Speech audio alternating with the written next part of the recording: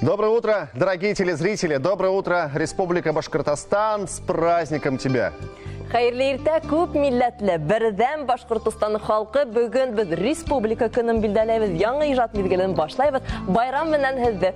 Вы знаете, в этот праздничный день телеканал БСТ объявляет о начале нового телевизионного сезона. Сегодня мы расскажем и покажем, что ждет телезрителей, презентуем новые проекты, разыграем подарки, Гля, куда же без этого, ну и будем поздравлять родной Башкортостан. Наш телемарафон так и называется «С праздником Республика». Байрам белән Республика телемарафонының тәүге сәгатен без Дмитрий Каретко, Галия Вахитова алып барабыз. Без тура эфирда эшләйбез. Берничә минуттан студия кунаклары белән каналыбызның яңа мизгеле, бидәлеше, яңа тапшырулары хакында һөйләшербез. Әлегә экрандың мөешенә игътибар. В углу экрана вы можете увидеть QR-код. С его помощью переходите в наши социальные сети, где можно поздравить любимую республику с праздником. Комментарии мы будем зачитывать в прямом эфире, ну а за самые интересные сообщения мы обещаем фирменные подарки с обновленным логотипом телеканала БСТ. В общем, пишите, друзья, мы будем ждать. Шулай итеп, Республика көнен БСТ каналы менән каршылыгыз, достар. Иң кызыгы алда әле, ә инде байрам иртәһен ярмың менән башлайбызмы, Дима? Конечно, Галия.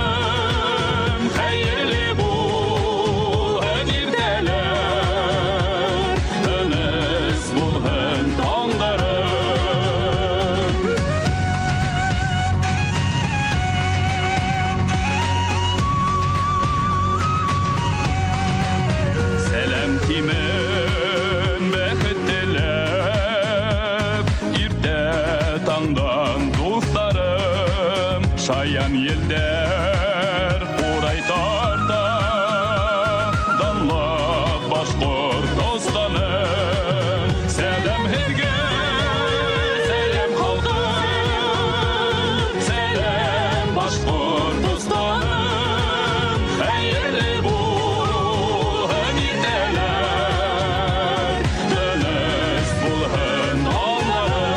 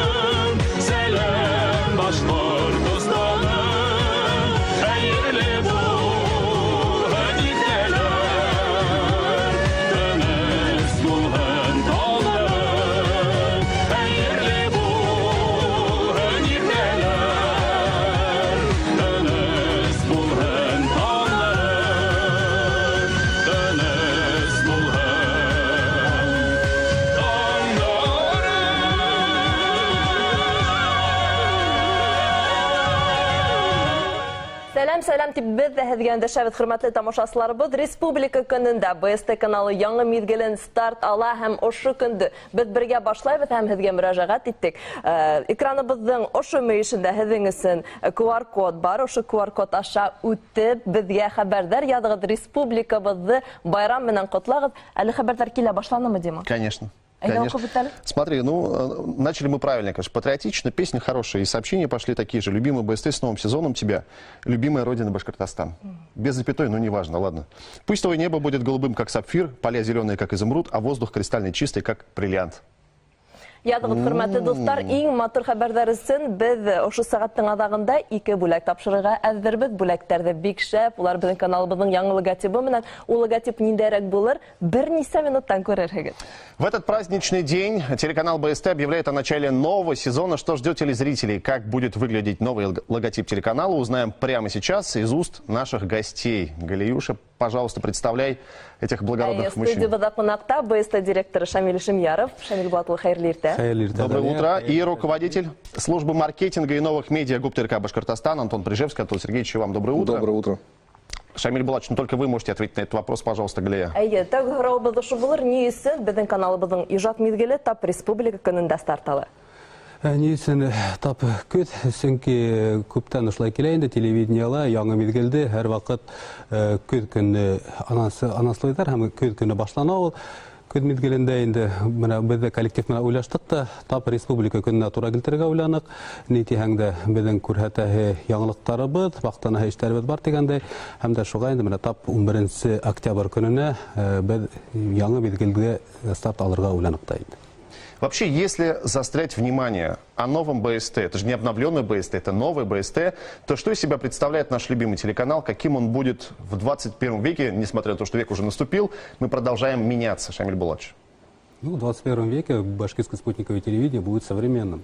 И так же, как и наш логотип, который мы сейчас расшифровываем по-разному, да, как башкирское спутниковое телевидение, как башкирское семейное телевидение, как башкирское спортивное телевидение. То есть он будет нашим родным своим телевидением. Угу. Антон Сергеевич, наверное, к вам в большей степени вопрос. Вы человек солидный. Вам так и хочется задавать вопросы. Как проходила работа над тем, что по-настоящему необходимо зрителю в 21 веке? Ведь это и молодая аудитория, которую нам необходимо привлекать, это и аудитория, которая стабильно с нами, более взрослая. Что делали? Как правильно заметил Шамиль Булатович, у нас БСТ уже не только башкирское спутниковое телевидение. Это 3 буквы, которые показывают телеканал, который вещает и в аналоге, и в эфире, и в кабельных сетях, и также в интернете. Иначе говоря, мы уже давно не спутниковые, мы вещающие везде. Везде, да, и поэтому наша аудитория стала намного шире. Например, совокупная аудитория наших телезрителей в социальных медиа больше 500 000 человек. Мы говорим о соцсетях. Соцсети, YouTube, Instagram. То же самое. Инстаграм, да. Да, есть такая социальная сеть. Поэтому настало время поменяться не только внутри контентом, также сменить оформление и, самое главное, это логотип канала. Тураһында әйткәндә Шамил Булатович һезгә һорау бирәбез. Яңа мизгелдә ниндәй яңа проекттар көтә безнең тамашачыларыбызды? Яңа мизгелдә ул әйтәк менә бүген старт ала бит инде. Менә бүген тап яңа проекттар менән без телесезонда башлайбыз. Уларга килгәндә инде тәфсиратта ул халык арасында яратып карап өлгергән 7 егет проекты. Менә бүген уның 2нче сезонның премьерасы булачак. Бунан тыш Башкортстан юлдаш телевидение БСТ шулай кадерләнә тормыш дигән тапшырылды. Ул әйтәк авыл ерендә яшәгән фәлсәфәви тапшыру дип әйтермен мин аны инде. Бунан тыш шулай ук бишек тапшыру буласак, бунан тыш тамашачылар шулай ук бирешмә телесериалының яңа сезонын күрәсәк инде. Шулай ук яңалыктарга индерермен мин. Безнең каналда БСТ башкирское спортивное телевидение булган спортта күбрәк буласак бит инде. Менә быел без ирештек инде, что безнең каналда волейбол, Урал волейбол командаһының сыгыштарын без шулай ук туры эфирда күрәтеп барасакбыз. Гомумән ниндидер яңалыктар тагы алда буласак, безнең тамашачылар мотлак БСТ каналында уларды күрер дип өметләнәм. Что касается новостей, Шамиль Булатович, вопрос, который застыл на устах у многих наших зрителей. Евгений Романов также будет вести новости? Евгений Романов также будет вести новости. Потому что что-то модно, что-то вечно, да? Антон Сергеевич, к вам обращаемся. Скажите, пожалуйста, а кто занимался визуальным оформлением телеканала? Мы видим, что, да, мы хотим быть современными, но при этом отдаем дань традициям. Чудесные орнаменты за вашей спиной, они вам, к слову, очень идут. Расскажите, кто был дизайнером, кто те профессионалы, которым... Здесь работа строилась несколько этапов. Изначально был разработан сам логотип ВСТ. Ну, как сказать, не разработан, а переосмыслен. Мы добавили в буквы немножко движений, немножко более прямых линий. И, конечно же, мы попрощались с Сапсаном. Мы попрощались с Сапсаном? Мы попрощались с Сапсаном. Официально мы еще не попрощались с Сапсаном, потому что он еще висит в уголке. Да? Мы его отпустим в свободный полет чуть позже. Чуть позже, да. Но в концепции мы с ним попрощались, и было решено добавить так называемый брендбук республики. Как вы, наверное, уже заметили, сегодня по городу везде такой вот так называемый паттерн узоров, орнаментов, визуальная составляющая уже везде она есть. То есть это новая идея взять орнаменты различные Республики Башкортостан и их не в строгой последовательности показывать, а немного россыпью. Вот такой в хаотичном порядке. Мы взяли эту идею и к себе на телеканал и совместили обновленный логотип, узоры, орнаменты, и получилось такое новое лицо БСТ.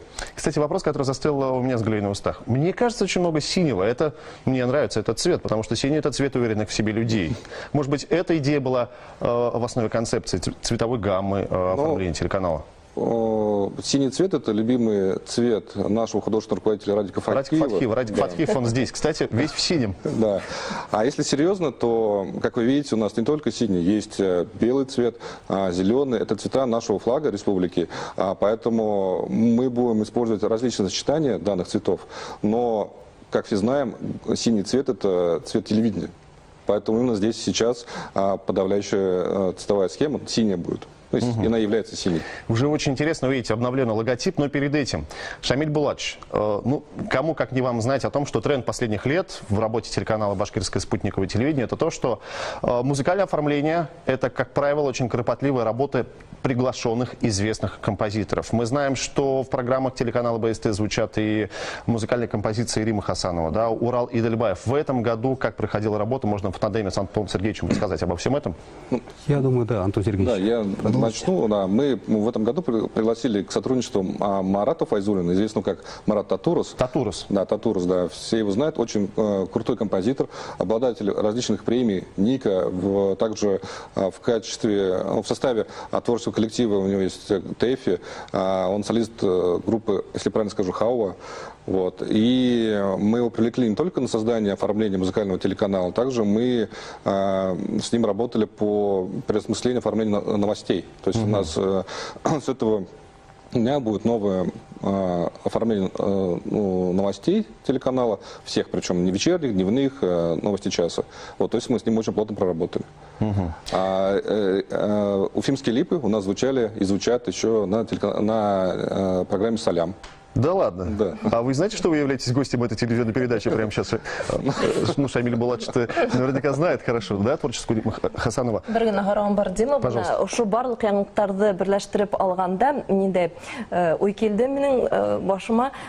Мугаен да яшерәк тамашачыларда да безнең каналга ныграк игътибарын җәлеп итү максаты менән булдырылдымы? Бу ошондай билдәле заманына тап килгән композиторлар менән эшләү, яңа логотиптар. Шулаймы, Шамил Булатович?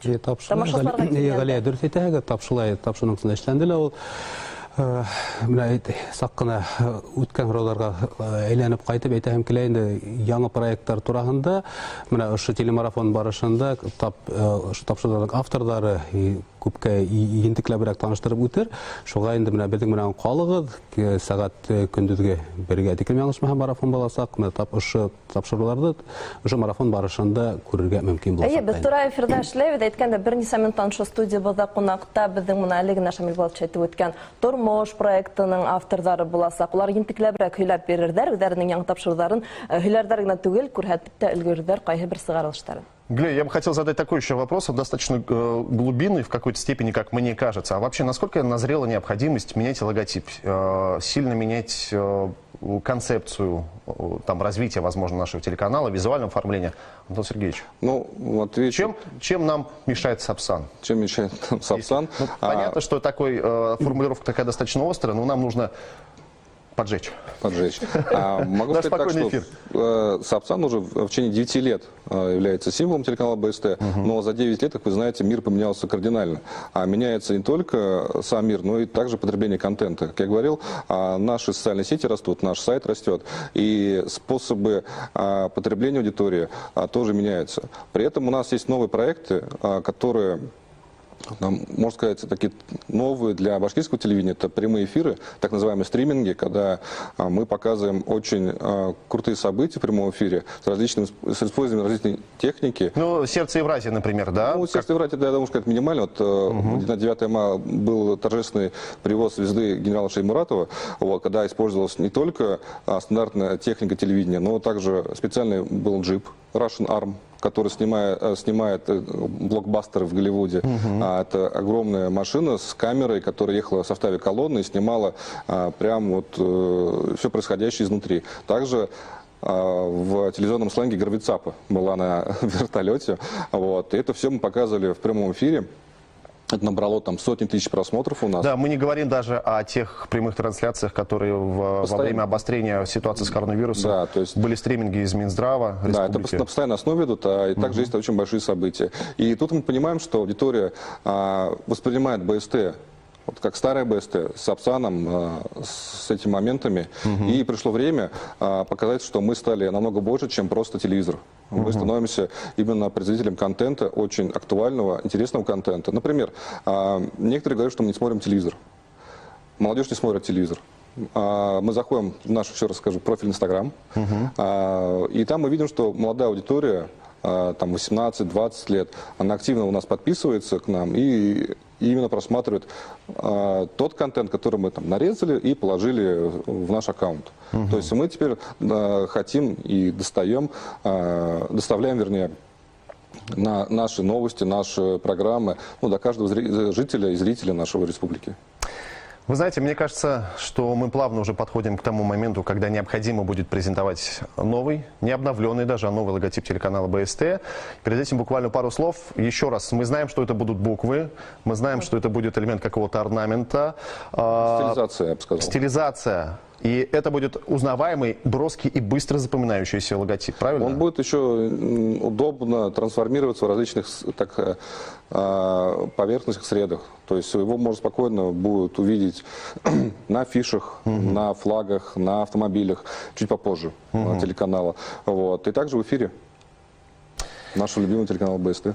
Ну, я предлагаю, прежде чем мы запустим новый логотип, все-таки дать слово нашим уважаемым гостям, можно, если так сказать, программы «Салям» в это утро. И поздравить всю республику с праздником перед самым так ответственным моментом.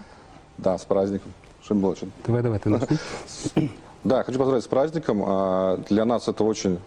Для меня лично это очень важная дата, не только потому, что мы тут провели большую работу и меняем наше оформление, но просто это очень хороший день. Я очень люблю республику, я люблю город, где я живу. Для меня это очень важно. Вот. И надеюсь, что следующий год, следующее десятилетие для нашей любимой республики будут только наилучшими. Всем будем хорошо жить, без всяких коронавирусов и изоляций. Шамиль Булатұлы.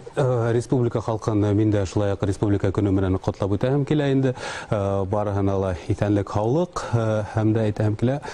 Менә ысынлапта тормыш ниндәйдер үзенең авырлыктарын, кыенлыктарын безгә ибәреп тора, әмма шуңа карамастан Башкортстанның күп милләтле бердәм халкы барлык авырлыктарды еңеп, бергәләп еңеп сыгасак һәм барыһы ла яхшы буласак. Амин шулай булһын. Ну что, Шамиль Булатович, Антон Сергеевич, я прошу прямо сейчас подойти к нашему пусковому механизму. Он у нас есть, уважаемые друзья. Рахим итегер. Путем нажатия на кнопку мы внезапно, но при этом подготовлено, поменяем логотип. 3, 2, 1, поехали! Новый логотип БСТ. Спасибо, Антон Сергеевич, спасибо, Шамиль Булатович. Все только начинается. Да, все только начинается. Да, ура! Да, уважаемые друзья, ну и внимание на экран.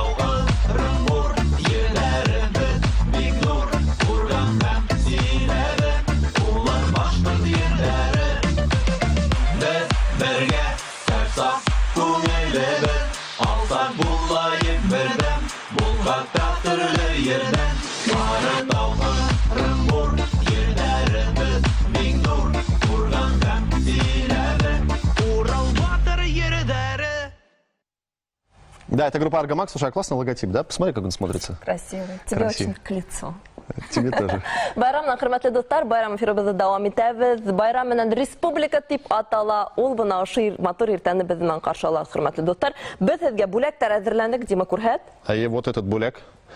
Ну, вы видите, что пакет оформлен в стиле обновленного телеканала БСТ. Здесь есть, разумеется, не только пакет, но и подарочки. Мы 2 таких пакета сегодня отдадим кому-то из наших зрителей, кто нам пишет в разных соцсетях. И вот видите, QR-код у вас там внизу экрана. Наведите на него камеру, пройдите по ссылке. Ну и оставьте комментарий, который мы будем зачитывать. Пару сообщений, с твоего позволения, Галия, конечно, зачитаем. Дорогая моя родина, Башкортостан, сегодня день, когда ты стала автономной республикой, и поэтому поздравляю тебя с твоим днем рождения. Желаю, чтобы ты прожила века, тысячелетия. Мы любим и будем продолжать любить тебя, Башкортостан. Но, пользуясь случаем, хотел бы сказать, что у нас работает и телефон прямого эфира. Вы можете дозвониться до нас, поздравить Башкортостан, себя любимых родственников. 2-925-985, код Уфы 347. Звоните, с удовольствием с вами пообщаемся. Еще одно сообщение. Так, любимый БСТ с новым телевизионным сезоном. А теперь, Галия, прошу тебя. Башкорт телендә безгә хәбәрдар ибәрегез, хөрмәтле достар. Мин республика көне менән укытусымды, классташтарымды, гаиләмде һәм бөтә Башкортстан халкы ихлас күңелдән котлайм, чөнки улар өчен Башкортстан туган ил. Башкортстан халкы турында барадыр һүз. Газиз республикамда туган көн менән котлайм. Бәхетле булыгыз, күгебез аяз булһын дип, яда Башкортстан иң гүзәл йөр дип күп итеп безгә йөрәктәр ебәргәндер. Бу йөрәктәр һиңә могаен, Дима. Ядыгыз, хөрмәтле достар, иң матур хәбәрләрегезне кабул итеп укый барырбыз һәм иң-иңенә икәүһенә ошо сәгать адагында без тагыла бүләктәр дә тапшырырбыз. Ты знаешь, а нам говорят, что у нас есть звонок. А давай-ка примем его. Доброе утро, алло. Алло. Здрасте. Алло. Да, мы вас слушаем. Говорите, пожалуйста, как вас зовут? Алло. Галия. Галия, Дима. Исәнмесез. Һаумыһығыҙ. Республика көне белән. Рахмат и вас тоже. Bütün туганнарны, балаларны, bütün халыкны Республика көне белән котлайым. Бәйрәмебез белән. Ил көн тыныч булсын. Спасибо. Зур рәхмәт, Инәй. Тәтешле районынан безгә шылтыраталар дип әйттеләр миңа кызлар. Ысынлап та зур рәхмәт. Һезгә кайнар сәламнәребезне җибәрәбез һәм бына ошындай ихлас тамашачларыбыз булганда эшләргә лә рәхәт, шулаймы, Дима? Рахат, айе. Студиябызда кунагыбыз бар. Уның белән әңгәмәләшергә әзербезме? Шулай итеп, бер нисә көн элек республика башлыгы Ради Хабиров әдәбият, сәнгать, архитектура өлкәһендә Салават Юлаев исемендәге дәүләт премияһын тапшырды. Быелгы лауреаттар арасында беренче республика тулы метражлы нәфис фильмы авторлары бар. Россия кинематографистлар берлеге агзаһы кинорежиссер Булат Юсупов үзе бездә кунакта. Хәерле иртә, Булат Мирбаев. Доброе утро, рада вас видеть. Ну, во-первых, позвольте присоединиться к поздравлениям и с Днем Республики, с вашей личной командной наградой. Ну, каково это? Скажите. Ну, до сих пор не верится, потому что это и ответственность большая, потому что награда – это сразу же необходимость двигаться дальше и работать. Поэтому для нас это огромный праздник, и праздник для наших зрителей, потому что если бы не было зрителей, не было ответа, реакции, наверное, не было бы такой общественной поддержки. Поэтому, прежде всего, это праздник для зрителей, потому что этот фильм был для них. Наверное, надо отметить тот момент, что не только Владимир Баевич получил такую высокую награду за этот фильм. Расскажите о коллегах тоже. Получила соавтор сценарий Гульсисяк Саламатова. Мы еще с 2013 года вместе уже сотрудничаем, и автор сценария Тусупан Бабичева. И с 2013 года вот проект, связанный с историей республики, с ее основанием, с ее созданием, для нас был очень важной работой. И нам приятно то, что мы делали вот лично этой командой внутренней, с продюсером Леонидом Филиновым, то, что это получило отражение, поддержку среди зрителей, среди народа, и то, что это получило поддержку среди экспертов, среди людей, которые нам проголосовали за нас, для нас это большое счастье, конечно. Ну, иначе говоря, уже в 2013 году вы готовились к большому празднику, к столетию Республики Башкортостан. Ну, вы знаете, мы в 2013 году думали только о фильме. И потом, каким-то образом, вы знаете, вселенная стала к нам поворачиваться, и появился и указ столетия Владимира Владимировича Путина о праздновании нашей республики. И все это было уже сопутствующим. Но главная задача была, конечно же, не делать там фильм только лишь к какому-то празднику, мероприятию. Мы делали фильм от сердца, потому что нас это действительно волновало. От сердца и для Республики Башкортостан, для ее жителей. Вы знаете, мы будем ненадолго иногда прерываться, только для того, чтобы послушать телефонные звонки. У нас сегодня много поздравлений в адрес всей республики. Ну вот следующий звонок. Доброе утро, алло. Алло, Хаумахагат. Алло, Хаумахагат. Мен Софимнан Архангель районы Тәвәккәс авылынан тауган авылымды республика көне менән Уфаның бөтен халкын котлайһым килә. Рус түгелмен, ләкин россиянмен ниндәй горурлык. 10 гомерем кирәк түгел миңа, 1 гомерем шуга торырлык. Байрам менән барыгызга. Зур рәхмәт архангеллектарына бездә кайнар сәламнәребезне yetkерәбез. Спасибо огромное за красивые стихи. Твой любимый. Ну, конечно, конечно. Что касается, поговорим немного о Первой Республике. Скажите честно, вы получили то, что ожидали получить по прошествию какого-то времени, да, с точки зрения народной любви, возможно? Была ли какая-либо критика со стороны местных жителей, местной интеллигенции в первую очередь? Потому что, как мне кажется, это главный ориентир. Вы знаете, на самом деле, я в любом случае вижу очень много там личных недостатков. Понятно, что картину можно дорабатывать всю жизнь, но тем не менее, главное, что картина попала в эмоциональный такой эмоциональный отклик получил. Все-таки искусство – это общение со зрителем посредством эмоций, посредством чувств. Поэтому картина, прежде всего, получила попадание в то, что внутреннее, вот именно то, что человек смотрит и эмоционально сопереживает тому, что на экране. Для меня это было большое счастье, потому что технически можно допиливать, как говорят, да, киношники кино, можно претензии к графике компьютерной, но тем не менее картина принята была сердцем, и еще фестивали мы очень много показали и в США, и в Сербии. Ну, о фестивалях мы обязательно поговорим, потому что для нас эта тема такая тоже интересная. После того, как еще один звонок примем. Доброе утро, алло. Алло, мы вас слушаем внимательно.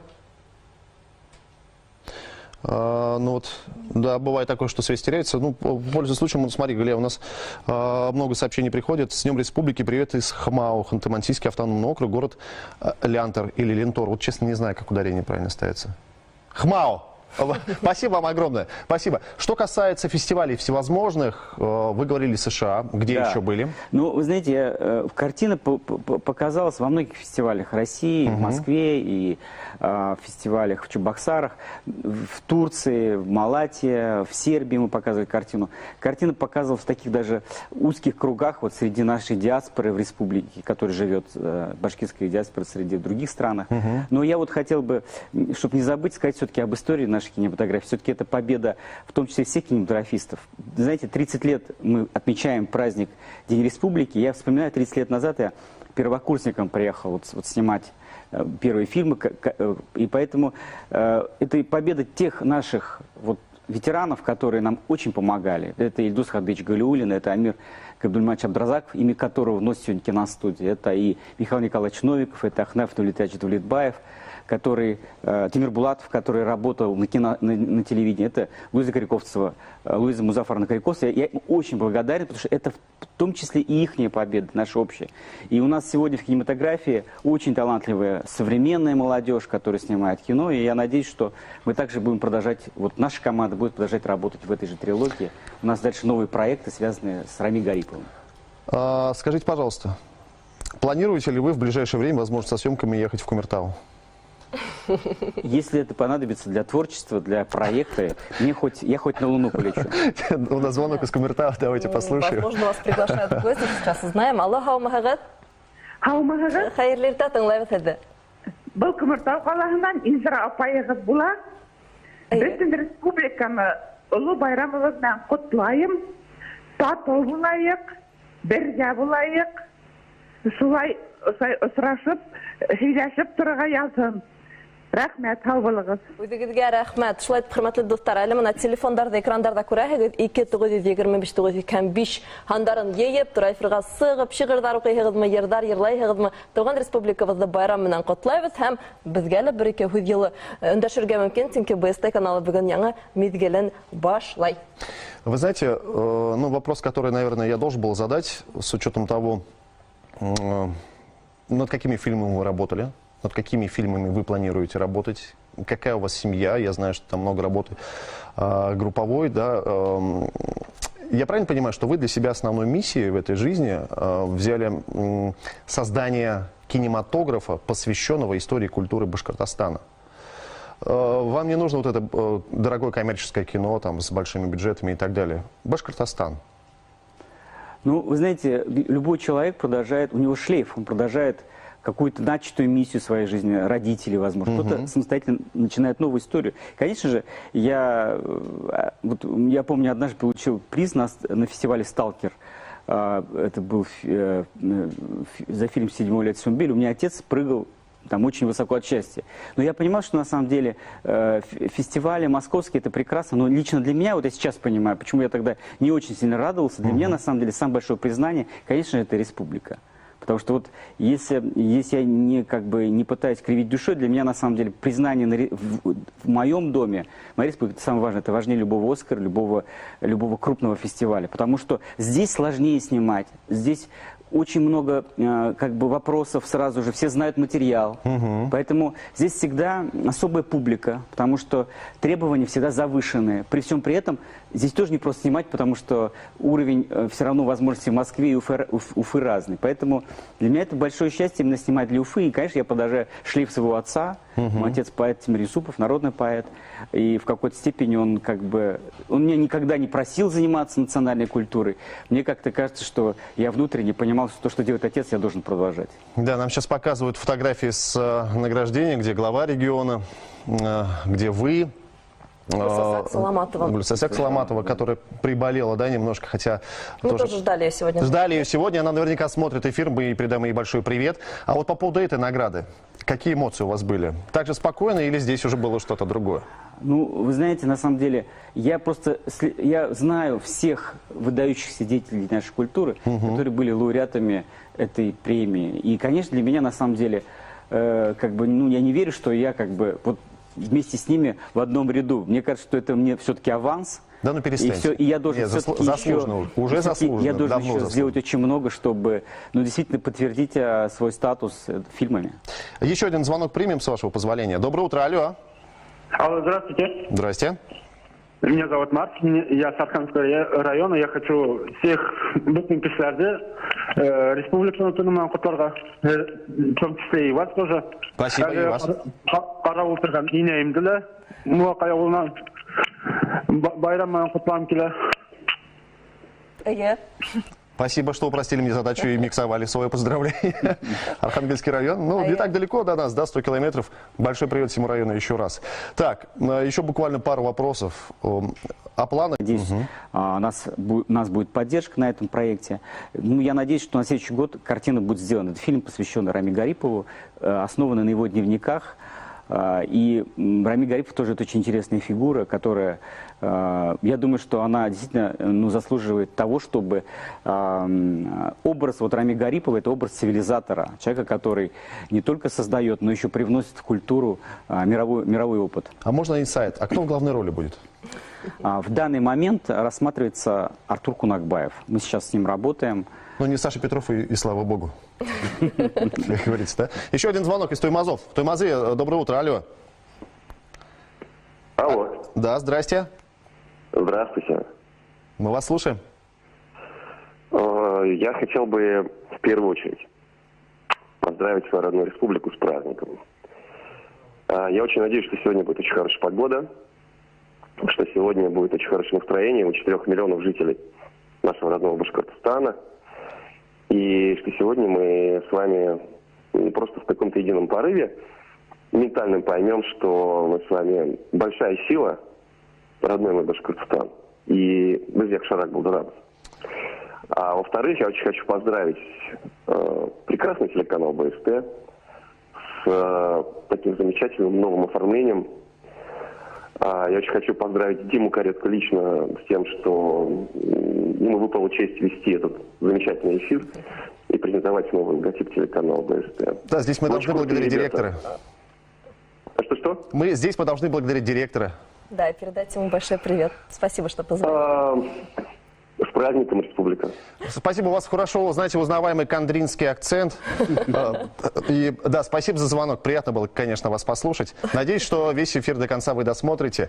Ну и теперь... Влад Ильич, давай два слова спросим, как вам наше новое оформление? Да, вот я об этом и хотел. Уютно? Мне очень понравилось новое оформление. Мне кажется, что оно очень образное. И оно такое, как бы, передает дух, мне кажется, нашей республики. Вот мне всегда казалось, что вот и, как бы скажем, детство мое, когда я к бабушке ездил, вот эта культура, вот эта традиции, мне кажется, то, что БСТ сохраняет традиции даже в передачах, я думаю, что это очень здорово. Спасибо вам большое. Мы искренне рады вас видеть. Еще раз поздравляем с наградой, которую получили вы, ваш коллектив. И спасибо за фильмы, которые вы дарите всей республике. Я хотел бы еще с Днем Республики поздравить наших жителей, потому что для нас это огромнейший праздник, и мы действительно единая республика, и у нас очень много возможностей. Я думаю, что впереди у нас огромнейшие победы. Спасибо вам. Да, у нас сейчас небольшая музыкальная пауза, после которой мы, разумеется, вернемся в эту студию и будем продолжать знакомить вас со всем новым, что будет происходить в новом сезоне на БСТ.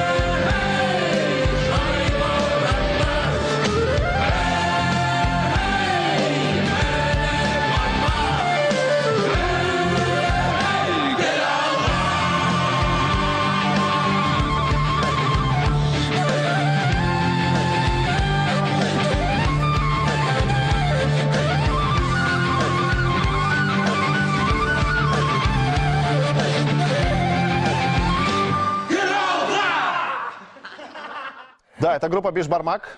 Между прочим, премьера клипа. Как тебе клип? Твое любимое блюдо, во-первых. Группа? Да. Если речь идет о еде, то, конечно, Бишбармак я очень люблю, так же, как и творчество этой группы. У нас есть звонок из... Угадай, откуда? Сахмагаш? Пожалуйста, говорите. Доброе утро, алло. Да. Да.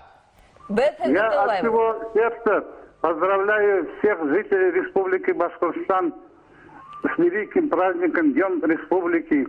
Пожелать им крепкого здоровья и долгих лет жизни. Так много сделано в республике. Построены большие дороги, собран большой урожай. И в этот светлый праздник хочу пожелать всем еще раз крепкого здоровья и творческих успехов в процветании нашей республики. С праздником! Такое ощущение, что глава района звонит. А как вас зовут, скажите, пожалуйста?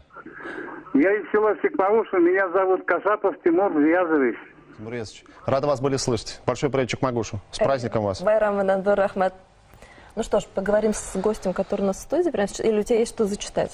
Есть, слушай. Кстати, дорогие друзья, пишите. Ядығыз біздің WhatsApp каналына түгіл, мына QR-кодты көрәһегіз, шу QR-код аша үтәһегіз біздің социаль сәхфәләргә, селтәрдәге сәхфәләргә, шунда республикабызды бүгінгі көне менән котлайһығыз, байрамы менән котлайһығыз. Иң изге, иң матур теләктәрме, шигырьдармы, котлауҙармы, һүрәттәрме? Без һайлап алырбыз һәм ике кешегә бүләк тапшырырга әҙербез. Дима, уҡы бер ике. Ты знаешь, много чего пишут в этот день. Конечно, 11 октября поздравляют Республику Башкортостан. Пишут, вот особенно мне понравилось сообщение Галия. Наконец-то у тебя нормальный соведущий. Спасибо вам большое. И здесь подпись сразу всех районов Республики Башкортостан. И я думаю, что это признание. У нас баймакский звонок, представляешь? Баймак, это так далеко. Баймак тоже ведь любит БСТ. Доброе утро, алло. Алло. Алло. Алло, здравствуйте. Здравствуйте. Давайте знакомиться, Галия. Дима, а вас как зовут? Меня зовут Нинзеля Абраровна. Мое любимое Я из города Баймака. Так. Я очень люблю БСТ. И очень люблю ведущих хорошие. Симпатичный Дима. Я звук убавила? Извините, пожалуйста. Нормально. Продолжайте. Можете говорить. Нормально, да? Да, конечно. Зато Баймак за всю республику воюет. Я люблю вас. Мы вас тоже любим. Я поздравляю наш край, нашу республику, с Днем Республики Башкортостана, потому что у нас, слава Богу, нет войны. Спасибо вам большое, мы обязательно приедем к вам на Талкас. Зор рәхмәт, хөрмәтле тамашачыларыбыз. Елы һүзләрегез өчен әйткәндә республика көнендә БСТ каналы яңа мизгелен башланы һәм ошо яңа мизгелдә яңа проектларны без сезгә күрһәтеп булар торганда әдрәк кенә һөйләп үтәргә теләйбез. Шуларның бере турында коллегабыз Башкортстанның атказанган матбугат һәм киң мәгълүмат хезмәткәре Дилара Зарипова менән әңгәмәләшәбез. Дилара Габдулхакызыбыз студиябызда кунакта. Хәерле иртә. Хәерле иртә, һәм Байрам белән һезне. Байрам менән Рада вас видеть, Дилара Габдулхаковна. Байрам менән республика. Спасибо большое. Нисек һезгә безнең яңа студия? Охшаймы? Әлбәттә, был студия безнең мәдәниятебезне, рухыбызны, телебезне сагылдырысы, бик матур, бик сагу. Безнең каналның йөзен сагылдырысы. Ысынлап та бизәлеше бик матур безгә бик охшай. Дилар Габдулхакызы, әйдәгез әле үзегез менә ошо яңа мизгелдә тамашачыларга тәкъдим итәсәк, проект турында һөйләп үтегез. Нисек атала ул? Нимә турында? Был проект тормыш дип атала, тормыш дип аталуы осраклы төс түгел, сөнки был тапшыру авыл тормышы, оның кешеләре турында. Программаның былай дип аталуы осраклы түгел, сөнки авылда асын тормыш кайнай. Онда бер нимәлә яһалма түгел. Нинди генә заман булмаһын, авыл кешеләре үзләренең асылдарына тыгыры кала. Безнең илдә бит инде авыл халкын азык-төлек китештерүсе, туендырусы дигән фикер яшәй. Асылда иһә авыл кешеләре ул безнең мәдәниятебезне, телебезнең хаксыһы, сыганагы булып тора. Шуңа да авыл кеше бер касан бернинди заманның зилзиләләренә бирешмәй, уның үз-үзен хаклай торган көсе бар. Безнең тапшыру өч өлештән тора. Уның безнең авылның киләсәге яшьләр кулында булгас, без уның беренче рубрикаһын иң башын яшьләрдән башлайбыз һәм уларга хөт бирәбез. Сөнки яшьләр кулында авылның киләсәге. Бuna biz Әбиәлил районы Әбделмәмбәт авылында иҗади сәфәрдә булдык һәм унда үзенең ягына, янтиягына тугры калган Азамат Муртазин дигән егетте очраштык. Ул үзенең язмышы аша авылы тормышын һөйләне. Ә без инде иҗади төркем ситтән карап күзәттек. Бүген Азамат үзенең күрше авыл Хөсәен дигән авылда күпләп эремал, асрай, башкорт тукымлы аттар үрсетә. Әйдәгез, 100 тапкыр ишеткәнсе, бер тапкыр күрергә кирәк диләр. Ошо тапшырдан кыска гына идек карап китәйек. Игътибар экранга. Минеңсә, авыл хуҗалыгында эшләргә була, эшләр кирәк.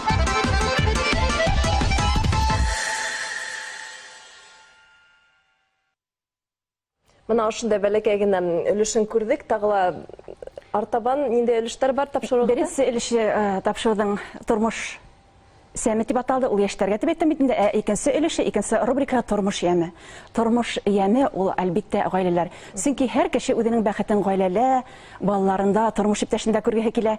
Һәм бына Төпкел, Аскын районы Солтанбәк авылына иҗади сәфәр белән барганда без шундый үденсәлекле гаиләне осраттык. Яшь кенә булһалар да Ләйсән менән Данис Суфьяновтар 6 бала үстерә. Ә уларның ихатаһында үсмәгән гөл, бешмәгән емеш юк. Куралары мал-туарга, кош-кортка тулы. Гаилә башлыгы Данис үзе физкультура укытучысы, үзенең ихатаһында балаларын спортка ялып итә. Ул өйрәтеп кенә калмай, үзе күрһәтә. Хуҗабикә Ләйсән тәмле, татлы ризыктар бешереп, авыл халкына хата, һәм уларның тагы бер искиткеч шөгыле бар. Улар ошо данлы, тарихлы, матур Солтанбәк авылын парапланда асып, авылның бөтен матурлыгын төшерә һәм авылдашларына күрһәтә. Һәм бөтен балаларын кәмәләргә утыртып, Сарс елгасы буенча походка сыга. Әйдәгез, ошо тапшырдан тагы бер кыска гына карап китәйек. Бу йортта юнсел спортты үдиткән, нәсел тамырларын өйрәнгән Ләйсән менән Данис Суфьяновтар яшәй.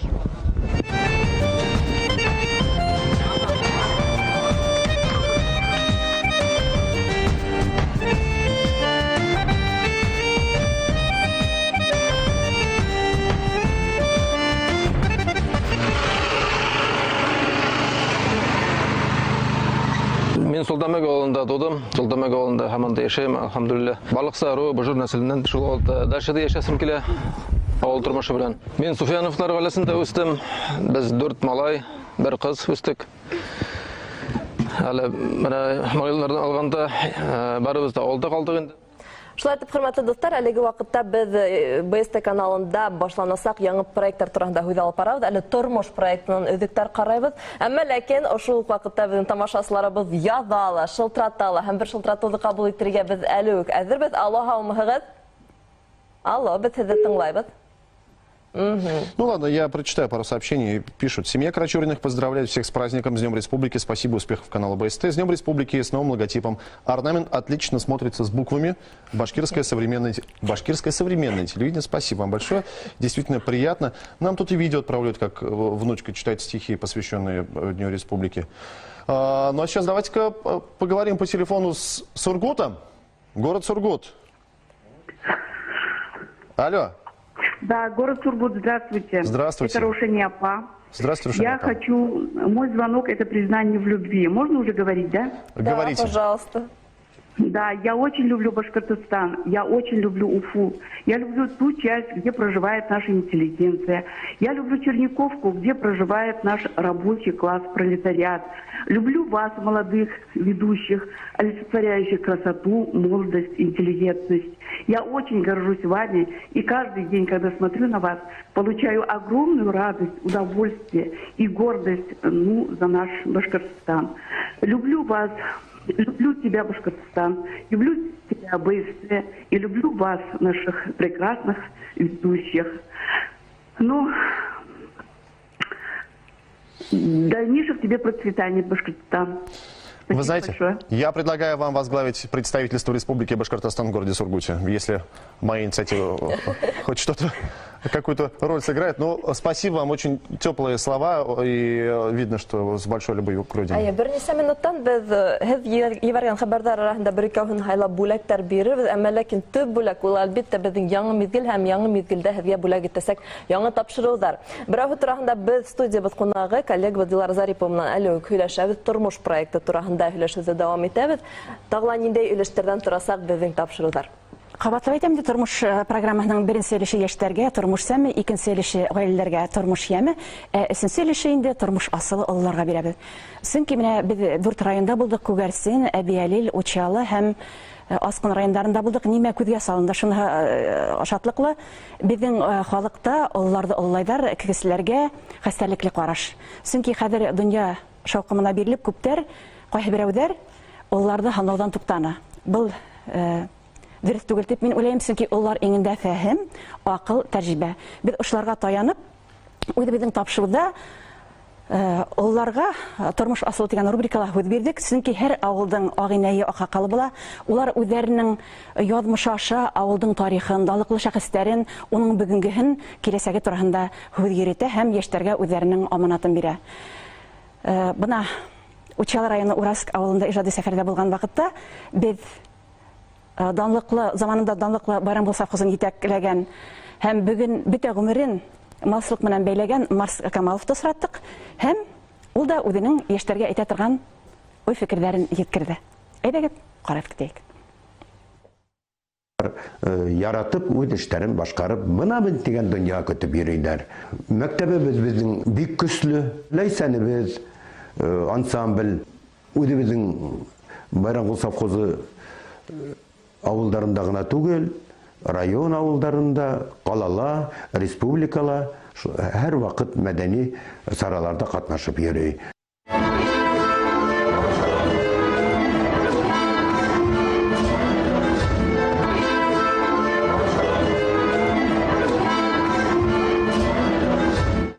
Дилар Ғабдулхаковна, БСТ, яңыртылған БСТ каналында яңы тормош проектын ҡайсан күрергә мөмкин? Был проектты һәр шишәмбе көндө киске сәғәт 10-да, 22 сәғәттә һәм һәр якшәмбе иртәнге 10 яртыла ҡарарға була. Кем инде ҡара алмай, безнең программалар хәҙер бөтә социаль селтәрҙәре майҙансыҡтарында бар, кемдәр теләй, уны ҡарай ала. Беҙ инде был тапшырыуҙы Башҡортостандың бер районының бер ауылынан әҙерләйбеҙ, шуға ла безнең Башҡортостанда шул тиклем матур тиҙек ауылдар күп, бөтә ауылдарҙы төшә алмаһаҡ та, бөтә райондарҙа булып сығасабыҙ дип ышаныс белдерәбеҙ. Ишегеҙ өсөн ҙур рәхмәт әйтәбеҙ. Бер-ике һүҙ менән генә республикабыҙҙы байрам менән ҡотлап үтергә мөмкинлегегеҙ бар, рәхим итегеҙ. Ысынлап та, мин ошо Башҡортостан Республикала йәшәгәнем менән сикһеҙ ҡыуанам, сөнки бында йәшәр өсөн, тормош көтөр өсөн бөтә мөмкинлектәр бар, ул беҙҙән тора. Шуға ла бөтә көсөбөҙҙө һалып, ошо республиканың киләсәге өсөн тырышайыҡ, дуҫтар. Шулай итеп, тормош проектының авторы Дилар Зарипова булды был иртәлә безнең менән. Ҙур рәхмәт һеҙгә, уңыштар теләйбеҙ. Дима. Рад были вас видеть. Спасибо. Даглия, еще один звонок из сердца Башкортостана, из Бурзянского района, который мы с удовольствием послушаем. Доброе утро, алло. Алло. Һаумыһығыҙ, хәйерле иртә, тыңлайбыҙ һеҙҙе. Мин Бөрйән районы Байназар ауылынан. Алло, һаумыһығыҙ? Һөйләгеҙ. Барлыҡ Башҡортостан халҡын байрам менән ҡотлайым. Бигерәк тә һеҙҙе бөгөнгө тапшырыуҙы алып барыусылар бик матур итеп алып бараһығыҙ. Ҙур рәхмәт һеҙгә. Һәм байрам айҡанлы барлыҡ Башҡортостан халҡына ныҡлы һаулыҡ, эштәрендә уңыштар, тыуған еребеҙгә тыныслыҡ һәм тотороҡло үҫеш, һәр йортҡа татыулыҡ һәм муллыҡ теләйем. Тағы ла бәләкәй генә бер шиғыр уҡып китәм. Рәхим итегеҙ. Моңдарымдың моңо һиңә, Башкортостан түйегім хин, хинде туып, хинде үстім, бірден бірім, юрегім хин. Құлап тұймас хаваларың, юмарт гүрің, иш гитмелі, байлығынды хымар үшін, біліп тұрам, хүр гитмесін. Хазинаға Башкортостан her tarafın yinen tülü, qabınğanın uralımdın, kökreginde yıldız bulup, uyumda hin, kanımda hin, Башкортостан ғазиз әсем, кең ватандан кыйет алып, мәңгі балқы, мәңгі яша. Шулай булган зур рәхмәт. Иң изге теләкләрегез өчен безнең тамашачыларыбыз, иң яхшы тамашачылар шулаймы димме? Кемгә бүләкләрне тапшырабыз? Әйдә әйтәле. Послушай, ну, у меня два предложения, Галия. Во-первых, у нас сегодня было много чудесных звонков. Да. Тронуло сердце поздравлением Шняпы из Сургута. Как ты считаешь, может быть, мы ей каким-нибудь образом передадим наш подарок? Я сейчас наклонюсь и достану этот подарок. Вот. Сувенирка вам будет приятно. Ну и давай выберем. Мне понравился звонок из Чекмагуша. Согласно этому звонку, там вообще все прекрасно. Там лучше, чем в Москве. Дороги делают, все строят. Вот два таких. И, конечно же, был чудесный звонок из Туймазов. Вот все звонки были чудесные. Это Тышлинский район, наша зрительница тоже самое. Архангельский район звонил. Да, откуда только не звонили. Зурахмат, я хөрмәтле тамашачыларыбыз. Инде бүләкте без улай була Сургутка ибәрәбез һәм Сакмагыш районына ибәрәбез. Котлайбыз һезне. Языгыз безнең телемарафон дәвам итә. Артабан без үзбек коллегаларыбызга Тамыр телеканалына тапшырырга әзербезме? Я пошел к ребятам. Возьми, пожалуйста. Ребята, привет. Давайте вот сюда. Это же у нас же новая студия. Конечно. Вы еще парни юные, совсем пороху не нюхали. Как вам студия, скажите? Отлично. Классно? Модно, современно. Модно, современно. Так же, как и мы вместе с вами. Друзья, вы сейчас перенимаете у нас эстафетную палочку. Я хочу одну только фразу сказать вам. Помните? Гумыр Бергена. Давайте. Хорошего вам легкого эфира. Мы пошли. Пока-пока. Смотрите Тамыр. Это классно.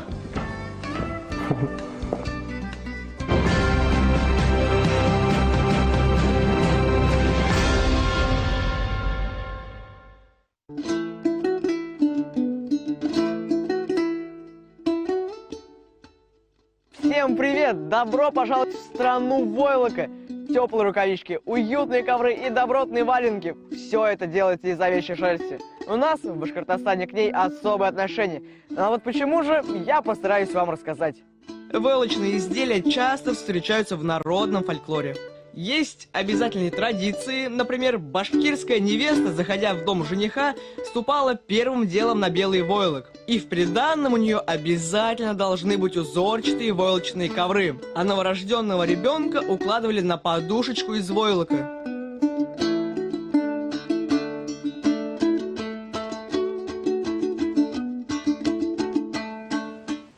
Несмотря на большую историческую связь башкир с войлоком, в какой-то момент валяние практически исчезло из списка практикуемых ремесел. А ведь когда-то каждая хозяйка умела валять.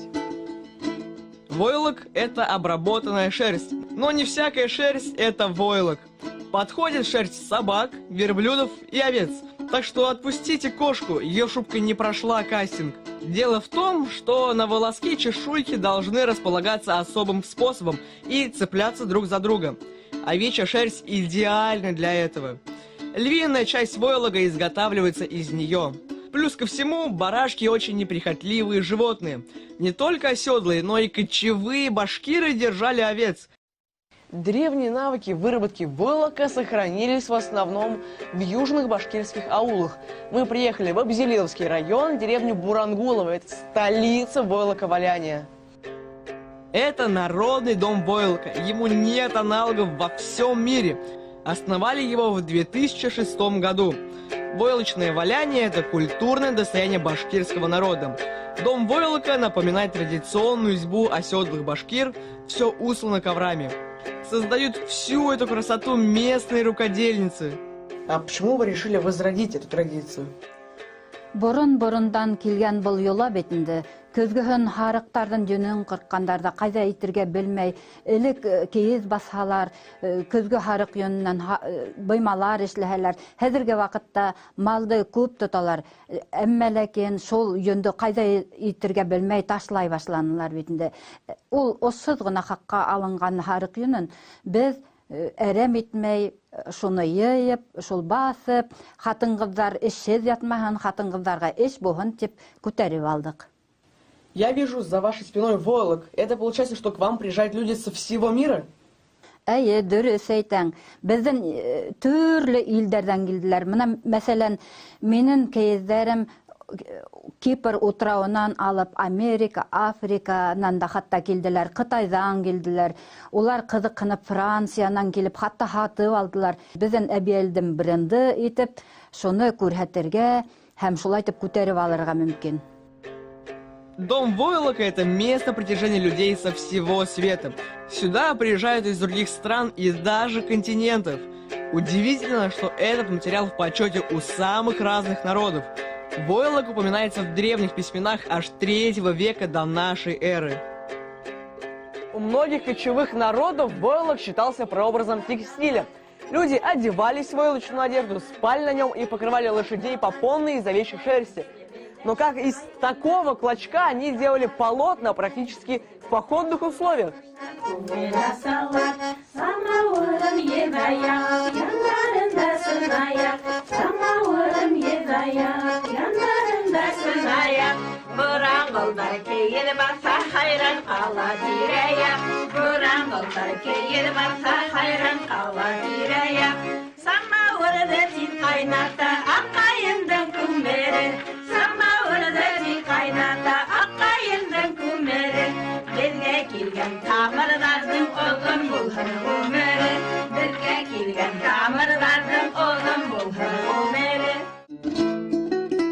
О полезных свойствах овечьей шерсти известно еще с античности. Она огнестойкая, и из нее даже частично делают спецодежду. Применяют в строительстве как теплоизоляционный материал и в производстве мебели. Помните мифы про аргонавтов? Не зря они за ней охотились. Они искали золотое руно. Для тех, кто не знает, руно — это цельный снятый шерстяной покров овцы.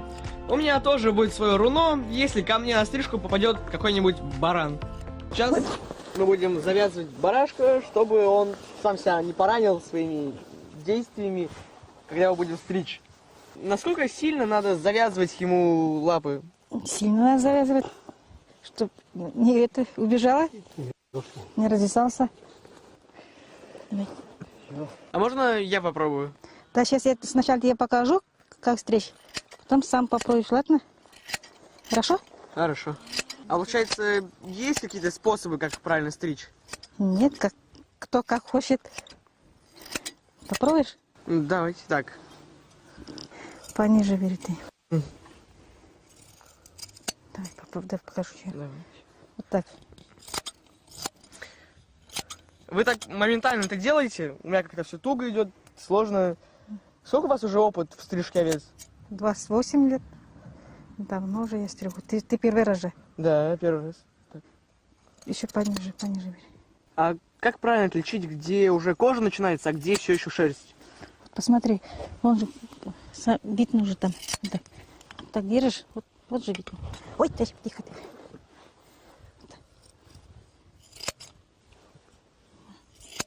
А вы когда-нибудь пытались сделать какие-нибудь фирменные стрижки для баранов? Нет, мне не до этого.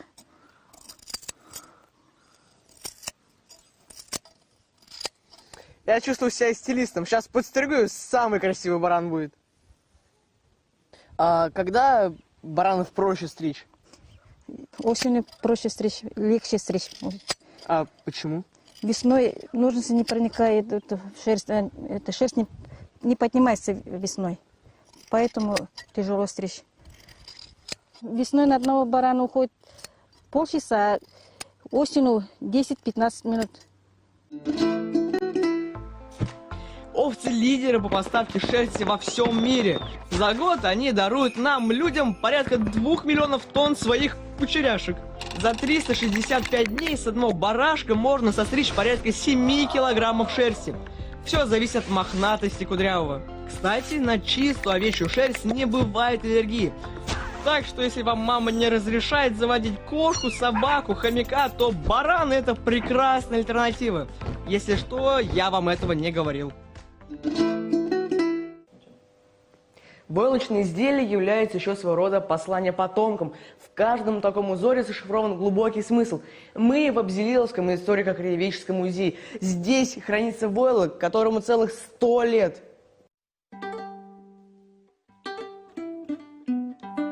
В фондах Абзелиловского историко-краеведческого музея имеется вот такой ценный экземпляр. Это кошма, выражаясь современным языком, войлочный ковер для приема гостей. Конкретно этот был длиной 3 метра. Его передала одна из местных жительниц села.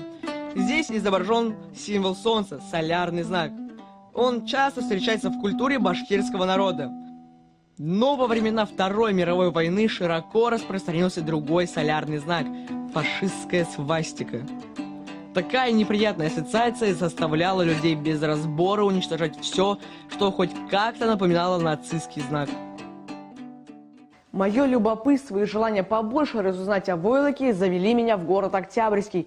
Здесь я знаю о современном войлочном искусстве и сейчас научусь одной из техник, а именно техника сухого валяния. Гульнара, можете рассказать какие-нибудь азы и с чего лучше начинать? Ну, во-первых, это у нас только этап, и вот он именно включает в себя процесс сухого валяния. В дальнейшем будет еще и мокрое. Сейчас мы будем наносить вот этой иголочкой шерсть на большое полотно. Мы как бы уже рисунок основной нанесли, у нас остались вот детали. Каким образом мы это будем делать? Ты берешь клочок шерсти, можно его немножко разрыхлить, чтобы рисунок лег плавно, не контрастно, не резкий был переход. Есть еще бывают чески, где можно смешать шерсть и сделать более плавно, от черного к серому. Так, тогда можно мне эту иголочку попробовать? Да, вот возьми иголочку. Видишь, она какая с зазубринками. Так, а для чего они нужны, эти зазубринки? Ну, эти зазубринки нужны для того, чтобы шерстка у нас смешивалась. Вот смотри, как правильно пользоваться вообще этой иголочкой. Ты берешь вот за этот уголочек и под углом 90 градусов втыкаешь.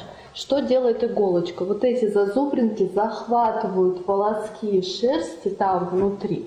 И чем больше ты протыкиваешь, вот видишь, утрамбовывается шерстка, таким образом получается общее полотно. Вот так вот работает сухое валяние. Смотри, вот у нас эскиз. Можешь, например, взять вот эти детальки, добавить. Так, крепить. И вбивать темный цвет в белый. Делаем тень, да? Так выглядит сухое валяние или фелтинг. Модное слово, которое с английского переводится «валять шерсть». Процесс трудоемкий, но еще один вид валяния, требующий усидчивости, это мокрое валяние. Тут-то я валять дурака не стану. Сделаю что-нибудь для себя. Давай, нам сначала нужно обрисовать твою руку, сделать такой вот, ну, прям конкретно, да, рисует. Вырезаем быстренько. Смотри, если мы сейчас возьмем, будем валять вот по этому, значит, шаблону, у нас варежка вот так узенькая получится, прям на маленького ребенка. А ты же у нас вот какой джигит, значит, нам нужно увеличить этот шаблон, вот, да.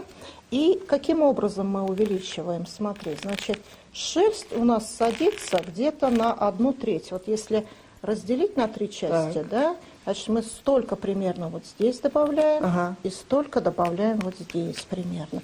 А вот когда уже сваляем и получится слишком маленький, каким-то образом можно увеличить варежку? Вот увеличить вряд ли. Уменьшить еще можно, а увеличить нет. Теперь нам у нас же и левые, и правые, да? Вот теперь вот так вот делаем и обводим. На, обводи и вырезаем. Мы будем валять из мериноса, как я сказала, да, вот из такого очень мягкого. Что такое меринос? Меринос – это шерсть, итальянский, австралийский, то есть это как бы порода овец. И вот самый интересный момент. Мы начинаем раскладку. Вот давай я тебе дам шерстку, себе возьму. Вообще шерсть ножницами не режут, только руками. Будет работать вот эта часть руки, да, и вот здесь. Вот смотри как. Вот так я беру и вытягиваю пасму. Видишь как? Мягко вытягиваю. Прям тоненько вытягиваю. И вот ложим вот здесь, мы ложим вот так вот. Почему вот это место? Вот давай наверх поднимайся. Да, что-то крупновато. Вот теперь мы этими ворсиночками закрываем предыдущий мазочек, так скажем, шерсти. Давай, это вот только вот здесь, вот, до конца сейчас. Вот таким образом. Так. Вот смотри, я взяла линию, диагональ, видишь, как я выложила? Так. А потом-то я пойду вот так вот. И что произойдет? У нас перекрещивание получится, понимаешь? Валяние – это сцепление волокон, понимаешь? Если взять одну ворсиночку и посмотреть под микроскопом, да, вот, мы там увидим такие заусенцы. Понимаешь? Да. И что происходит? Они вот так сцепляются при валянии, и все, и получается полотно. Сначала вот легонечко, видишь, вот так вот легонечко мы припорошили водой, и вода как бы прибила шерсть. Видишь, да? Да. Вот так вот прибила шерсть. Вот так вот. Смотри, я тебе покажу свою сторону, а ты вот так смотри у нас. И мылим прям. Вот так вот прям. Пенка, чтобы была. Теперь мы накрываем вот это все сеткой. Ну вот у меня такая сетка, а можно использовать любую синтетическую ткань. Например, старую тюль синтетическую, какая-то синтетическая. И вот так пока без фанатизма. Ну-ка вот так, как я, ладошками. Вот так вот.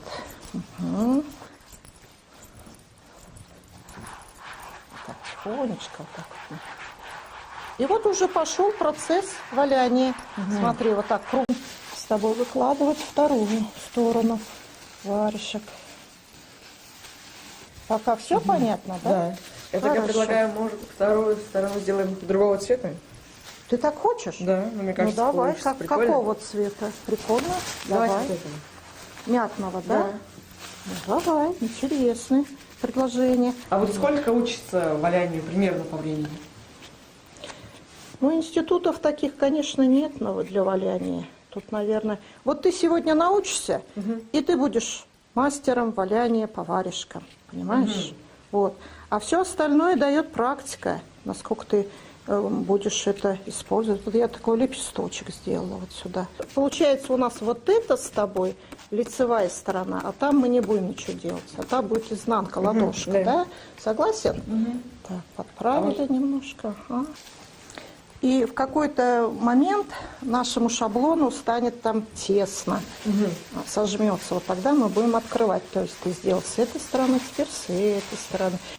Вот пока у нас получаются такие варежки, но это еще не окончательный вариант. Нужно продолжать валять. А вот получается, если тут немножечко криво отрезал, можно ли как-то выпрямить? Да, мы сейчас подрежем и выровняем, наверное. Да? Можно вот так вот, смотри. Можно вот так, торцы. Разные. Вот так. Гузалита Алховна, спасибо вам большое за такие прекрасные варежки. И теперь можете рассказать, что делать? Они ведь еще не полностью сухие. Может, да, их нужно будет прополоскать в теплой водичке и высушить в расправленном виде. И зимой они будут греть твои ручки замечательно. Ты можешь играть в хоккей запросто. И вода будет скатываться с твоих варежек, и руки твои будут всегда сухие и теплые. Исторически так сложилось, что кочевники Башкортостана предпочитали белый цвет войлока. А сейчас технологии позволяют окрасить этот универсальный материал во все возможные яркие цвета. А вот и нам подарочек. Такая тонкая работа с цветом древним башкирам не снилась даже в самой уютной юрте. Красители и инструменты, позволяющие добиться такого эффекта, появились относительно недавно. Вообще, валяние из войлока — это вам не тапки шить. Хотя об обуви мы тоже поговорим, но чуть попозже. Светлана Флюровна, если взять войлок древних башкиров и современных, в чем будут главные отличия? Главное отличие будет в том, что тогда не наносился рисунок таким образом, как сейчас, иглами. Игл, конечно, не было. И наносился рисунок просто накладыванием шерсти, и потом утрамбовывая ее руками, там, сапогами, лошадьми. Таким образом формировался рисунок. Но, естественно, таких красок не было, потому что это искусственные красители. Тогда были натуральные красители, это трава какая-либо, это был такой коричневатый цвет. И, конечно, там уже была достаточно ограниченная палитра. А в Башкирии войлок считается брендом. Чем он такой уникальный? Наверное, тем, что все-таки мы сумели сохранить все эти традиции. И когда-то все это началось с деревни Бурангул, с Абзелиловского района, когда наши мастера поехали посмотреть и поучиться у деревенских мастеров, которые сохранили в своих сундуках маленькие уже разрезанные какие-то полотна еще до военных лет. И, конечно, вот эти традиции были подхвачены, и была задача сохранить и приумножить. И то, что сейчас происходит с войлоком, это такая революция, это такие шикарные арт-объекты, которые создаются сейчас из шерсти. Это может быть и для дома, это может быть для каких-то выставочные какие-то варианты. Это настолько разнообразие, делаются шляпы, варежки, куклы. Это настолько много всего. Поэтому я думаю, что это будет также приумножаться и также будет расти, а мы будем каждый раз постигать новые какие-то секреты этого войлока.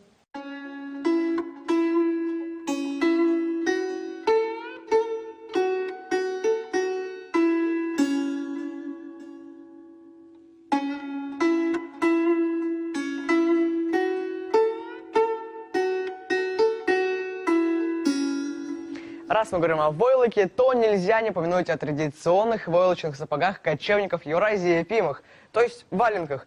Изготавливаются они по похожей технологии, по которой мы с вами делали варежки. Наверняка слышали такую поговорку «просто как валенок», но с реальным изготовлением этой обуви придется повозиться. Для начала нужно подготовить шерсть, она должна быть чистой. Перед стрижкой барашек носил эту шубку минимум полгода, помните это. Потом шерсть надо сформировать в валенок.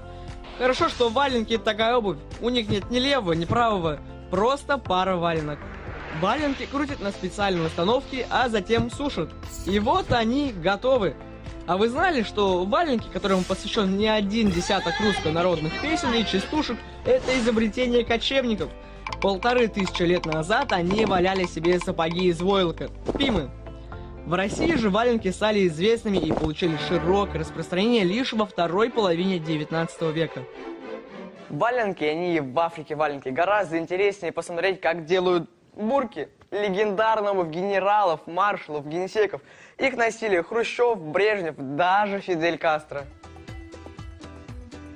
Бурки – разновидность теплых сапог для холодного климата.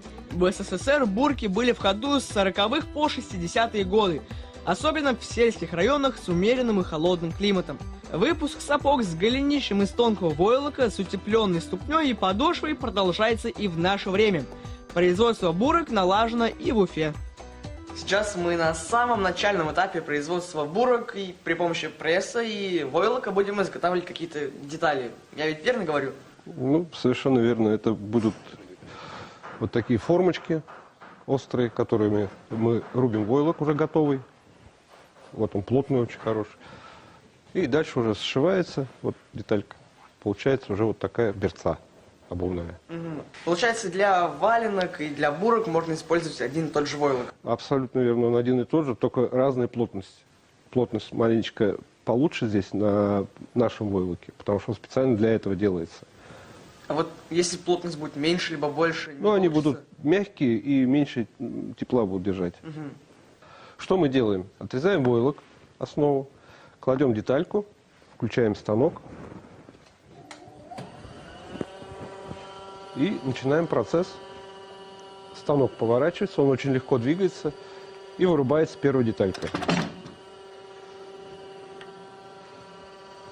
Происходит такая хоп, все, у нас готовая деталь. После того, как мы все скроили, подготовили, сшили, пришили кожу, у нас в итоге получается вот такая заготовочка. Ну вот это вообще крашено вручную кожа. Она изначально была белая. Видишь, внутри тоже везде войлок. Получается, осталось только подошву пришить. Ну, это легко сказано, только подошву пришить. Подошву мы тоже, кстати, собираем сами. У нас на подошве тоже идет слой войлока, видишь? То есть она вот такая. Ну, выглядит, будто бы она может промокнуть легко. Это так кажется. Мы потому что делаем пропитку специальным составом, и вода сюда вообще не проходит. Никит, вот как раз окончательный результат, который у нас получается. Вот такие вот бурочки. Но их трудно назвать бурками. Бурки как раз вот они, которые я тебе рассказал, 51-го года выпуска они. Посмотри, они еще на деревянных гвоздиках. Посмотри внимательно. Да. Видишь? Это шпилька называется, деревянная. Вот такая тут история. Войлок — это самый древний текстиль на Земле. И это проверенная информация, ведь он упоминается еще во всевозможных мифах и легендах. Овца — это крайне неприхотливое животное. Они обитают практически везде, на берегу Каспийского моря и даже на отвесных скалах Гималаев. А где овца, там и войлок, а где войлок, там и человек. Шерсть — это единственный материал, из которого можно свалять практически все. А именно одежду, обувь, игрушки и даже целый дом. Я сейчас про традиционное жилище башкир – юрту. Строительством заниматься сегодня мы не будем, ведь мы уже в готовой башкирской юрте. У подножья одного из легендарных шиханов горы Таратау создается очень крутое культурное место этнодеревня. Состоит она из 7 юрт. Такое количество взято не просто так. У башкир цифра 7 знаковая. Существует 7 башкирских родов. Здесь, в этнодеревне, представлены 7 самых распространенных национальностей Башкортостана. Сверху юрты защищены от дождя тентами.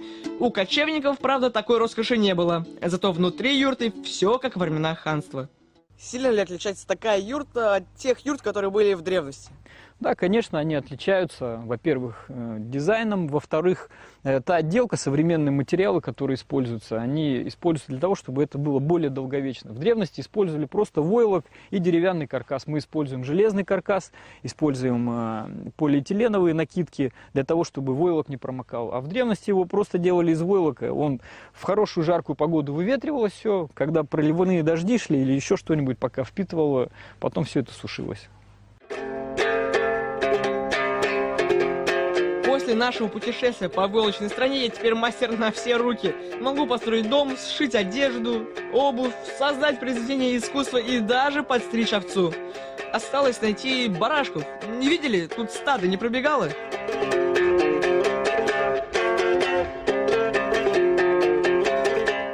Я уверен, что вскоре по всему миру, наряду с такими известными башкирскими брендами, как мед, кумыс, нефть, а также Таратау, просто обязан появиться еще один символ республики – башкирский войлок. На этом мое путешествие по стране войлока заканчивается. До встречи!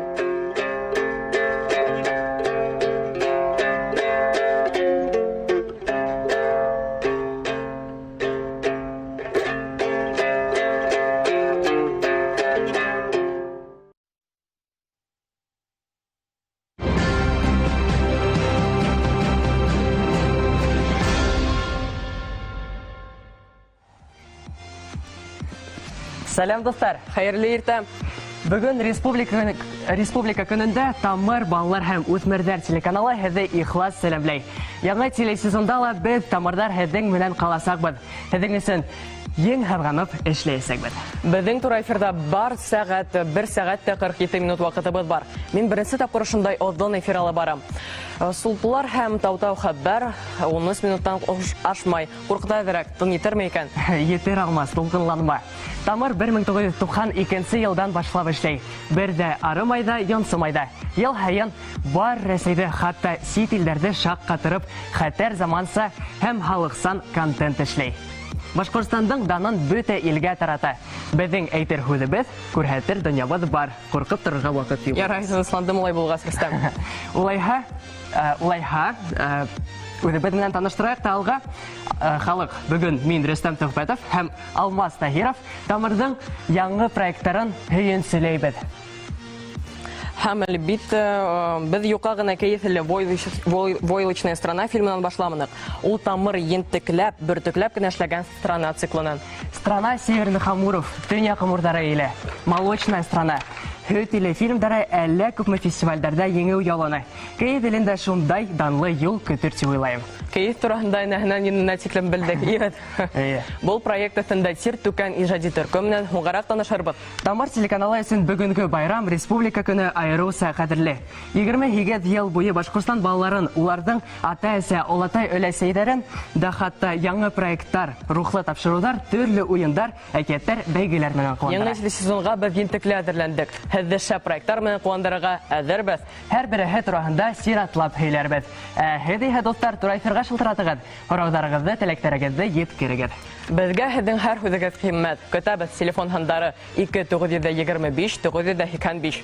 Иң әүҙемдәргә Тамыр телеканалы махсус бүләктәр әҙерләне. Бына ошондай Нурбостан йәнһүрәте символикаһы менән биләлгән бүләктәр көтәһеҙ. Был бүләктәрҙә һеҙ шулай уҡ Instagram селтәрендә Нурбостан сәхифәһендә барған уйындарда ҡатнашып, нуртиндәр йыйып, шул нуртиндәргә алмаштырып ата алаһығыҙ. Беҙҙе, республика халҡын байрам менән ҡотлап, матур теләктәрегеҙҙе яҙып ебәрегеҙ, достар. Иң үҙенсәлекле ҡотлау һүҙҙәрен яҙыусыны шулай уҡ БСТ каналынан махсус бүләк көтә. Байрам булғас, шундай булырға тейеш ул бит, Рөстәм. Эйе, беҙгә яҡшы хәбәрҙәр менән уртаҡлашырға, башларға кәрәк. Тамыр телеканалы әҙерләгән яңы проекттар менән таныштыра башлайбыҙ һеҙҙе, достар.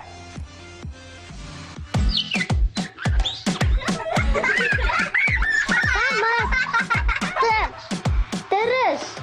Текә. Тәүәкәл. Тамыр. Акыллы. Алсаҡ. Нәҡ. Моңло. Маҡсатлы. Матур.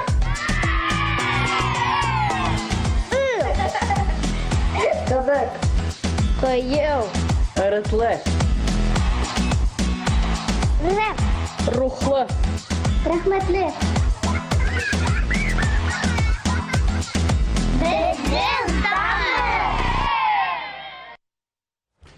Бөгөн беҙ һеҙҙе телеканалыбыҙҙың иң алдынғы хеҙмәткәрҙәре, үҙ эшен яратҡан, иҫ киткес шәп тапшырыуҙар төшөргән режиссер, мөхәррир рәссамдарыбыҙ менән таныштырасаҡбыҙ. Тәүге ҡунағыбыҙ Гөлназ апай Ҡолһарина. Гөлназ Фәрит ҡыҙы Ҡолһарина сиң.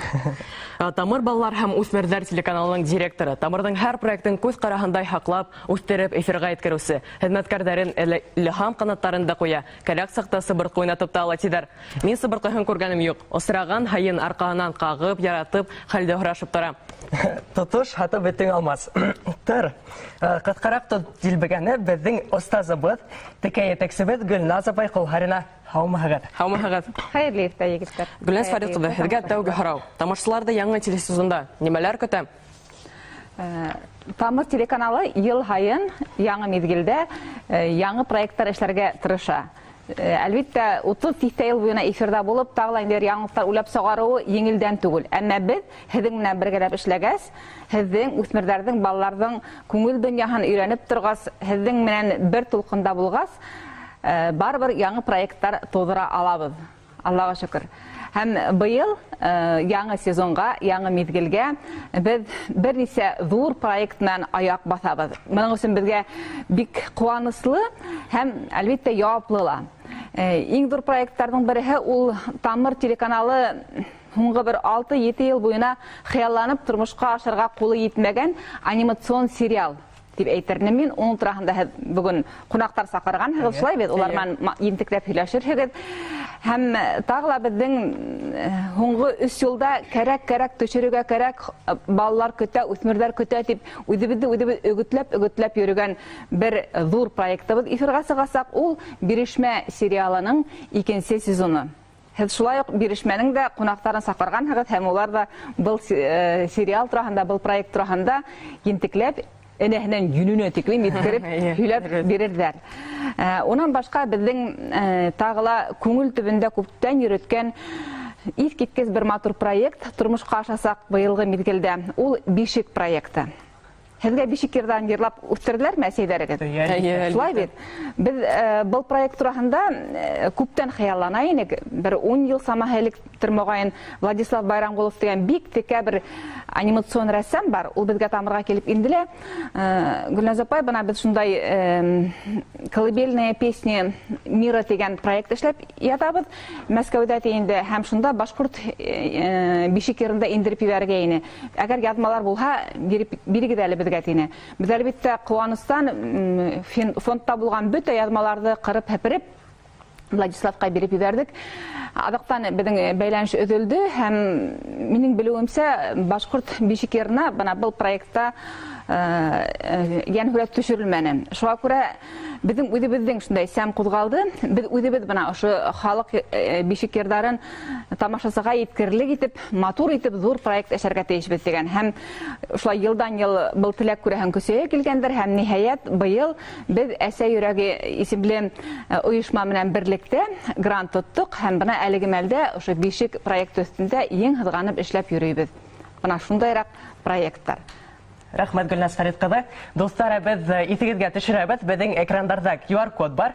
Ошо QR-код аша үтеп, телефондарыгыз менән һез безгә котлау яза аласыз һәм был котлауды бөтә республика күрәсәк. Гөлназ Фәрит кызы, хәзер һезгә һорау, был сезонга планлаштырылган бөтә проекттар тормышка ашырылдымы?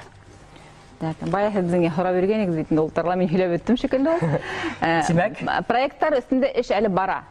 Эш бара, әмма без бана ошо әйткән 3 зур проектты, 3 яңа проектты yerine yetkirib, үзебезнең кескәй тамашачыларыбызга һәм уларның ата-әниләренә күрсәтербез дип бик өметләнәм. Һәр хәлдә Тамырның бөтә режиссер, мөхәррир, рәссам, тавыш режиссеры, режиссер ассистентлары һәм башкалар, улар барыһыла ең һызганып эшләй, яуаплылык тоеп эшләй. Тәүсиратта әлбәттә барыгызга бүгенге күркәм байрам белән ихлас күңелдән котлайым. Гөлназ Фәрит кызы, бына яңа сезон старталай бит инде. Тамыр телеканалының тапшыруларына алып баручы, хәбәрче булып барырга теләүчеләр күп кенәдер. Гомумән, һезнең тату бердәм гаиләләргә ничек эләгергән? Һез үзегездә ниндәй хәбәр егетләрдә аласыз? Безнең тату бердәм гаиләгә без әлбәттә шундай ук тырыш, ниндәйдер яңалык индерергә тырышкан һәм күзләре янып торган егетләрне, кызларны көтеп калабыз.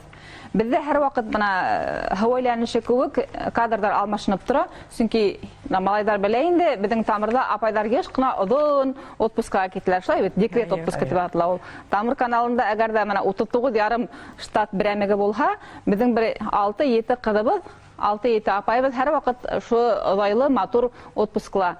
Һәм әлбәттә бу усырда эшләр өчен без яңа кешеләр алып, уларны өйрәтеп, һәр вакыт безгә яңа кешеләр кирәк тора. Шуңа күрә килегез, шылтыратыгыз, без социаль селтәрдә бар, һезнең һәр мөрәҗәгатегезгә җавап бирергә тырышабыз. Шуңа күрә әгәр дә кемдеңдер Тамыр каналына ылыгып китеп, безнең белән бергә бер тулкында шәп-шәп проекттар эшләргә килһә, халыкка хезмәт иткәгә килһә, рәхим итегез. Безнең күңел ишекләре һәр вакыт шар асык. Явыгыз өчен зур рәхмәт. Бына бүгін біз Нурбустан янһүрәте символикалары менән бүләктәр уйнатабыз. Бұл проект турында ла бернисә һүз әйтеп китегез әле. Да мин әйтә бирдем инде. Без бу анимацион сериалды бер 6-7 ел элек үк Дамир Мөхәммәтяров исемле рәссам, Рөстәм Азнабаев исемле режиссер белән бергәләп, моның концепциясын эшләп сыгаргайнык. Анимацион сериал ул бөтенләй икенче технология белән эшләнә торган әйбер, шуңа күрә уга техника алыр өчен, компьютерлар алыр өчен, рәссамнарны ялып итер өчен тәгаен генә акча кирәк ине. Шуңа күрә без бик озак көттек. Шулай ук безнең Нурбустан проектына үткән елда грант бирелде һәм без ең һызганы бына ошо яңа Тамыр телеканалы өчен яңа өлкәлә эшләп йөрибез. Миңа бик охшай. Әле бына без караган сериаллары, ундагы геройдар, улар шул хәтле матурлар, замансалар, сагудар, һәр беренең үз холкы бар. Улар нурсыктар булһалар, күк кизендә яшәһәләр дә, җитеһелә бер-бер һәмән аралашырга өйрәнделәр, ызгышып китәләр, эләгешеп китәләр, татулашалар. Ничек итеп ниндидер мәсьәләләрдә бергәләп сисергә һәм башка шундай зур сорауларга җавап бирәләр. Һәм әлбәттә безнең балаларыбызга Башкортстанның брендлары булган, һәр башкорт балаһы белергә тиеш булган, дефолттарга бирешмәгән иң ышанычлы банк Нуртиндәреңдә, Нуртин банкында хакла дип шундай улар әле рекламалар эшләп йөриләр. Шуңа күрә бу шундай уен без тагы өстәл уены эшләйбез һәм бына ошо геройдарды катнаштырып төрле аралашулар безнең киләсәктә буласак әле. Шуңа күрә мин уйлыйм инде моны бу Уйнур, Янур, Ихнур, Ахнурдар, Хомайдар барыһы балаларның дустына әйләнер дип. Безгә тагын да бер шылтырату бар шикелле. Тыңлайбыз. Кайһы иртән йокламайдар балалар. Һаумыгыз. Исемең ничек? Кайдан шылтырата? Айдар. Мин Учалы калаһыннан. Исемең? Гөлназ Фәритовна, миңа һезгә һорауым бар иде. Моны Нурбустан анимацион сериалы турында һорауым бар. Мин һезне Инстаграмда ла күзәтәм. Унда акыллы малай да бар, унда Дуамал Янур да бар, ақыллы Хабыр Хомай да бар, һәм қылансық қына Хылуқай Ихнур да бар, бына шундай геройдар. Һәр бер бала үзенә охшаган бер геройды табыр дип мин уйлайм. Шуңа күрә без төрле хылыклы, төрле карашлы, төрле әйберләр эшләй алган менә шу геройдар булган дип тырыштык. Һәм анда ике хулиган бар, Тайбулут менән Куйбулут дигән. Улар инде монда ару гына этлектәр эшләйләр инде. Улар турында без ентекләбрәк артабан һөйләшәсәкбез. Гөлназ Фәритовна, һуңгы һорау, бөтәһендә кызыксындырган һорау. Нурбостан анимацион сериалы экраннарга касан сыга? Был сериалды без быел балаларга күрсәтәсәкбез. Яңа ел алдынан дип уйлыйм инде. Әле инде байтак кына сериаллар эшләнеп беткән. Тавыштар өстендә эшләйбез. Һәм быел усына сыгып куябыз. Әмма без әле үк балаларды был геройдар белән бергә яшәргә, улар белән таныша торырга, социаль селтәрдә катнашырга сакырабыз. Бик шәп, рәхмәт. Гөлназ Фәритовна, һезгә кадыкланган гамәсән ду рәхмәт. Куйган максатларга ирешергә язган. Хәзер Нурбостан сериалы турында сюжет карарга тәкъдим итәм.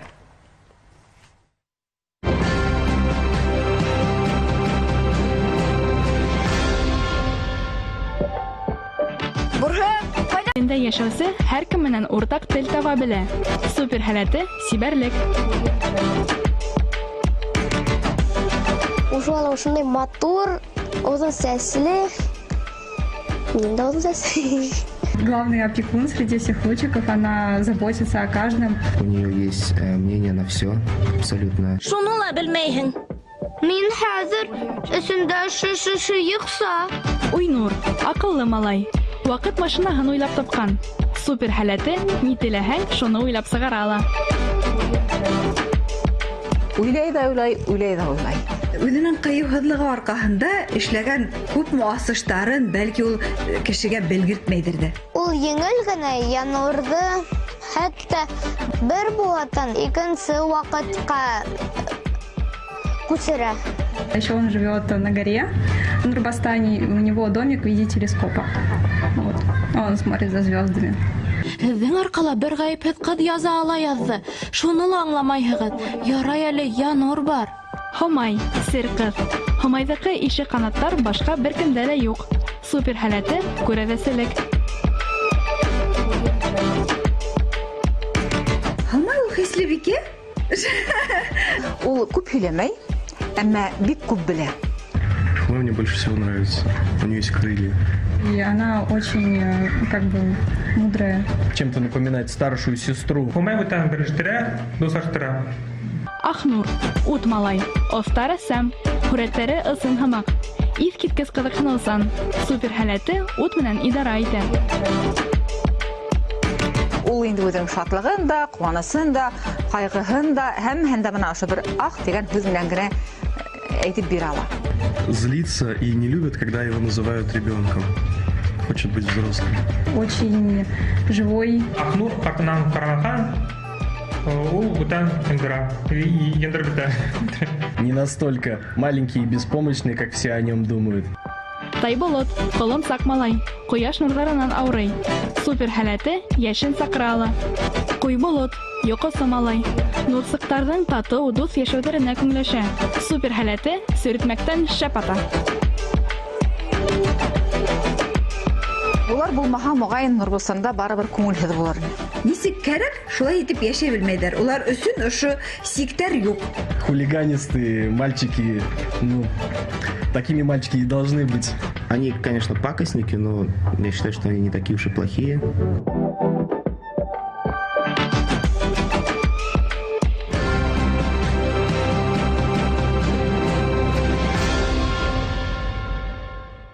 Тамыр телеканалы ең һыҙғанып бына шундай текә анимацион сериал өҫтөндә эшләй. Рәссам аниматорҙар кадрҙы. Һаумыһығыҙ, Дамир, ғәфү итегеҙ, сәләм, Фатима һәм Инсаф. Хәлдәрегеҙ нисек? Һәйбәт. Дамир ағай, вот почему у это получается у Хомай зеленые волосы? Потому что это в моде, может быть? Часто спрашивают, кто видел мультсериал, почему у Хомая зеленые волосы. Начну издалека. Когда еще только придумали концепты в 2013 году, было 7 героев. То есть вот и 7 лучших цвета. Это вот 7 цветов радуги. У всех героев свои цвета. Красный, оранжевый, желтый, зеленый. Вот Хумай остался зеленый цвет. И вот у него вот выражено. Просто Хумай еще, она не просто вымышленная, она еще взята из эпоса Урал-Батыр. Там вот тоже Хумай есть. Вот. И то, что она Хумай, еще не волосы зеленые. Дамир Агай, Нурбостан — это не просто фильм, а целый сериал. А вы когда-нибудь сами рисовали целый анимационный большой сериал? Ну, это первый проект.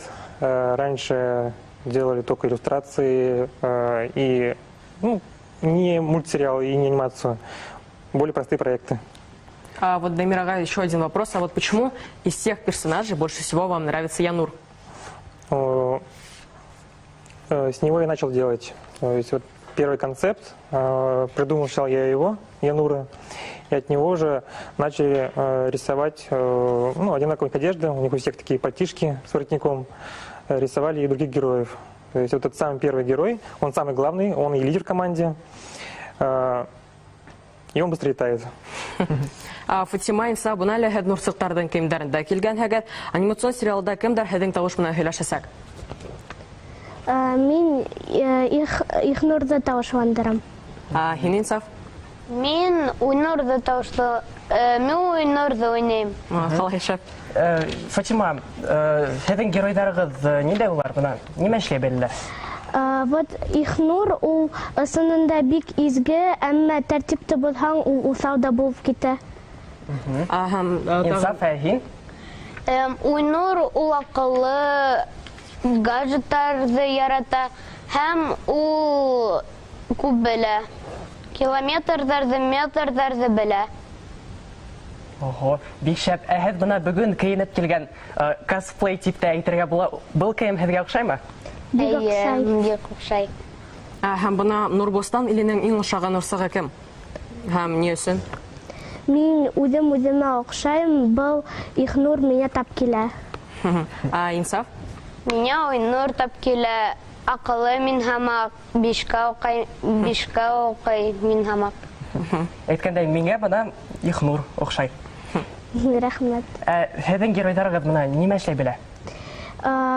Ихнур ул Нурбостандың ойоштороусы, бөтә нәмәне теге тәртипкә килтерә, матурлыҡты ярата, тәртипһеҙлекте яратмай. Инсаф, һинең Уйнур нимә эшләй белә?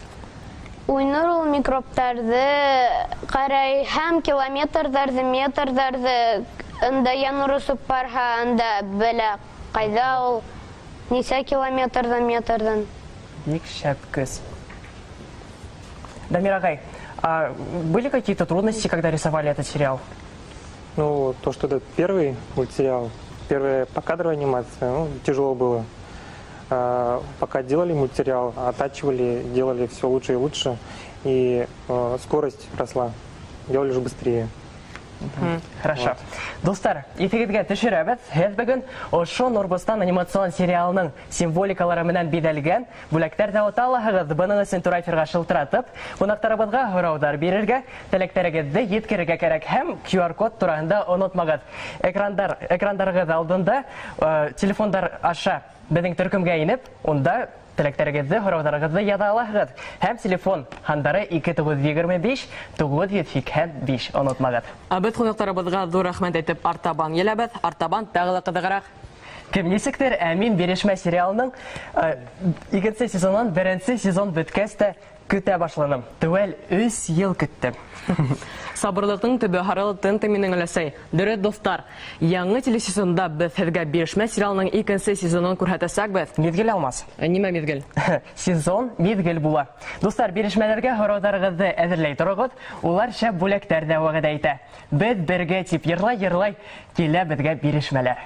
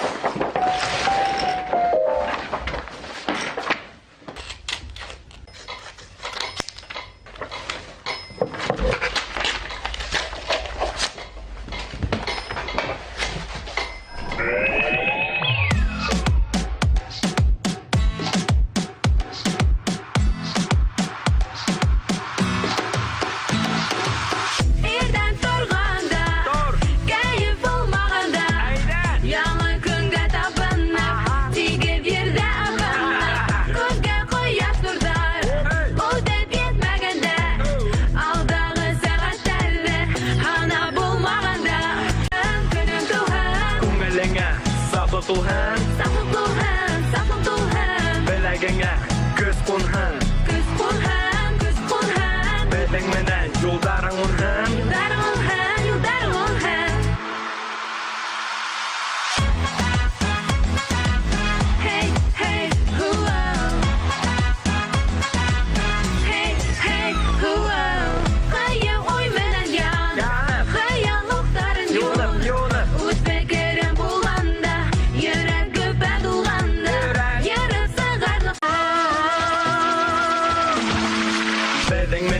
Көнің тулхан,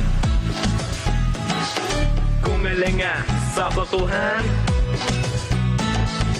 беләгеңә көз кунхан, бәдең менән юлдарың унхан, бәдең менән яңа көнің тулхан, күңелеңә сафлы тулхан, беләгеңә көз кунхан, бәдең менән юлдарың унхан, бәдең менән яңа көнің тулхан, күңелеңә сафлы тулхан, беләгеңә көз кунхан, бәдең менән юлдарың унхан.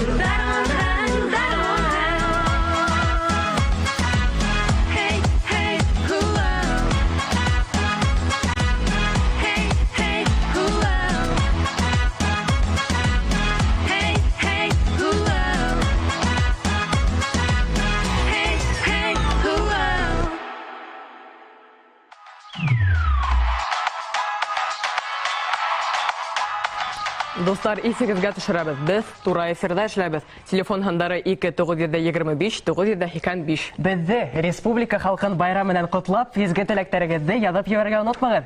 Иң үзенчәлекле матур котлау һүзләрен язучы тамашачыбызны БСТ каналыннан махсус бүләк көтә һәм тагы экраннардагы QR код аша уларны кулланып, кесә телефоны аша котлаударыгызны яза аласыз яки бәйләнеш тәсилләрендәге Башкортстан юлдаш телевидение төркемендә котлаударыгызны һуңгы пост астында калдырыгыз. Без юрый вакыт худабыз студияла бирешмә башкорт телендәге беренче үсмерләр сериалының режиссеры Гөлсәк Игебаева һәм мөхәррире Гөлшат Галиуллина. Һаумыгыз. Хәерле көн. Достар, бадау сериал өстендә көне-төне сир түккән, тагдан алып төнгә тиклем съемка майдансыгы менән җитәкләнгән һәм актерларны иҗади төркемдә дәртләндереп торучы кешеләр. Һәм тауга хорау Гөлсәк апай бул һезгә сериал өстендә эшлисек бара һәм нисәнсе серия төшерелә. Иң тәүдә бөтә коллегаларда һәм һәдә коллегалар бөтен яраткан карашларыбызды безнең ШБСТ Тамыр каналында яңа сезон башлануы белән кайнар котлап киткем килә һәм әлбәттә республика көне белән барыһында котлайм. Сериалга килгәндә инде безнең әлеге мәлдә эштең иң кызган мәле бара дип әйтһәк тә була. Чөнки сәхнәләрдән инде менә иң һуңгыларын төшерәбез дип әйткәндә була. Һәм дә инде менә клиптар, йырдар иҗат итү буенча эшләр алып барыла. Шулай ук монтаж да бара безнең параллель. Шуны әйтеп китергәрәк, безнең эшһөяр шундай командабыз. Ул да булһа инде безнең оператор-постановщик Александр Лысенко, оператор Шамиль Каримов, администратор Дилара Сулейманова, режиссер монтажа Дамир Салим һәм башкалар, художниктар, ассистент режиссерлар, улар бөтә яклап, бөтә фронтлап эште югары кимәлдә итеп башкаралар дип әйткәм килә. Һәм инде ниндәй серияга килгәндә Biz bu sezonda serialab төшермәйбез, локациялар буенча төшерәбез. Чөнки менә бер локацияга керәбез дә, бөтә камералар белән, бөтә яктырту аппаратурасы белән керәбез дә һәм бөтә сериалда булган шул сәхнәләрдә виз төшереп чыгарабыз инде. Әлбәттә бу эште катмарлаштыра, чөнки менә актерларга ла теге ситуацияга кереп китүе, шулай киемнәр буенча ла теге катмарлырак тура килә, но теге вакыттың ситләнүрәк булуына караганга бу инде теге безнең өчен нык яхшы метод дип уйлыйбыз инде. Гөлшат апай, бына сәхнәләргә килгәндә ниндәй сәхнәне оештыру иң авыры булды? Безнең хәерле көн, байрам менән барыгызга. Мин әйтермен, миндә сәхнәләрнең бар еңел генәләре юк инде улар бит. Безнең өчен әдрәк ханаулы булды реанимация мәлен төшерү дип уйлыйм инде. Чөнки безнең өчен ятрак тема бит инде, медицина тема, аны аңлап дөрес итеп төшерәләр белергә кирәк бит инде. Шул яһәттән инде. Оештыру яһәтеннән килгәндә инде, оештыру яһәтеннән безнең шул хәтле менә Гөлсәсәгә апа әйтмәшләй, команда шул хәтле көчле, бердәм. Нинди декорация буенча харап булганмы, киемдәр харап булганмы, анда реквизитлар кирәк булганмы, бөтә команда белән эзләйбез. Оператор да эзләй, уны режиссер да эзләй, хәтта безнең җитәкчебез Гөлнәс Фәритовна гала хаясак мөрәҗәгать итә. Сынап та менә шул команданың эше инде бу. Шуңа күрә барыһын да еңеп чыгарга була дип уйлыйм. Безгә тагы шылтырату бар. Тыңлайбыз. Сәлам, мин Янгүзәл, Баймак калаһыннан. Сәлам, Янгүзәл, ниндәй һорау бар? Байрам менән һине. Минем рәхмәт сезгә. Минем һорауым Гөлсәсә апайга. Әйдә. Бирешмә сериалын яратып карадым, 2нче сезонында ашкынып көтәм. Әмма минем һорауым бирешмә премиясы буенча быел үтәсәкме һәм касан хайлап алу туры башлана? Әлеге мәлдә без теге сериалның эше белән нык мавыгабыз. Шуга минең уйлаем, был бирешмә премияһы, ул шундай ниндәйдер зур традицияга әйләнде. Шуга күрә ул әлбиттә булырга тиештер дип мин ышанам, дип уйлаем. Һәм инде яңа елдан һуңдыр безнең төркемдә, безнең каналда был карап барырга. Апай, Гөлшат апай, һәм иң мөһим һорау, касан премьера? Менә без бит инде Ослау мәлендә бит хәзер әлеге мәлдә шул кадрдар монтажлау бара бит инде. Дамир агай Сәлимов монтажлау белән шөгыльләнә инде. Шуңа күрә ярдар язу, клиптар төшерү моменттары калды инде. Алла бирһә, яңа елда Бит үдебедә хәтта шул премьераны көтәбез. Шул яңа елга тапшыр безнең караучыларга шундай зур бүләк булыр дип ышанабыз. Һәм инде алдан әйткем килә, бу сериалды моны карамай калырга бөтенләй ярамай. Чөнки монда шул кадәрем ул менә бөтә яклап килешкән сериал, монда мәхәббәт тә, монда җинаятьчелек тә, монда менә кадрларның матурлыгы, йырларның шундай моңлы, матур, современный булуы, мына актерлар гына ни тора, мына безнең бирешмә группаһын бөтәһелә уже бөтә республиканан һәм башка тарафтарда аны беләләр бит инде. Фанаттары бар. Әлбиттә, шуга күрә лә бу сериал нык сагыл буласак. Бага безнең сомнениялар юк дип әйтәйек. Һәм инде әлбиттә моны карагыз дип өндәшәбез инде. Алмаз, безгә шылтырату бар диләр, хәтта Силәбе өлкәһеннән. Әйдә уны тизрәк кабул итәйек. Алло. Алло, һаумыгыз. Һаумыгыз, исемегез нисек? Байрам менән һеҙҙе. Мин Шәүрә апай. Бына был бирешмә фильмын бөтен ерҙә лә ҡарайҙар, ҡайҙаҡ дуэсты күрәсә. Шуның өсөн дә минең һорауым бар ине. Төп геройҙарҙың кемдер уҡый, кемдер эшләп йөрөй, уларҙың буш ваҡыттарын ҡайҙан табып, нисек итеп ойошторалар икән? Шул һорауға яуап бирһәләр ине. Тағын да бар Башҡортостан халҡын байрам менән. Рәхмәт Силәбе яҡтарынан ҡотлауығыҙға һәм һорауығыҙға. Мәҙур итеп шылтыратыуығыҙ өсөн мин әйтермен, инде был сериал күпселек өлөшө йәй көнө төшөрөлдө. Безнең студенттарыбыҙ каникул мәлендә. Шуға күрә безгә ул хәтлем ҡатаршылыҡ булманы. Аллаға шөкөр, беҙ бөтөн көстө туплап, шул йәй мәлендә күп сәхнәләрҙе төшөрөп ҡалдыҡ. Рәхмәт һорауығыҙ өсөн. Гөлсәк апай, Гөлшат апай, был ҡатмарлы, әммә шул тиклем мауыҡтырғыс эшегеҙҙә һеҙгә уңыштар теләйбеҙ. Әңгәмә өсөн ҙур рәхмәт. Эйе, ысынлап та был сезон текә булмаҡ.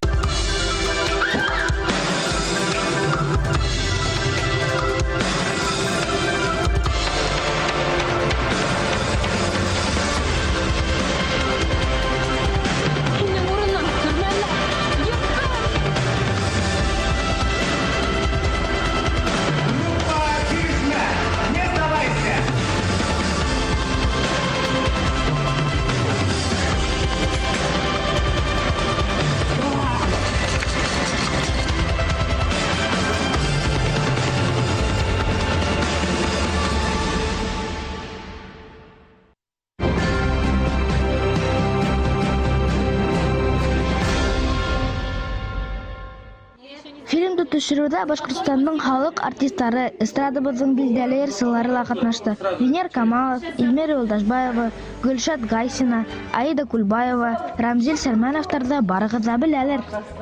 Мин инде был сериалда 2 сезон катнашам, чөнки мин Айгөл.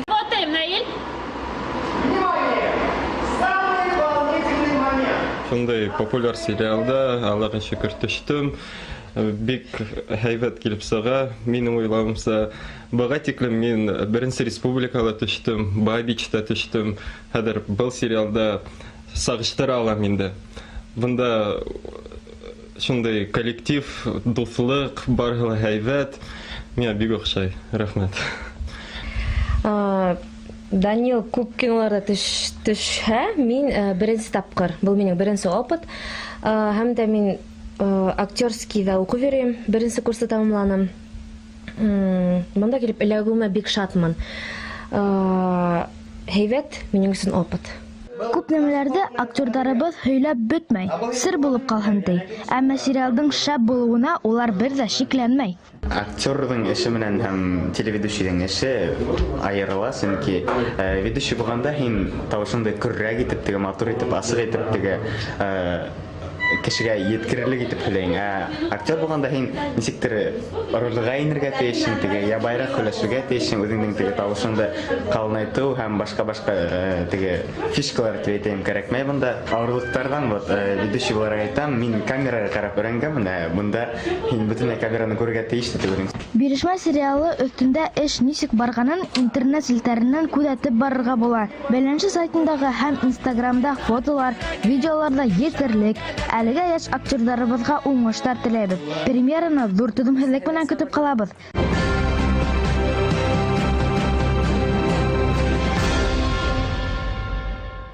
Достар, исегезгә төшерәбез. Без туры эфирдә эшләбез. Телефон һандары 2925-95. Һәм Нурбостан символикаһы белән бүләктәрдә уйнатабыз. Уның өчен экрандардагы QR-кодты кулланып, телефон аша төркемгә инеп, теләкләрегезне һәм котлауларыгызны яза аласыз. Һәм BST каналы һезгә махсус бүләк бирәсәк. Достар, без исегезгә төшерәбез. Тамыр телеканалының яңа проекттары, тапшырулары менән без һезне бүген таныштырабыз. Бирешмә сериалының икенче мизгеле хакында һөйләшәбез. Студияла сериалның төп геройдары Данир Гыймадиев, Гөлсар Байгускарова һәм Гөлгөнә Баһаудинова. Кызганычка каршы Хайдар Валиев юк. Сәлам бирешмәләр, хәлдәр нисек? Сәлам. Хәлдәр яхшы, кәйфтәр яхшы. Әйткәндә республика көне менән бар дусларыбызны ысым күңелдән котлайбыз. Кайда Хайдар әйткәндә? Ул Мәскәүдә укый. Без Хайдар белән Гнесин академиясында укыйбыз һәм әлеге мәлдә ул укуда. Шуңа күрә кызганычка каршы бында килә алманы, тик без бик шатбыз бында булуыбызга. Һезгә сәлам әйт. Ярай. Бuna достар, бирешмәләр бүләк әзерләп алып килгән. Бу бүләкте оторысын нәмә эшләргә кирәк? Аслында без бүген буш кулыннан килмәдек, дусларыбызга бүләктәр алып килдек. Иң кызыклы һорау өчен без шылтатучыларыбызга бүләктәре бирәсәк, без улар янында тора, шуңа карауларыгызны көтәбез, достар. Достар, шылтыратыгыз 2925-986 карауларыгызны көтәбез. Һәм һезгә һорау беренче, һез сериалдың төп геройдары һәм усын гына әйтегез әле, бuna сериал ниндәй булмаксы? Икенче сезон ысынлап та беренчедән бик аерылыша, чөнки икенче сезонда безнең яңа геройдар буласак һәм төрле темаларда без асабында, шулай ук мөхәббәт буласак, янәчелек һәм шуңа күрә безнең сюжет нык кызыклы буласак һәм барыгызга бирешмәне карарга сакырабыз. Һәм ысынлап та буна съемкалар башланыр алдыннан без бик нык тулкынлангайнык, чөнки аңлап торагыз, әлеге мәлдә буна пандемия вакыты бит инде, һәм без бик нык тулкынлангайнык, чөнки ысынлап та безнең дусларыбызны көтә, һәм уларга буның өчен зур рәхмәт. Һәм буна әгәр дә безнең командабызда беркем авырып китә, ысынлап та бөтә эш тә тукталыр инде, шуңа без бик нык курыктык, әмма ләкин барыһы ла яхшы булды. Яй буена без төшердек, һәм әле лә безнең съемкалар дәвам итә, тиздән съемкаларда ослап куябыз һәм дусларыбызга икенче сезон әзерләйбез, күрһәтәбез. Нурай, рәхмәт. Һәм бирешмәләргә тәүге шылтырату бар. Тыңлайбыз. Алло. Алло. Алмахабад, кайһы яктан исемегез нисек? Хәйрия республика. Мин Валива Айгүзәл Кырмыскалы районынан. Айгүзәл, әйдә бирешмәләргә һорау. Минең һорауым бирешмә төркеменә ашындай. Һез үзара дуҫһығыҙмы һәм съемкалар ваҡытында һез талашып, съемкаларҙы туҡтатып киткән ваҡыттар булманымы? Бик ҡыҙыҡ һорау. Рәхмәт, һорауығыҙға. Рәхмәт. Әйҙә, Данир, яуап бир. Без ныҡ дуҫ кешеләр.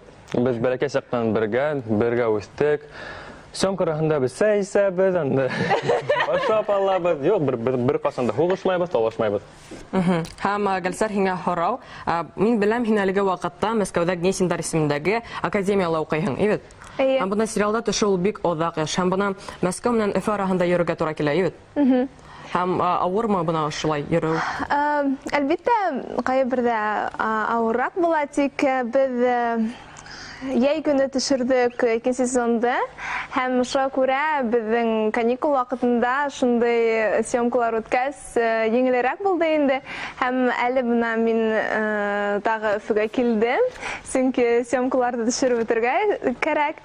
Һәм ҡайберҙә ниндәйҙер ауырлыҡтар килеп сыға инде, әлбиттә, тик беҙ бит бирешмә төркөмөбөҙ бар. Беҙ бирешмәйбеҙ, әйе. Һәм ысынлап та беҙҙең бына ижади төркөмөбөҙ графикты шулай уйлап ҡуйҙылар. Мына йәй көнө беҙ күберәк Гәлсәрҙең сәхнәләрен, Хайдарҙың сәхнәләрен төшөрҙөк.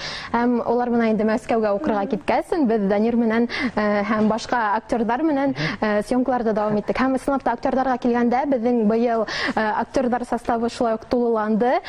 Беҙҙең республикабыҙҙың билдәле актерҙары шулай уҡ беҙҙең төркөмгә ҡушылды. Улар Гөлшат апай, шулай уҡ Гөлшат Гайсина, шулай уҡ Венер Камалов, һәм шулай уҡ яңы актерҙар да була. Улар инде яңыраҡ сюжетта күргәнһегеҙҙер, уларҙы танығанһығыҙҙыр, бәлки танымағанһығыҙҙыр, тиҙҙән танıyасаҡһығыҙ. Бәлгелә, улар тураһында беҙ тиҙҙән беләсәкбеҙ. Данир, һин нимә шым ғына ултыраһың? Әйҙә һиңә һорау бирәйем. Һин беренсе сезондың, беренсе миҙгелдең 10-нчы сериядағыҙда хирург тип әйтә инең. Һин икенсе миҙгелдә хирург ролен әйтеп ҡуямын. Спойлерҙар әйтмәйбеҙ. Әйтмәймен. Икенсе сезонда күп ваҡытты мин ысынлап дауаханала буламын. Шул больницала йөрөйсәкмен, шундай ғына әҙерәк һеҙгә. Беҙгә тағы бер шылтыратыу тыңлайбыҙ. Хайырлы көн. Мин Өфө ҡалаһынан Фәниҙә апай Файзуллина булам. Байрам менән. Бик яратам, уларҙың тапшырыуҙарын ҡарайым. Киноның беренсе серияһын ҡараным. Аларға шундай һорауым бар ине. Мин беренсе һорауы шундай, алтын балыҡты талар, бирешмәләр, алтын балыҡта нимә һорарҙар ине икән? Ҡыҙыҡ һорау. Ҙур рәхмәт. Ҙур рәхмәт, Фәнизә апай. Был ысынлап та ҡыҙыҡ һорау. Ҡыҙыҡ һорау. Хатта нимә тип әйтергә лә белмәй ултырабыҙ. Әгәр беҙ алтын балыҡ тотһаҡ, әлбиттә, минең уйлауымса, беҙ бөтә ерҙә лә тыныслык булһын тип, һәм әлбиттә беҙҙең дуҫтарыбыҙ бирешмәһен тип теләр инек. Һәм һәр бер кешенең хыялы тормошҡа ашһын тип теләр инек. Сөнки беҙҙең сериалыбыҙ шул тураһында. Минең теләгем булыр ине бирешмә проектын бөтә донъяға күрһәтергә. Бик шәп теләк. Ҡыҙҙар, егеттәр, һеҙгә ҡыҙыҡлы тулы яуаптарығыҙ өсөн ҙур рәхмәт. Сериалда матур ғына төшөрөп бөтөп, дуҫтарыбыҙҙы ҡыуандырырға яҙһын. Уңыштар һеҙгә. Бер ҡасан да бирешмәгеҙ. Артабан медиа бренд телевизион бәйгеһенән еңеү менән ҡайтҡан ижади команданы студиябыҙға саҡырабыҙ. Тамыр алда тип аталған видеоролик бер түгел, 2 номинацияла еңеүсе тип табылды.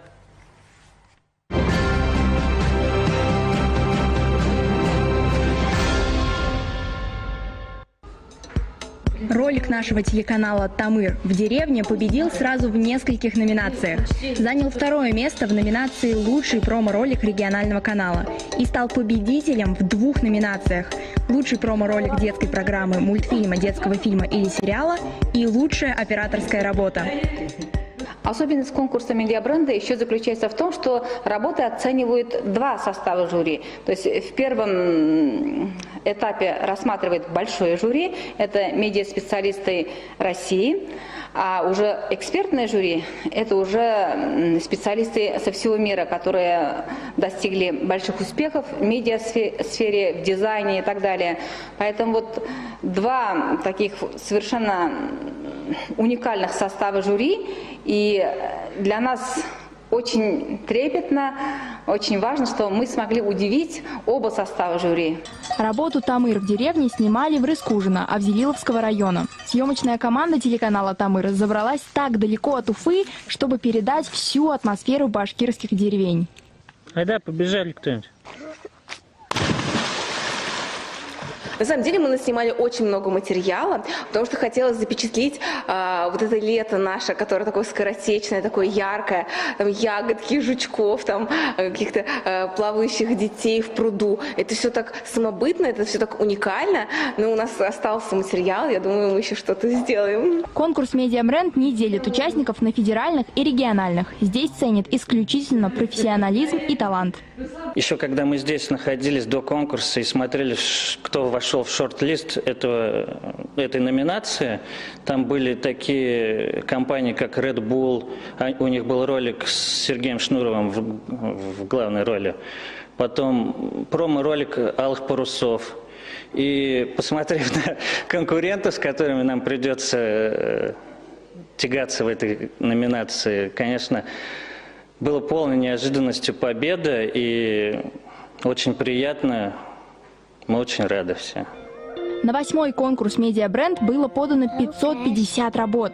Участниками стали 50 медиакомпаний. Конкурс проводится раз в год, и задача его – оценить максимально честно самые мощные каналы, которые держат руку на пульсе трендов.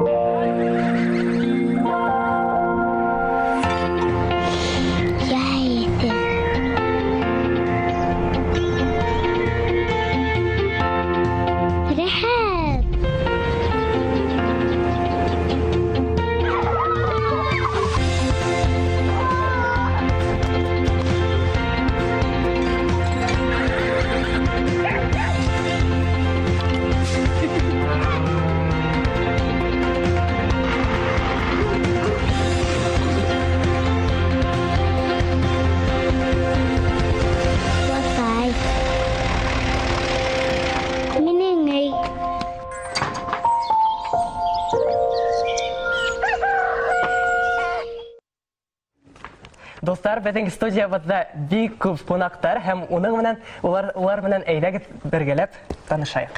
Тамыр телеканалының баш режиссеры Адиля Хунарголова һәм мөхәррир Татьяна Никисина. Һәм бишек тапшыруның авторлары студиябызда проекттың режиссеры Лейсан Султанголова һәм мөхәррире Гөлназ Ишемголова. Хәйрле иртә. Байрам менән һеҙҙә пайдар һәм Давайте, Татьяна Анатольевна, вам вопрос. Откуда такие гениальные идеи? Расскажите про свою творческую команду. Да, ведь вы автор этого ролика.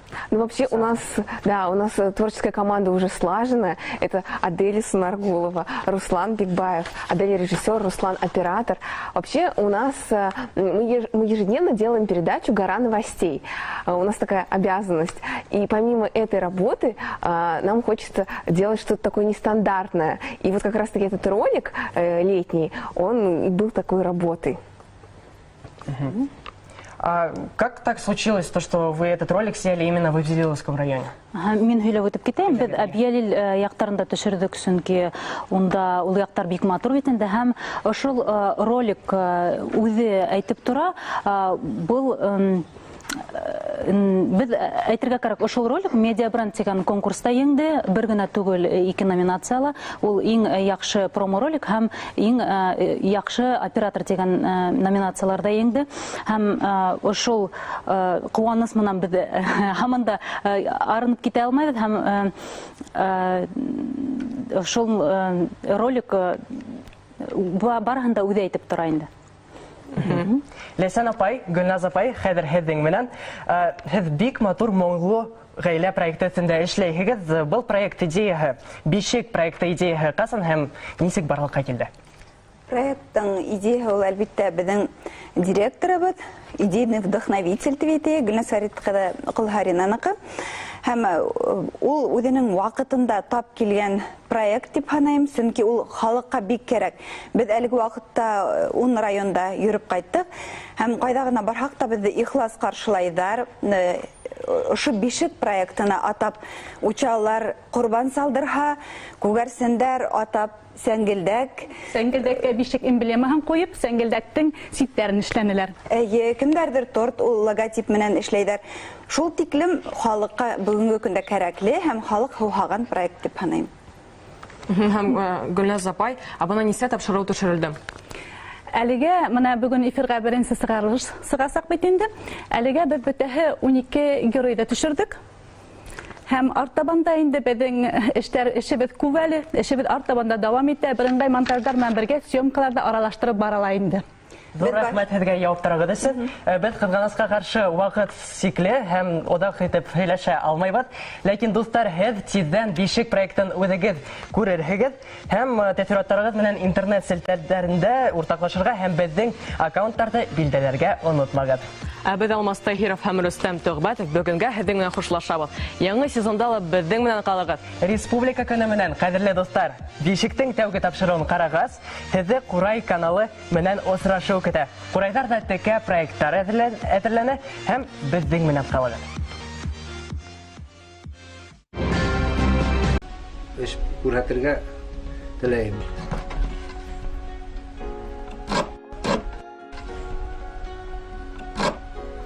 Бер халык сәңгелдәк дип әйтә, бишек дип әйтәләр, бездә сәңгелдәк дип әйтәләр инде. Шулай булгас, сәңгелдәк дип һөйләшербез алла бирсә.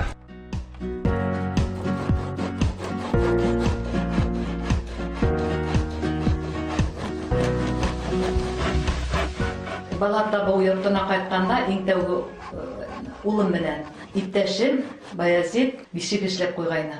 Шунда бишеккә һалдык, баланы икәүләшеп. Шунан һуң мин йыуындырҙык, кискелегенә беренсе тапҡыр шулай итеп бишек йырлары йырлап ебәрҙем. Мине уже өйрәтергә лә кәрәкмәй ине, сөнки мин бишек йырын тыңлап үҫкән бала булараҡ, мин һәр береһен белә инем. Аллаһу, кәзәләрҙе тауға ҡыу, кәзә япраҡ ашаһын, ҡыҙым йоҡлай башлаһын. Сәңгелдәкте йомшаҡ пародалы ағастан эшләһәң әйбәтерәк була, потому что ул эшләүгә лә еңелерәк. Менә мин обычно эшләйм инде Ҡарағайҙа, ну борынораҡ Юканан да эшләй торғайныҡ. Хәҙер Юка таҡтаһы ағасы табыу ауыраҡ, шуға шул Ҡарағайға инде бер зыяны юҡ баласаға. Нисәләт уже ни генә бит инде бик ни түгел, аллергия маларға түгел тигән шикелле.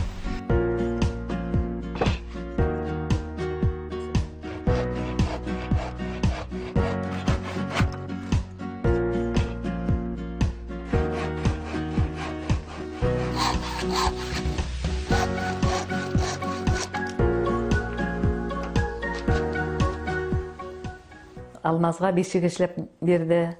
Һуңынан инде ҡыҙыбыҙҙың икенсегә ҡыҙы тыуҙы.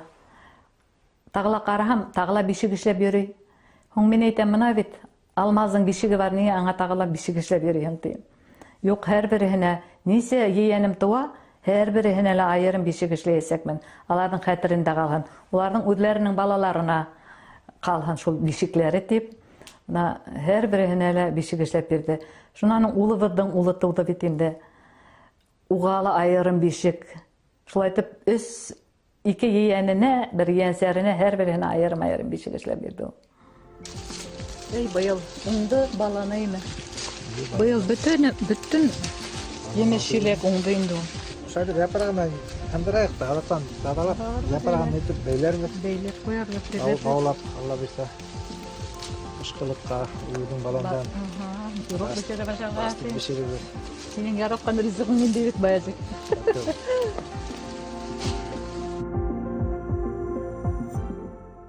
Баязит ул шул тиклемдә йомышак булды балаларга. Шул ук вакытта талапсан да булды, йомышак та булды. Мин уның балаларга тавыш күтәргәнен ишеткәнем булманы бер вакытта ла. Һәм дә инде әле менә балаларым да кайталар. Һәр вакытта ла ултырышы балалар да утырып алабыз да.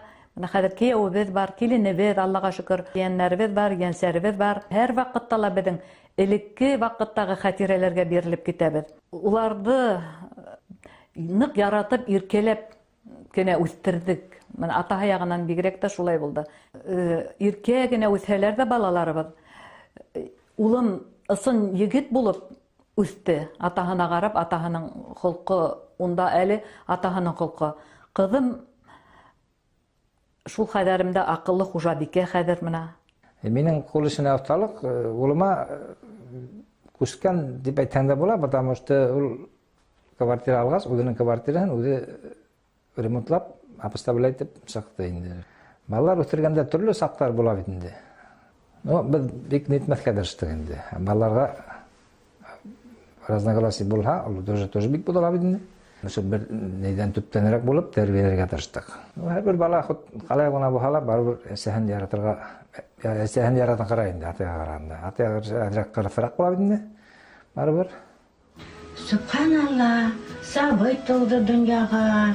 Kızın baxitli bulsa eşeğe de yengil bula. Üzerine iş bulsan, kuş bulup, tevfikli baxitli kız bulup üsün. Ola tahi bişikte eşlep koydu indi, aysalı obatın kaytılına. İyi, baxitligine bulsan indi. Vallahi bişik işlep koyduğun jül, edirlet koyduk oşu. Günümünde kaytılına. Rahmet kayınım, rahmet. Allah bizde ödülge iş bulup. Ödülge otma, torsiver bulup, şulay iskele yaptılar.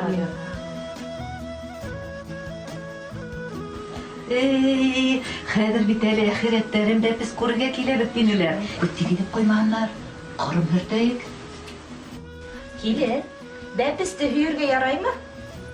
Rəhimlik gidip kütəgizdə gidip koymağı deyim. Dedim göz değme. Subhanallah, maşallah. Bismillahirrahmanirrahim. Hepiste, bigrek matur bepiste. Hepiste. Qara qaşlı, zifa boylu, bigrek matur kerpişke. Subhanallah, maşallah. Hepiste, bigrek matur bepiste. Kim qaramaz, kim hoklanmaz. Mınday matur bepiske. Mına klubda işləgəs, onun yardımhız bulmay, mına qayda gana, kollektiv menen qayda gana sığıp keteyik. Səhnələrdə bir də üstələ ol. Maşina menen yörətdə üstələ ol. Bütün işimdin yartıhın ul alıp barat ehəngdə hata bulmaz hatta. Ben hatırım için Ömür Bakay, debete emmi halay her vakit yaxşı yer bolga tırıştım. Ana türlü vakitlarda ana şol yardam eterge tırışıp, ergen tırıştım indi yaxşı yer bolurga. Şolay bolsa, anın apat elgisi aytmaksa, aşanısın yavlaganmındır dep sanam.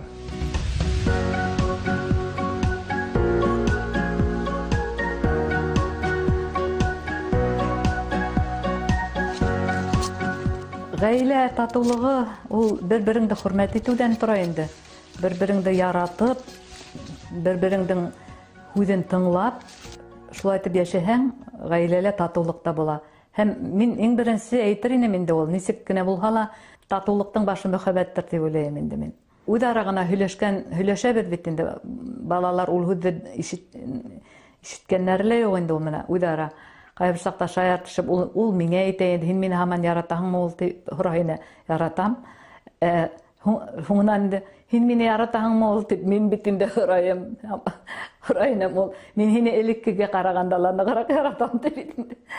Шу олгай бит тәктә һаман да шундай йөрәк яшь бит инде. Гаилә мөхәббәт гаилә булырга не может мөхәббәт гаилә. Ул мөхәббәт булмаһа гаилә булмайдыр дип уйлыйм мин, потому что безнең ошо һаман беренче күргәндәге һәммәк шул мөхәббәт инде. Теге бишек ятып дигәндә изләйм икән. Юлия иртә һөйләшә башлады бит инде белән. Шул һәр вакытта сәңгелдәк бишектә ята иде бит инде. Мин язлай тегене йоклатам бит инде.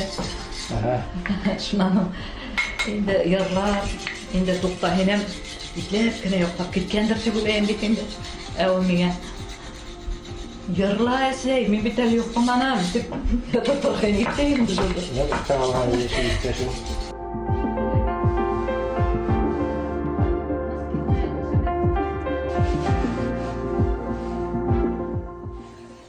Безнең гаиләле бер-беребезгә карата шундай йылы мөнәсәбәт.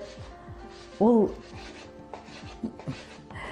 мине аккошым да һәр вакытта ла исемем менән әйтмәй ул мине. Һәр вакытта ла ул гәүһәрем.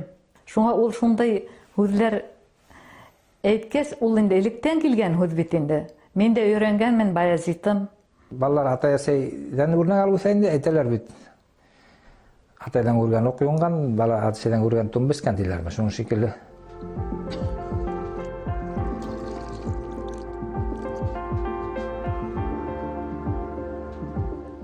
Менә мин бишек ерына тәпәй һүзе тәкъдим итәр идем.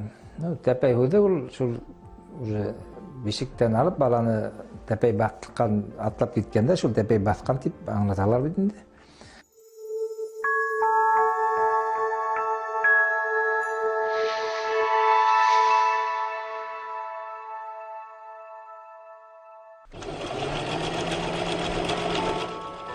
Мына билгау тегеп ятам елтыр, лентамен әзер киеп кенә кара. О, матур. Хәзер катлатып киләм. Охшаймы үзеңә? Әйе. Матур бит. Әйе. Минем матур күлдәкләрем бар. Мин уны бик нык яратам. Беренче күлдәгем ул әсәем үзенең туй күлдәгеннән тегеп бирде миңа. Икенчеһе, уны менән мин баякта катнаштым. Ә өченчеһе минем иң яраткан күлдәгем. Уны мин хәзер дә киям.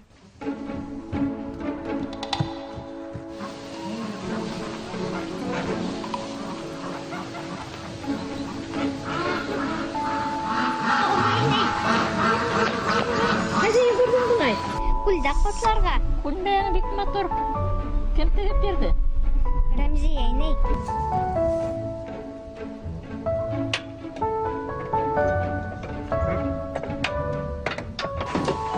Алмайны. Хәбдәле кызым. Күлдәк котлатырга килдем. Хай, кызым, күлдәгең калай матур булган. Котлы булган күлдәгең. Мана мин силтәремде бөтеп кенә тора инем. Һиңә насип булган икән. Сылтырлап кына тора. Мына күлдәгең котлы булган кызым. Ебек йөрәк булган, гомерең озын булган. Бәхетле бул кызым. Рәхмәт инәй. Аллаға шөкөр, безнең өйебездә бишек элинде, 3 балала безнең бишектә ятты. Ә мине үзе бәләкәй генә сактан бишекерем бик нык яратты. Шугый генә бәүтә башлаһаң, дип бәүт йырлауды һорай торгайны. Шуннан йырлай, төрле һүзләр кушып, үзем дә сагара торгайым. Шуннан безнең авылда киң таралган Аллаһу, кәзәләрде тауга кау, ул тауга гавам, кырга гавам, елга буена гавам, тик озон итеп үземсә көйләйм дә көйләйм. Инде йоклап китте икән дип тыныс кына итеп бәүтә башлаһам, тагыла дип тагыла йырлатый. Маша бәләкәйдән генә бишекерен ул үзе йырлауды һораны. Ярата торгайны. Матур йырлар һайланам, төнең тыныс үтһен тип, әли, бәли, бәу, әли, бәли,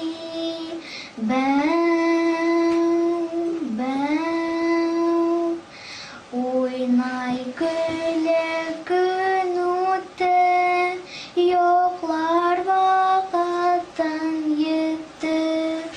Qo'yashda batdi indi, kutuvda qaytdi indi. Bir eskiydirdi ko'kdan, yo'qlarga yetdi indi. Ali, bali,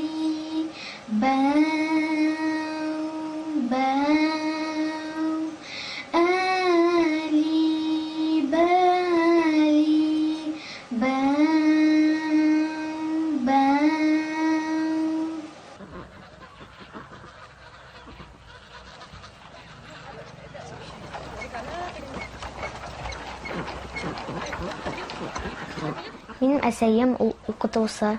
Минем класста укыта. Мин әсәемә мәктәптә Гөлдәрә Хәйбәрханова дип әйтәм. Атаем ул Башмәттә эшләй. Ул хәзер 15 көнгә китте. Ул киткәч мин иланам, күңелһез калды. Мин әсәйде лә атайды ла нык яратам.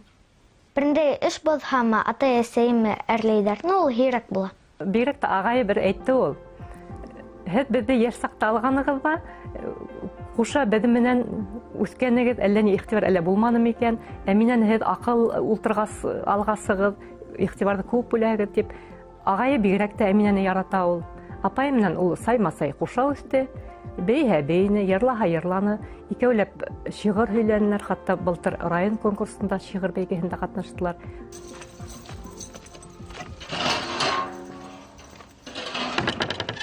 Бигерәк күлдәгең матур икән, субханалла. Был матур күлдәккә мин билға үҙәренем. Ҡана киеп ҡарайбыҙ Әминәкәй.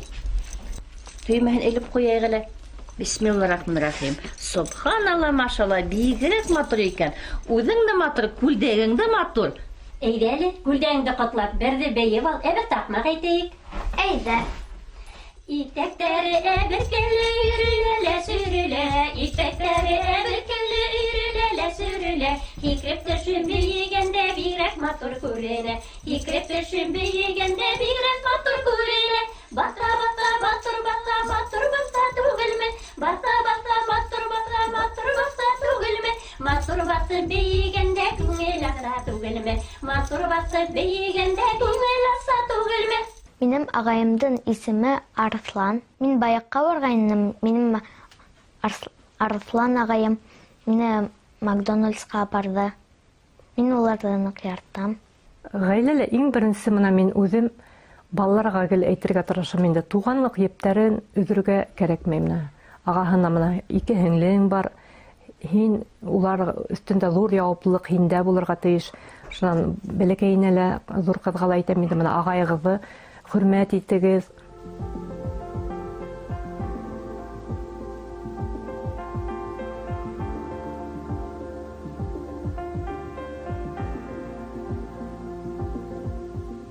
Мин дуҫтар менән Хәким тауына менергә яратам. Унда беҙ ҡояш байығанды ҡарайбыҙ. Беҙ шунда йәшенмәк уйнайбыҙ. Да ташлар аранда. Минем дуҫтарым ныҡ күп. Тағы ла мин Йәмилә менән уйнайым. Мин иркәләткәнен ныҡ яратам. Яңы бер нимәм булһа, мин уны инәйләремә күрәтәм. Эшләмәйбеҙ инде.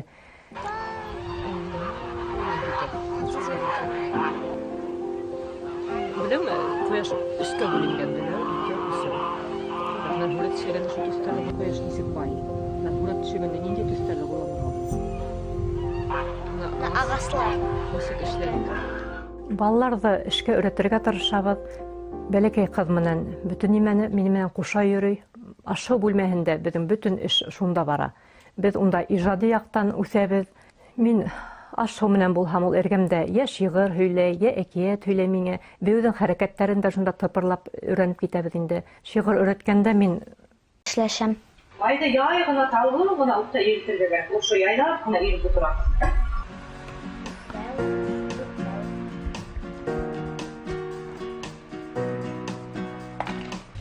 бақмай ғайлені. Ағайың менен апайың қайтып, атайың қайта. Бақсаға сыққанда, қадарды қоша қылып қайтып, бүтін яқтан ярдамсы. Хайыр хауғанда ол бигерәктә зур кызымның да шулай булды. Харайда әсей мин дә сыгам дип эйәреп сыгалар да, мин хайыр хава башлаһам көй әйтәм бейнеләр. Шуннан койрык камасаулагас, ошо бәләкәй кызыкка бигрәктә койрык тотып торып, шунда ярында йырланып, бейүндә бейнек, юмак әйтешеп алып китәбез. Һәм менә быел инде яйншептер такмакка күстек, әйдә такмак әйтешәбез. Үрәнә инде үзе кызыкны. Миңа атайым, әсәйем яратып, алтыкасым, кулнысагым әйтәләр. Мин бишек ярына кәлгә дигән һүзне тәкъдим итәм. Уның мәгънәһе бик тәрәндәлер дип уйлайм. Менә мин үзем гаиләмдә шу кәлгә артында һымакмын. Мин гаиләм эчендә мин ышаныслымын, мин хаклаулымын, иптәшем ягынан, балаларым ягынан да. Кәлгә мин үзем һымакмын, мин балаларымды хаклайм. Иптәшемде лә хаклайым. Һәм кәлгә безнең гаиләбез кәлгә.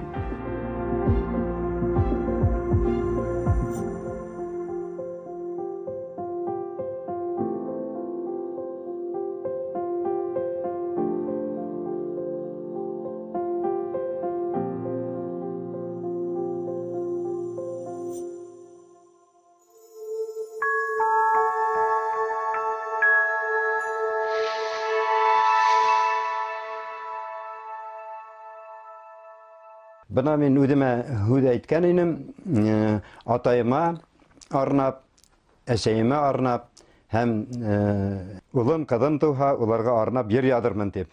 Şundan soң buna men atayıma arnab yengil kile degan yer yazdım. Şundan əsəyim turasında yer yazdım. Əsəyimдің muzikaсын әлі notaga halıb bitirmenim, soğa әйір бар indi. Сәңгілдәк ері бәпісіме ол іліктен келейіні ұлым туғаста менен башлаған енім. Яйлап, тәуді бір көплеттен, жынағын припевен, жынағын әр ел хайын яйлап өзгәрдіп түрлісі ешіп келтіріп, қадым туғас, қадым туғандан соң уже ең сәрлерім барлыққа келгенде менің ярым тіп түвел келіп сықты деп есептеймін.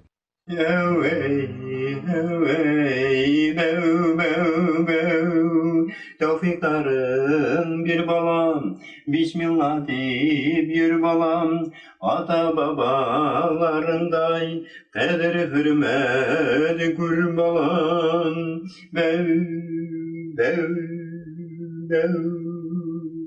Burada tay her ay, her seyir derdim duray, eseyim yok olay, uylay adayım kuray, eseyim yok olay, eli belli böyleyde, Bezdesin yoklap gider, yanı dıştan bile yokum, iki gözüm oyutu.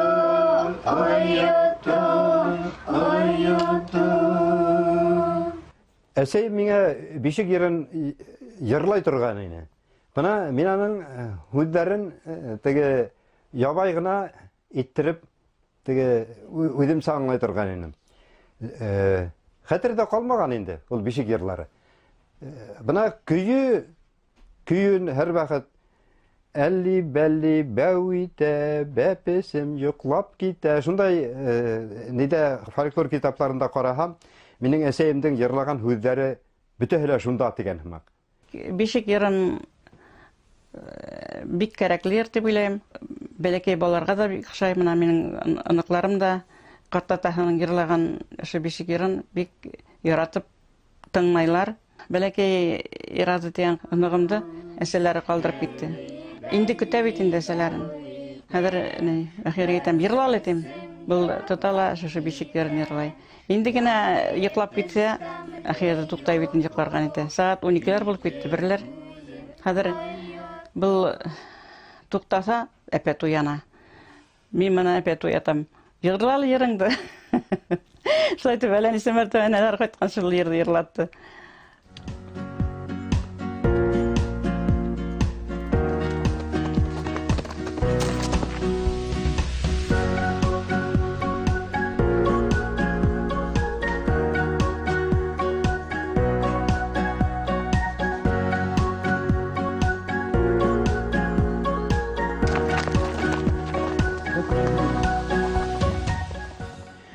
Балаларды тәрбиелеу ягына килгәндә, мин үзем физкультура укытучысы буларак та физик тәрбия бирер кирәк балаларга. Улар уйлактан көчле һәм тырыш булып, тырыз булып үсәләр дип. Атлап барабыз, атлап. Булды. Ял итәбез дәрәкне. Тимер юлы өтә менә тимер юлы. Ул Ырымбурга китә, Ташкентка тиклем барып итә диде. Үзбәкстан ягына. Һеҙҙең өйгә ҡайһы яҡта? Егет, ана шул яҡта һеҙҙең район. Без балаларҙы бик ҡаты тәнҡитләмәнек тә. Тыңлаулы булдылар алар. Бер ваҡытта да ҡаршы килмәнеләр. Атасының ҡарашынан ҡурҡа торғандарына. Ҡурҡмайлар инде, улар әйткәнгә, улар шулай бер ваҡытта да ҡаршы килеп торманылар инде. Ҡатмарлы һүҙләр килеп сыҡта, тормош юлында була бит төрлөниләр. Ултырып бергә сөйләшеп, ул һорауығыҙҙы бергә хәл итә торғайныҡ.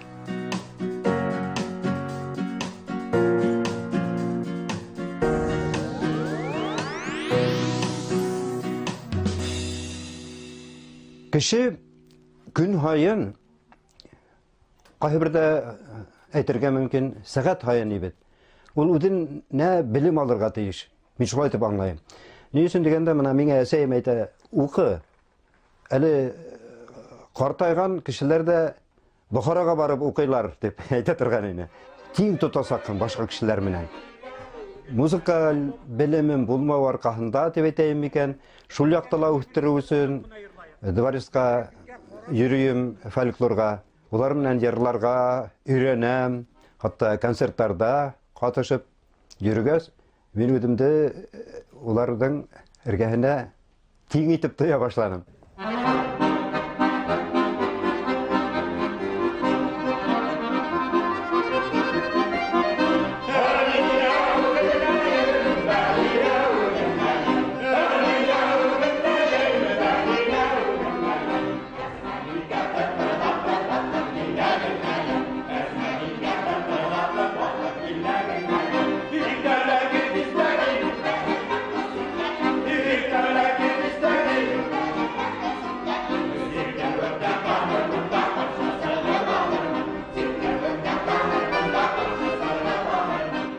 Ғаилә тату булһын өсөн рецепты бардыр дип уйлайым мин. Балалар булғас, балаларҙы уҡытып, үҫтереп, сығарырға тейешбеҙ дип, беҙ алдан уҡ план ҡорорға тейешбеҙ. Әсәһе бер хәбәр һөйләй, атаһы бер хәбәр һөйләй дигән беҙҙә юҡ ул. Үҙемдең иптәшемә лә әйткәнем бар. Атайҙың әйткәнен юҡ итергә ярамай. Мына мин һинең абруйыңды төшөрмәйем, шулай уҡ һин дә минең абруйҙы бейек тоторға тырышыр кәрәк. Бейек һәм бүйек дип әйтергә кәрәк. Беҙҙең ғаиләлә атай абруйы көслөрәк. Атайҙы атай итә белә инде балалар.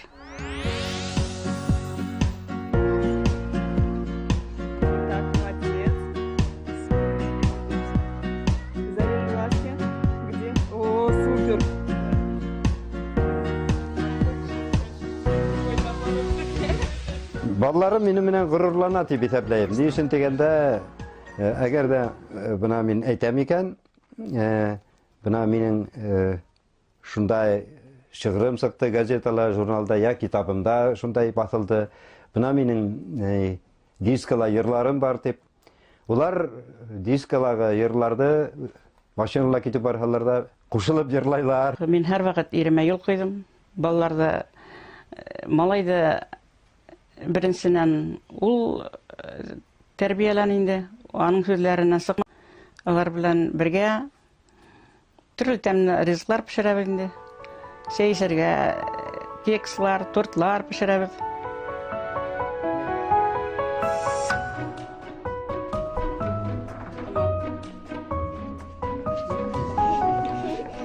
Пельмени яратасыз бит, димәк? А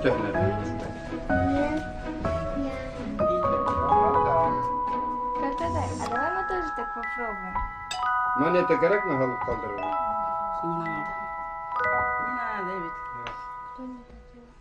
Бишек йырына бер генә һүз ай бәйләнгән.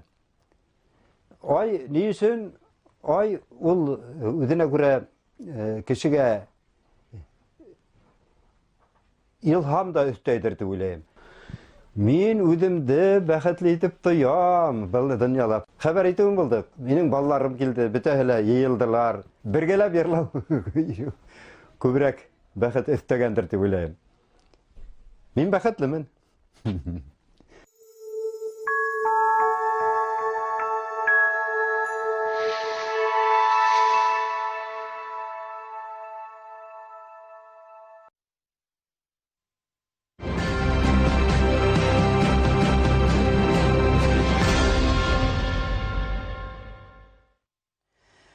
Хәерле сәгатьтә һаумыгыз, кадерле дуслар, көз мизгеле безнең эфирга бик күп яңалыктар алып килде. Күргәнһегездер, аңлаганһегездер, Башкортстан Юлдаш телевидениеның бизәлеше, логотипы үзгәрде. Һәм уның менән бергә безнең эфирга бик күп яңа тапшырулар сыгасак, яңа геройдар эзләп таптык. Әйтеп үткәнебезчә, безнең эфир тура эфирда бара. Үзегезнең шылтыратуларыгыз, тәкъдимдәрегез, кәңәшләрегез, һорауларыгыз булһа, ихлас күңелдән шылтыратыгыз.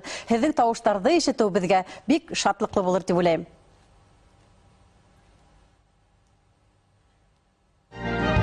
Ер кешеһе, һөнәр остаһы.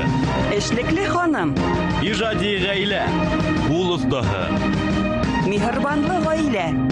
Ел режиссеры, спорт гаиләһе. Ел тренеры.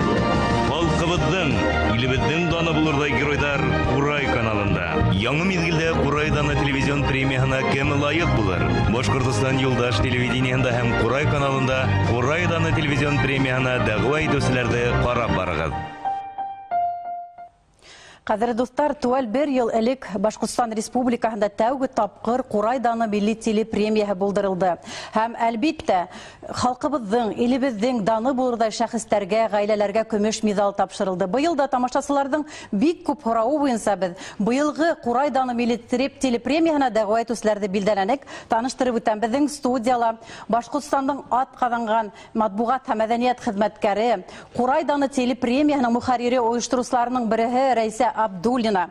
Һәм шулай ук Әбйәл районының Аскар үзәк дәваханаһының табиб-онкологы Ринат Таңгатар улы Мәһәдиев. Ринат Таңгатар улы Аскар районында гына түгел, республикабызда бик билдәле табиб. Хәерле сәгатьтә һаумыгыз, һеҙҙе байрам менән. Бүген шундай байрам, Башкортстан Республикаһының байрамы һәм әлбиттә Башкортстан Республикаһының үҫеше ошо Башкортстанда яшәүсе халыктың даны үҫеше менән бәйле. Шулай бит уңыштары менән. Бына әйтеп үтегеҙ әле, Рәйсә ханым. Быел Курай даны телепремияһына һайлап алыу нисек оештырылды? Һәм һеҙ дә унда инеп киттегеҙ бит инде. Зур рәхмәт миңә ышанып тапшырганығыҙ өсөн, ошо командала эшләргә насип булганы өсөн. Ысынлап та былтырғы менән сағыштырғанда Курай даны проектта бер үҙгәреш кисерде. Атап әйткәндә, номинациялар үҙгәрде. Былтыр 10 номинация булһа, быел ҡайһы бер номинациялар төшөп ҡалды, урынына икенселәре килде. Шул уҡ бына әле ишетеп үттек, һөнәр остаһы, ҡул остаһы, ер кешеһе, эшлекле ханым, миһербанлы гаилә, ижади гаилә номинациялары һаҡланды. Тағы ла йыл режиссеры өҫтәлде, спорт гаиләһе һәм йыл тренеры. Әйткәндәй, уңайҙан файҙаланып әйтеп китәйек тамашасыларға. Әле йыл тренеры һәм спорт гаиләһе номинацияларына тәҡдимдәр ҡабул итеү дауам ителә. Шулай булғас, Курай ТВ сайтына үҙ тәҡдимдәрегеҙҙе индерегеҙ.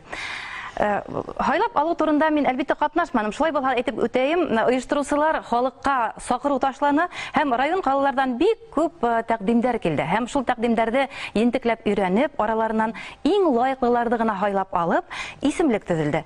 Быел Курайданы телевизион премия өчен көрәштә 9 номинация буенча 45 дәгъвасы билгеләнәсәк. Рәхмәт Дор. Әлеге вакытта улар турында без тапшырулар эшләйбез. Бүген республикабызның төрле район калаларында улар турында тапшырулар төшерелә һәм әлбәттә уларның һәрберсе лаеклы бар инеме? Быга тиклем мин ишеткәнем юк ине. Сакыргастар үзем аптырап киттем. Мен әйттем, барайым әле дип килдем инде. Әлбәттә, бүген һәрбер табибты һораһаң, бөтен илдә афәт булган коронавирус авыруы турында һөйләшкә килә, уларның күзләренә карарга килә. Табибларның бүген бик зур уларга җаваплылык ята бүген эшләрендә һәм улар бүгенге көндә иң кыйммәт, иң һиммәт һәм иң изгелекле һөнәр эяләре. Һез бына ошо җаваплылыкты тоеп эшләйһегезме бүгенге көндә? Бер мин генә түгел, минең бөтә коллегаларым да, бөтә ил, бөтә ер үҙендә табибларда белеп эшләйҙәр, арыйҙар, арһалар да түҙәләр эшләйҙәр. Шуға әйтеп үтернем инде, безнең врачтарның гына эше түгел, бөтә бында укытыусылар да әйтәйек, милиция кешеләрдә болидар, безнең әйтәйек, пациенттарда маска, перчаткаларда йөрөргә, магазиндарга ингәндә хакланып йөрергә тиештәр. Бына Ринат Таңғаттар улы Мәһәдиев Курайданы милли премияһына дәғүә итүсе табиб дигән зур исем бит инде. Ул бездә лә яуаплылык эзләй. Һәм әлбәттә бездә кызыкһыну тора. Бына һезнең иҗат медициналарга хезмәтегез турында, эшегез турында әйткән вакытта һәр вакыт һезнең кулдан гына киләм. Әле һезнең кулдан килмәгән осрактар да, ниндәйдер ярдәм иткән вакытта ла һездән тормаган вакыйгалар да буламы? Бына шундай үкенечле хәлләр буламы эшегездә? Ул вакытта һез үзегезне ничек тынычландыраһығыз? Бына мине шул кызыксындыра. Кызык һорау, ул бер табибтан гына тормай, бөтәһенән дә тора әйтәйек, теге мына мин әбиел халкы әйтәйем, әбиел халкынан да тора, үзләренең белеп, табибтарның әйткәндәрен тыңлап, вакытында әйтәйек, мен дополнительный диспансеризация, профосмотр тип врачтарыбыз безнең кырга сыгалар. Авылдарга ана шул вакытта бөтәһе күренергә тиештәр. Вакытында флюорография үтәргә тиештәр. Вакытында специалистларга әйтәйек, терапевтларга, гинекологларга, кардиологларга күренеп торырга тиештәр. Шуннан безнең медицинала алга китә, и вакытында как онколог булу менән безнең первый, второй стадия, алдагы стадиялар менән без коткарып калырга мөмкинбез. Кешенең һеҙҙә өлгө булырлык. Бына кемдер Курайданы премияһына лайык булмай икән, алмай икән шул көмеш медалды. Уларҙы телевидениянан күрһәтеү үҙе үк зур награда. Улар хаҡында халыҡҡа еткереү. Буларҙы халыҡ белһен, ғорурланһын. Һәм менә һеҙгә һорау. Табибтар тураһында бөгөн без уларга нисектер икенсе күҙлектән ҡараныҡ, бейектән ҡарайбыҙ телевидениедә. Ә һеҙҙең үҙегеҙҙең менә һаулығығыҙҙы борсоған, эшегеҙҙә борсоған проблемаларығыҙ юҡмы уйлап ҡарағанда әйткән ваҡытта? Һеҙҙең үҙегеҙгә бөгөн табибтарҙың үҙҙәренә мотлаҡ ярҙам кәрәкмәйме тигән һорау тора әле миндә. Менә һеҙгә лә ярҙам иткегә килә. Рәхмәт, ундай һорауҙарығыҙҙы шулай биреп торһағыҙ, табибтар ваҡшы ҡыуанып китерҙәр ине. Ни өсөн тигәндә, әйтмәкселә, мына беҙҙең революциянан алда табибтарға ҡараштар икенсе булған. Беҙгә теге форсатты файҙаланып әйткәс әйтәм инде һорауҙарын. Эш, өй, мал, бала, детсад, шуның күк нәмәләр бик ҡыйын. Минең әгәр дә хәлемдән килгән... Социаль пакеттар етмәй инде һеҙгә, социаль яҡлау пакеттары етеңкерәмәй инде бүгенге көндә, шулаймы? Мына йәштәргә әйтеп кенә әйтәйем инде, йәштәргә килгәндәр бит инде. Уларға садикта, даже балаларын врачтарҙың, йәш врачтарҙың садиги булһын. Улар өйҙең мәшәҡәттәрен онотһон. Сәғәт 8-дән килә 6-ға хаҡтым эшләйҙәр. Улар өйө таҙа, балаһы ашанған, кейендергән, туған. Вот шундай мәсьәләләр булһа, табиптар ет һыҙғанып торып эшләрҙәр инде. Һеҙ бик дөрөҫ әйтәһегеҙ, бүгенге дә ысынлап та табиптарға ла социаль пакеттар, улардан ниндәйҙер кимәлдә яҡлау булырға тейештер тип уйлайым. Уларға ла шарттар, бүгенге көндә айырыуса беҙ табиптарҙың үҙҙәрен дә һаҡларға тейешбеҙҙер тип уйлайым. Рәйсә ханым, бына һеҙ журналист, беҙ минең коллегам бит инде, беҙ һеҙҙең менән күп тапшырыуҙар эшләнек, бик күп геройҙарға мөрәжәғәт иттек. Нисек уйлайһығыҙ? Бүгенге көндә беҙ интернет селтәрендә хайп тип һөйләйбеҙ, әйме? Бер ниндәйҙер нәмәләр өсөн, лайктар өсөн ҡайһы бер кешеләр эшләй. Ә шулай да ябай кешенең тормошо, ошо Ҡурайҙарның телепремияһына дәғүә итеүсе кешеләр беҙҙең тамашасыларға ҡыҙыҡ булырға тейеш тип уйлайһығыҙмы? Һәм булһын өсөн һеҙ ошоно ойоштороусы, тапшырыуҙы төшөрөүсе булараҡ нисегерәк итеп күрһәтергә теләр инегеҙ? Ҡыҙғанысҡа ҡаршы беҙҙең төшөрөү ваҡыты бик ҡыҫҡа. Бына Ринат Таңғатар улы менән беҙ ярты көн генә аралаштыҡ, бит. Уның менән аралаша башлаһаң, уның күңел донъяһы, уның шөғөлдәре күп. Беҙ шуларҙы асып еткерә алмайбыҙ 13 минутта. Етеңкерәмәй, ваҡыт етмәй. Сөнки Ринат ағай ул мәҙәниәт өлкәһендә лә, ул үҙе спектакльдәр сәхнәләштерә, пьесалар сәхнәләштерә, ул шәжәрәләр төҙөй. Ул ҡасандыр инфаркт кисергән дә, шунан һуң тормошҡа ҡарашы үҙгәреп, ул шәжәрәләр төҙөй башлаған. Өйөндә ниндәй генә туҡымлы тауыҡ, ҡош-ҡорт аҫырамай, бит. Бына ниндәй генә мауығыҙҙары юҡ. Шул төр яҡлап күрһәтеп өлгөрә алмайбыҙ 13 минутта. Шуныһы ғына ҡыҙғаныс. Һәр бер герой ул үҙе бер шәхес, айырым шәхес. Тамашасыларға уны күрһәтеү, уларҙы нисектер кимәлдә тамашасыларға еткереү, шулай уҡ ҙур яуаплылыҡ, әйме? Ҙур яуаплылыҡ та, оҫталыҡ та талап итә. 13 минутта төр яҡлап күрһәтеп өлгөрөргә кәрәк. Һәм һеҙҙең әлбиттә эшегеҙ уңышлы булыр тип уйлайым. Эшегеҙ уңышлы булыр. Беҙҙең Ҡурайҙаны телепремияһына дәғүә итеүсе геройҙарыбыҙ мотлаҡ рәүештә халыҡтың, тамашасының һөйөүен яулап, Башҡортостан Юлдаш телевидениеһына, Ҡурай каналы ҙур рейтингтар алып килер тип ышанам. Һеҙгә бына әйтеп үтәйем әле. Һеҙҙең турала әйттек бит инде яңы. Һеҙ үҙегеҙ тормошта шундай ауырыу кисергәнһегеҙ, шундай юлдарҙы үткәнегеҙ һәм һеҙҙең яҙмышығыҙ ҙа һоҡланғыс, эшегеҙ генә түгел, яҙмышығыҙ ҙа. Тормош маҡсаттарығыҙ ниндәй бына бүгенге көндә? Әлеге мәлдә зәңгәр экрандарҙа кемдер бәлки кредитын түләй алмайынса хафаланып, ҡайғырып ултыралыр. Кемдеңдер бәлки кемгәлер кем шылтыратмағандыр балаһы ата-әсәгә. Бына шундай кешеләргә ниндәй кәңәш бирерһегеҙ бүгенге көндә? Кәңәш бирерһем инде бер-беребеҙҙе хөрмәт итеү. Ул уҡытыусымы, врачмы, уны ҡарап торорға тейеш түгел. Әйтәйек, һатыусымы, бер-беребеҙҙең хөрмәтләп, бер-беребеҙҙең хәлен аңлап, бер-беребеҙгә ярҙам итергә тейешбеҙ. Бик шул яҡтар шәп булыр ине. Миһырбанлы булайыҡ, бер-беребеҙгә. Бер-беребеҙҙе хөрмәтләп, әйтелә бит инде, тереләрҙең ҡәҙерен белеп, үлгәндәрҙең ҡәҙерен белергә тейешбеҙ. Ҡыҙғанысҡа күрә... Нисек уйлайһығыҙ? Улайһа, һеҙ бит инде онколог, ул икенсе яҡтан психолог. Кешене иң тәүҙә әйтәләр бит инде, онкологик ауырыуҙарға стресстар алып килә тип кешене. Ә кешенең үҙ көйләүе булырға тейешме? Кеше үҙенең күңел торошон ишетергә, аҡылын тойоп йәшәргә тейешме? Беҙҙең халыҡ гел бер ҡатлылыҡ яна, көйә һәм ауырып китә бит инде. Нисек уйлайһығыҙ? Бына һеҙҙең шундай пациенттарығыҙ бар инеме? Мотлаҡ стресс, экология ғына түгел, а стресс, тормош ауырлыҡтары уларҙы ошо сиргә алып килгәненә. Бик матур һорау. Беҙ Магнитогорскебеҙ, беҙҙең Магнитогорскебеҙ тип әйтәбеҙ инде. Әбйәлил халҡы 29 йылда төҙөлгән бит беҙҙең олатайҙар, өләсәйҙәр Магнитогорск ҡалаһын төҙөгәндәр. Аллаға шөкөр, беҙҙең бөтә халыҡ шул Магнитогорскиға йөрөйҙәр. Улар ҡаршы түгелдәр. Әбйәлилдән, Башҡортостанданмы итеп ҡарап тормайҙар, дауалайҙар. Ну, һуңғы ваҡытта бына страховая медицина башланып киткәс, бик ҡыйынға тура килә. Бөтә ерҙә лә түләүле, бөтә ерҙә лә алыҫ юл. Бына беҙҙең уй, минең уй Магнитогорскиға 4 километр, Красный Башкирия, Магнитогорскиға 4 километр. Шул 4 километр барыға тейеш Биләрт ҡалаһына 130 километр, или 360 километр Уфаға килергә тейеш. Бик ҡыҙғаныслы хәл. Шуның өсөн дә беҙҙең өлкән ултырған юғары правительство уровенендә, Минздрав уровенендә, кимәлендә, шулны яҡшы ғына яҡҡа эшләгәндә мин тыныс булыр инем. И беҙҙең халыҡ та тыныс булыр ине.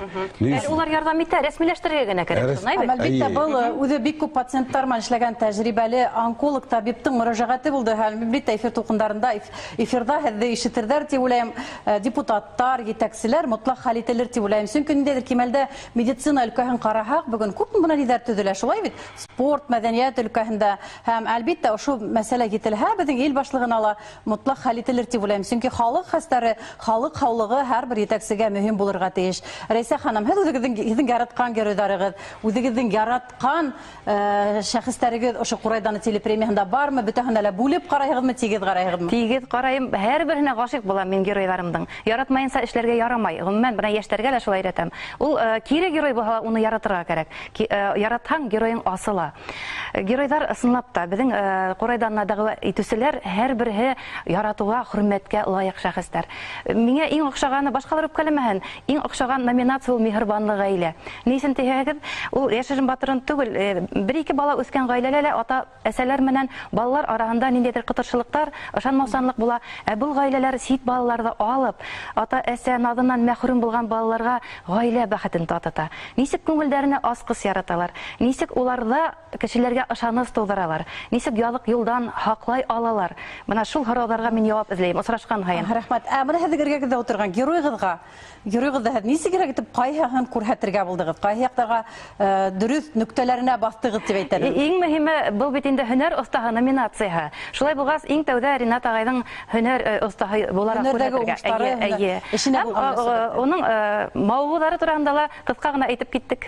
Хатта тапшыруда киләһенала якшәмбе көнде карарыгыз 9:15-тә алдан ук әйтеп куйам. Тапшыруда бәләкәй генә үзек тә бар, ул уйнаган спектакльдән. Менә шундай искиткеч безнең шәхесебез Әбиәлил районының Аскар дәваханаһыннан онколог табиб Ринат Мәһәдиев Курай даны милли телепремиясына дәгъва итә. Кадерле телевизор караучы дуслар, Башкортстан юлдаш телевидениесында Курай каналында Курай даны телепремиясын карап барыгыз. Яраткан шәхестәрегезгә тавыштарыгызны бирегез һәм әлбәттә уларга безнең махсус көмеш медальләрне без лаеклы рәвештә тапшырасакбыз. Шулай бит? Хәзер бүген безнең Курай даны телепремиясына дәгъва итүче Матур Ихлас Гаилә Куатовтарды эфирда бергәләп карайык. Кадерле дуслар, Курай даны телепремиясын карап барыгыз. Һәм шундагы геройлардан фәһим алыгыз, гыйбрәт алыгыз дип мөрәҗәгать итәм мин. Чөнки тормышта үзеңнең генә язмышың, үзеңнең генә сорналышыңда яшәү мөмкин түгел. Ниндидер кимәлдә кешеләрнең дә язмышын, хаталарын, уңыштарын өйрәнеп, хыгымта ярга. Безнең студиядагы геройбыз Ринат Мәһәдиевка һәм ошо Курай даны телепремиясының оештыручыларының береһе, билдәле журналист Рәйсә Абдуллинага без уңыштар теләйек дуслар. Ысынлап та тапшыру сыгару еңелдән түгел, әмма без быелгы мизгелдә лә Курай даны телепремиясын эфирда лаеклы итеп күрһәтербез дип ышанам. Рәхмәт сезгә. Рәхмәт. Рәхмәт.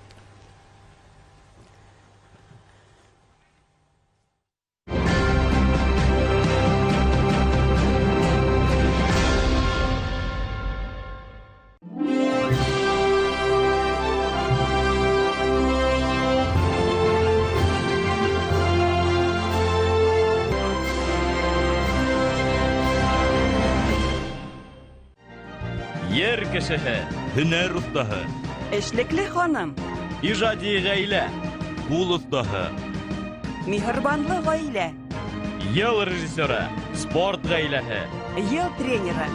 Халкыбыздың, илебезнең даны булырдай геройдар Курай каналында. Яңа мизгелдә Курай даны телевизион премиясына кем лаек булыр? Башкортстан юлдаш телевидениесында һәм Курай каналында Курай даны телевизион премиясына дәгъва итүчеләрне карап барыгыз.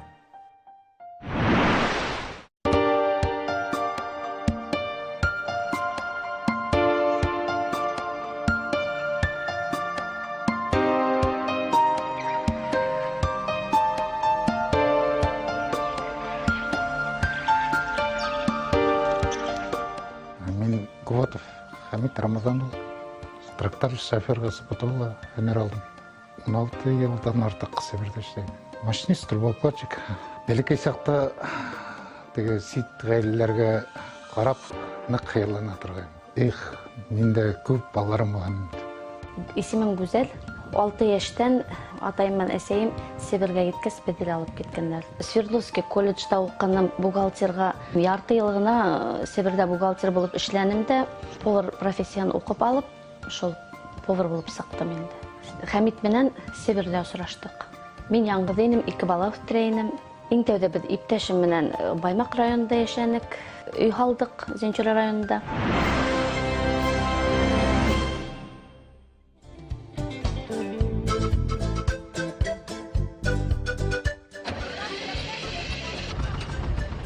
Біздің 4 малай болғас, қатыным меңе ярдамға қыз керек дейді. Шоға икәүләп уйлай башлана. Узиға барған хайын малай тейлер қыз кәрек деп илайын битін деп тәшіме подружкам балалар алғайны. Әй, көдігім қызыға тұрғайны, мен де ұшымдығына қызлар болғайны деп. Баймақ, Уфа, Лайырнық, Ишімбай, жан Петровскийға и Урман Бишқадақтан барып таптық. Икі қызық аяғыларға ойлағайнық. Бір семьянан, şu балаларды сұрат қас, білгеннік оқшаны. Көп етіп, бүләклер, нәмелер алып кірхәк, матур ғына бір қызықай сығып келе ятам. Енді өдіме құшаған келіп тұрып, енді матур енді шами қаранымда. Құсақлық алдым да меден, бұл менеке.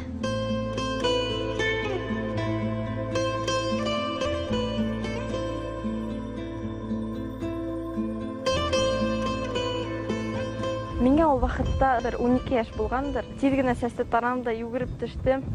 Қарахам апай менен ағай тұра бетінде. Мен бек шатландым, қуандым еңгесінде. Бір қояш, янып кеткен болып, бір рәхәт көңілі болып қалды.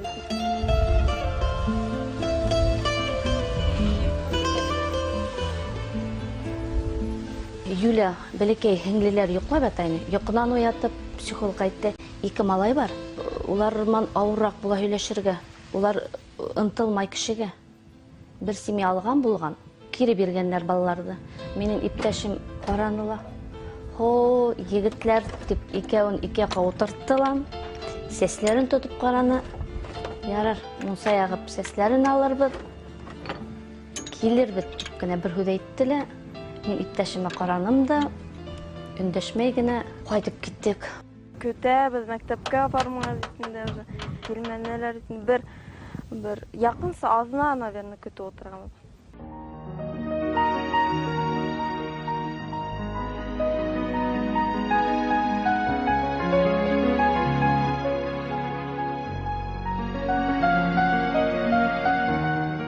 Келеп кірхәк, ишік түбінде сумкалар теділген, балалар ырғып хикірі, ашамағанлар, абетқа бармағанлар, мәктепке бармағанлар, ишік түбінде бізді күтәлер, кейінгенлер, мейдем медицинский картығыдығын алайық деп, жоқ, уже югіріп сығып, бізден алда машинаға халып, сумкаларын, немелерін отырып, фотоға төшіп, біз қайтып кеттік шайды.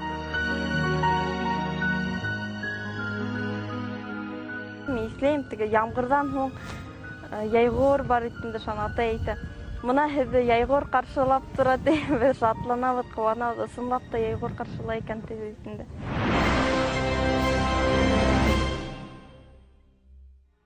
Біз келіп түштік, та югіріп үйгейініп кеттік. Бәлекегіне Нұргиз қарып тұраш. Мені білген көк.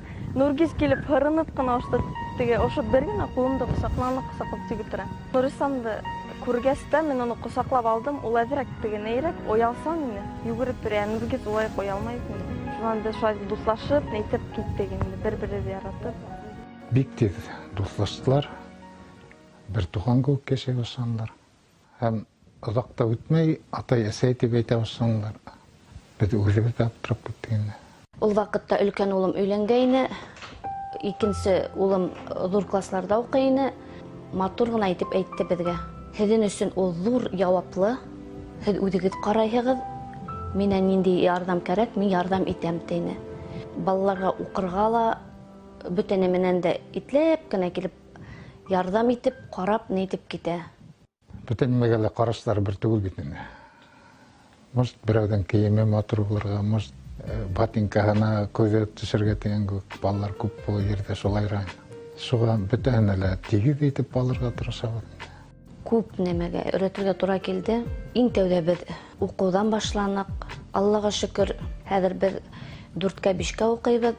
Эльмира қызым мұнан Юлия қызымды стендқа фотоған қойдылар. Салауатым сәхнәлі Юлия менен икәуі бейлер, ауылды қуандыралар, туғанларды қуандыралар. Азаматым спорт ярата.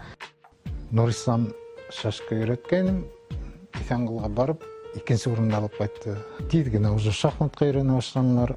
Оға қарап ұстығы үйрені, ағалары уже қызығып беті. Ағас ішінен де үйретем, спорт жағынан үйретем, темір жағынан үйретем. Қатын Үйде үйретейінді кер юрға, посуда юрға, икмек пішерге, қызларда малды қарарға, тидек көбірейттірген мүмкіндер, зор малайлар. Үйден де өп таштайлар, посудалы өп таштайлар. Қыз алғас швейный машинка сразу барып алдық. Шонан бір конкурста қатнашып, күлмәк тегіп, Юлияға гран-при алдық. Эльмира сертификат шиғыр бойынса Уфанан алды. Башқұрт тілін нық яратып, матур түп өйлеп, шиғырларды туғанларына матур түп өреті. Буш вақытыбызда библиотеканан да әр вақыт китап алып оқып тұрабыз. Екінші орын алдық балаларымынан. Ең көп китап оқусы ғайле біз болып сықтық, грамот алдық. Көп қатнашабыз, тырышабыз. Балаларға ол дәрт өстей. Хатта ошы башқұрт тілі телевизордан болды бет. Диктант язғанда. Бірін де қола келмей, ручка тұтып, әр бірі өттерге отырып, әр бірі ядды.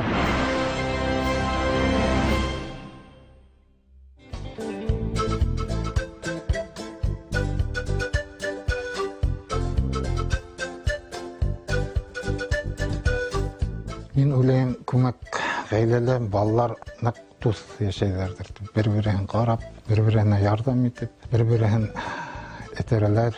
Аламай олға бақтырмасқа тырышалардыр деп ойлайым. Шуға қарап шатланам. Иптәшім хауылған, Алла берха, бүті ғайлә хайырлық машиналарбыз деп ойлайбыз. Балаларбызды бүті ергелі апарып көрәттірге деп Алла берха. Қайбірді иптәшім барха, икерес ішлей, үлесейбізде қалмай. Бізді менен ярата ерірге, хау түшек қарап тұрға көмек керек.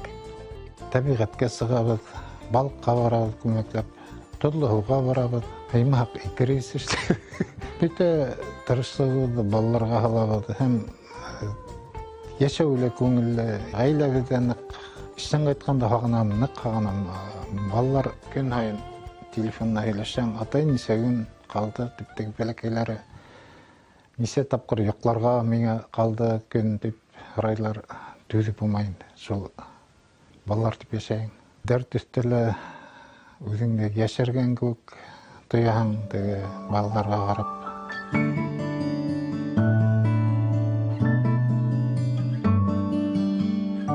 Иптәшім шул тиклем нық көслі, бүттен әмәгелі ярдам ете, бүттен әмәгелі кәңәш бере, мен оның көзінәгіне қарап тұрам. Мен оны шул тиклем яратам, шыға ол неме деп әйті, біз бір-бірімізді кішіні тыңлай біләбіз, өзімізді тыңлай біләбіз, достарымызды, әсейлерімізді. Көзелдің үліші бик зор. Мұна мен қарда үйрейм, ол бүті ғайләні апара. Әрлі-әрлі тез ұныта, асу тұтмай кішіге. Балалар әсейтіп көтеріп күні өрттірдей болар. Яраталар. Таң мұнын тұра, түнде жоқламай жолар деп яшайын. Мен шуға бик нық рахмәтлімін, чөнки теге кешелер әйтәләр үтінде, ой, қалай көп балалар, лучше алмасқа, немекей, лучше айырырға, типа, ол теге улайтманлар әсеме атай.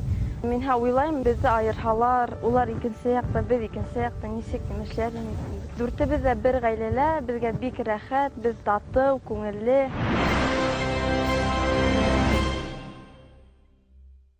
2019 жылда 26 декабрда әселік медалі қалдым. Қуанып қайттым, шатланып қайттым, иптәшім севердейіні. Балаларым янында болғанға мен қуанам. Дәмлі ризық бішірхәм, олар әсей рәхмәт деһә, мен йөрәккә йылы, әсейін тәмлі етіп бішірдің деһә, мен ишу да бішірхәм келі. Бішірге яратам енді. Ақылы тәртіплі болғанлар, өздерінің іш орындарын тапқанлар, бәхетен тапқанлар. Өнер алырға ярдам етәбіз енді. Балаларға алдағы тұрмышына сол яйлап халық болғанда өй алып отыртайым деп ойлаймын. Өздері сонда спортмен заниматься етенлер, спортзал көк, перекладиналар сонда турниклар, грушаларын етіп заниматься етенлер деп ойлаймын. Ғайлә менің үшін изгелік, шатлық, ең бірінші атай, әсей, балалар, мөхәббәт. Біздің үйде шундай мөхәббәт та бар, изгелік та бар, дуслық та бар, весь бар, шатлық та бар, атай, әсей де бар, һәм балалар да бар. Ғайлә бәхетінің сері балаларда, хаулықта, ғайлә мөхәббәтінде деп ойлайым. Бір-біріңді аңлап, шулайтып матур етіп, ешерге керек деп ойлайым. Хәзер без зур гаилә, 8 балабыз, безгә бик рәхәт һәм күңелле. Зурайга сата әсиләребезгә үзебезнең изгелекебезне күрәтеп, рәхмәтле булып яшәрбез дип өметләнәм.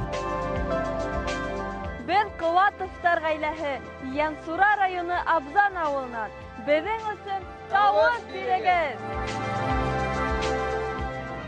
Ер кешеһе, һөнәр ustaһы. Таш телевидениеһендә һәм Курай каналында Курай даны телевизион премияһына дәгъва итүселәрне карап барыгыз.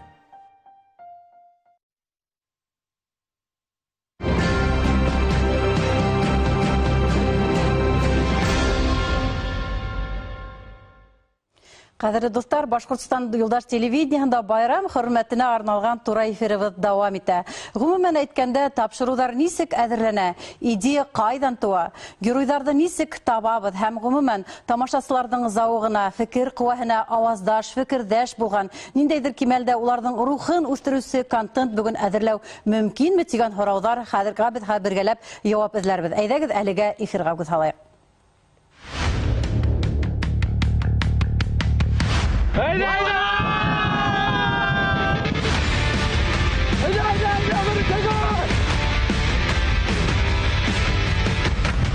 Хаталар да булыр тормышыңда, тик тормышың хата булмас.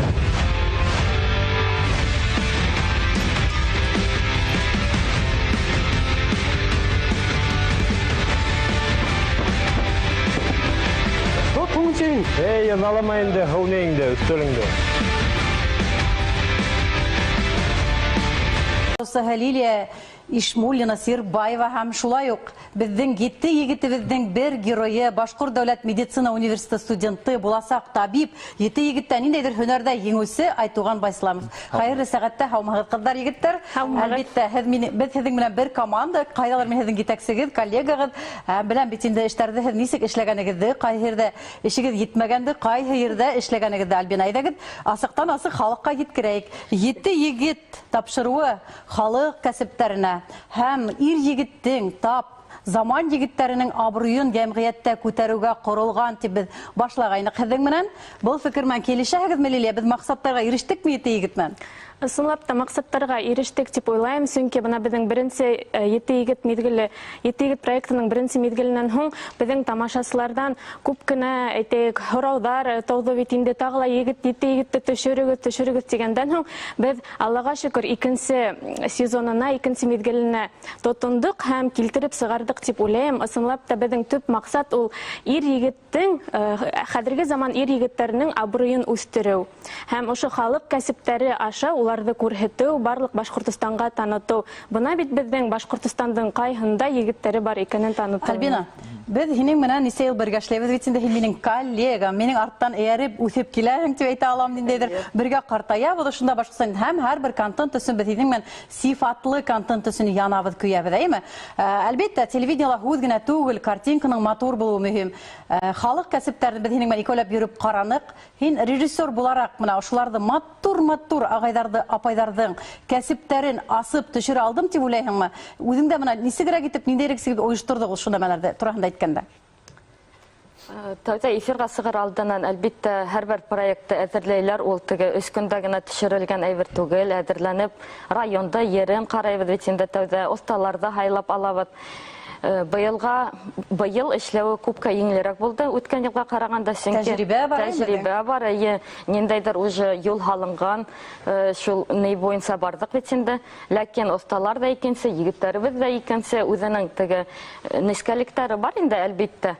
Ләкин быел күпкә еңелрәк булды дип уйлыйм. Хөрмәтле телевизор караучы дуслар, эфиргә төшереп үтәм. Без тура эфирда эшләйбез. Һораударыгыз, кәңәшләрегез, тәкъдимнәрегез булһа, рәхим итеп шылтыратыгыз. Без ихлас күңелдән һезнең белән телефон ашала әңгәмәләшербез дип уйлыйм.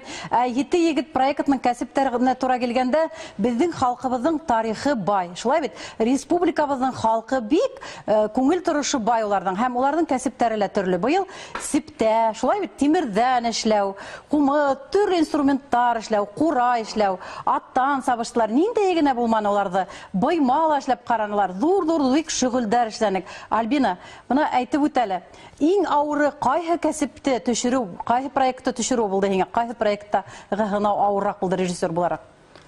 Режиссер буларак миңа һәрбер программа үзенчә нинди, үзенчәлекле, ләкин кыйынрагы егетләрде бер ердә ултыртып эшләтү, чөнки алар янып тора, уларның куллары энергия ташып тора, уларда ултыртып алу кыен һәм уларга күңелһез ултыру дип әйтәм икән, уларга эшләр кирәк, күрһәтер кирәк, йөгереп йөрер кирәк, шуга әлбиттә ултырганда азраграк һәм күп һөйләгән һәм шуга зрительләребезгә кызыграк булган өчен шуга Абылай һәрбер проект миңа охшаны, һәрбер өчен көйә. Айтуганды без интернет селтәре аша эзләп таптык һәм Башкорт дәүләт медицина университетының правкомы аша эзләп таптык дип әйтәбез. Тәкъдим иттеләр. Инде 7 егетебезнең береһе, дуслар, 7 егеттә катнашучы егеттәр искиткестә шул тиклем рухлылар, осталар, акыллылар, маһирдар. Шуларның береһе Айтуган. Айтуган, 7 егеттә катнашып, һиңа нимә бирде? Һин үзгәрдеңмәдерәк, нисегрәк булды ул һиңа? Әйтеп китәйем, тагыла мин Башкорт дәүләт медицина университетында укыйм. Был проект миңа, мин беренчедән был проектка үдемде ничектер мына урын алып, беренче урын алды түгел, мөһиме ул үдемнән ниндәйдер яңа һөнәрләр өйрәнү, шул миңа иң мөһим булып торды. Был проектка миңа ничек теге ел Теге үткән елда беренче тапкыр күрәттеләр, шуннан һуң ишеттем был проектты. Катнашырга дигән уйлар бар иде, әмма ләкин катнашмадым, заявка бирмәдем һәм быел Юлия дигән кызыкка звонить итеп әйттеләр. Һәм әйдә катнашаңмы дигән сразу әйтәм, әйдә катнашам дим. Бына безгә шылтырату бар, әйдәгез тыңлайык. Телефондан шылтырат.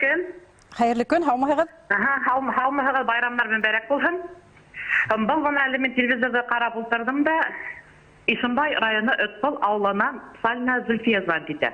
Хәерле көн. Миңа Айтуганга һорауым бар иде. Айтуган, мына атайыңа охшап, ошо күп төрле һөнәрләргә әйттеңме? Әйтәләр бит, башкорт әйтеме бар, атаһынан күргән, ут юнган тиләр. Проектка барып эләктең, миңа шуны гына әйтәләр. Атайыңа карап, охшаганнамы, әллә үзеңнең теләгең булдымы? Айтуган, бана тамах рәхмәт сезгә һораугыз өчен. Айтуган һезнең һорауга җавап бирде. Айтуган, нигә шундай һорау бирделәр? Гаиләгездән килә һезнең күп һөнәр дип аңлавымса, ошо һөнәргә кызыксыну, өйрәнү нимәгәлер гаиләнән киләме һезгә? Хәзер әйтеп китәм. Һөнәр гаиләдән килә, чөнки мына мәсәлән һөнәрдә алһак, без бер көнендә бура эшләнек. Бура эшләү һөнәре миңа был бәләкәйдән бирле килә, мин даже теге әйтергә могу садик вакытында эшләдем дигәнем. Чөнки минең атаем бура эшләй белә һәм ул миңа өйрәтте был һөнәрде. Бәе әлбәттә егет кешегә 70 төрле һөнәр дә ат, шуңа күрә бәлә ошо һөнәрләрде белмәү ул дөрес түгел дип уйлыйм. Егет кешегә килешмәй инде, әлбәттә. 70 төрле һөнәрдә. Айтуган, һин 7 егеттән үзгәрдеңме үзең менә һәр хәлдә? Холкың, нисектер тормышка карашың? Үзгәрдем, әлбәттә. Быга тиклем кайһы бер кәсептәрдә, һөнәрләрдә белмәйнем. Мәсәлән, аны бөтә кеше белеп бетә алмай, кура эшләүме, кумыд эшләүме, шул һөнәрләргә өйрәнү миңа мына кеше ниндәйдер мына медицина табиб ягына караган сакта, ул яңа һөнәрләргә өйрәнү, яңа нейронный мына сетлар, связьләр асла һәм кеше яхшы якка әүдәй сак. Димәк, без дөрес эшләйбез инде, дөрес шул эшләйбез дип уйлыйм. Альбина, бына һин режиссер, куюсы режиссер бит инде. Без һинең бушка гына Елайыр, Янсур район хайламанык. Онда әйтәйек, безнең бик күп бай тәҗрибәле кәсепчеләр яшәй һәм табигате лә матур. Бына съемка яһәтенән, төшерү яһәтенән безнең тамашачыларга Башкортстандың матур табигатын, эске торышын гына түгел, атышкы табигатын да җиткерә алырлык съемкалар эшли алдыгызмы? Канәгатьме һин гомумән режиссер буларак?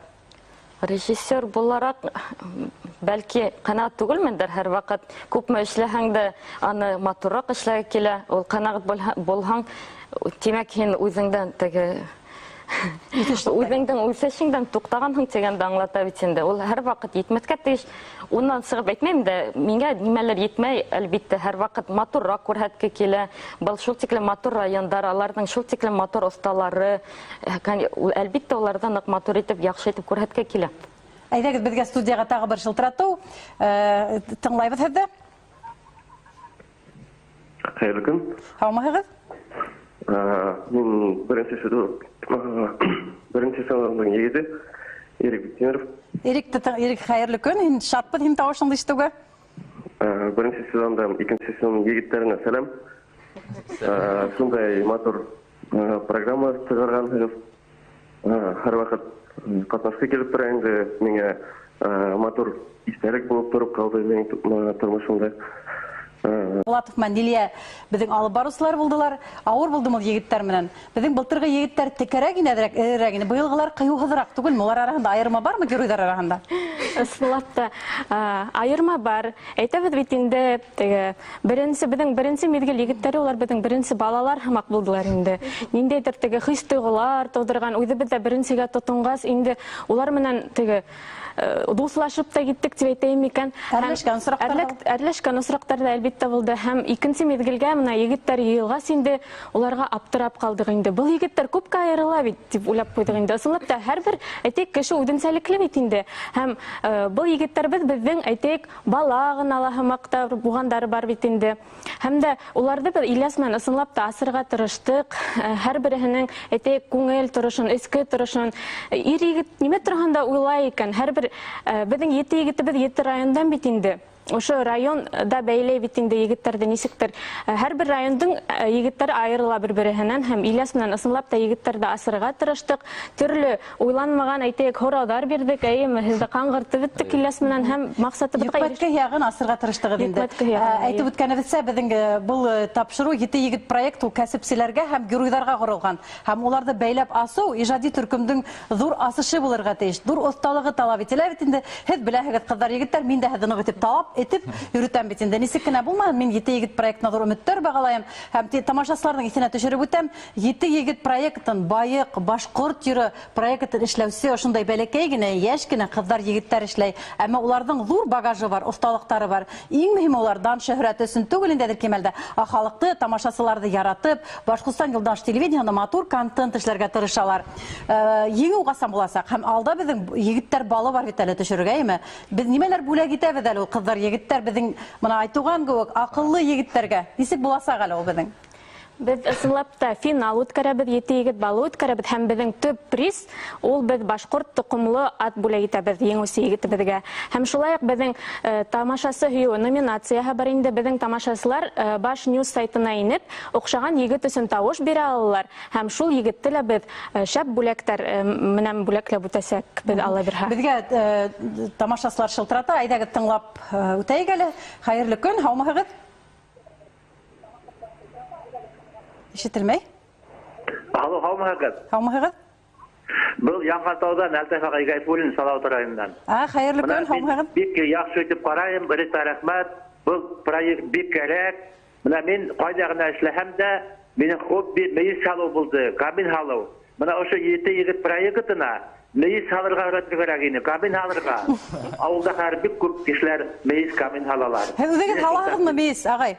Уйдым халам, мен 52 ел халам. Киләһе ел һезгә барабыз, яраймы мейес төшә егеттәрне өйрәтергә? Һөйләштекме? Киһендәр монда, киһендәр Яңгатауга. Мен үзем өйрәтермен. Рәхмәт, Дурбана, шулай тамашасыларыбыз да безгә яңа кәсептәр тәкъдим итәләр бит инде.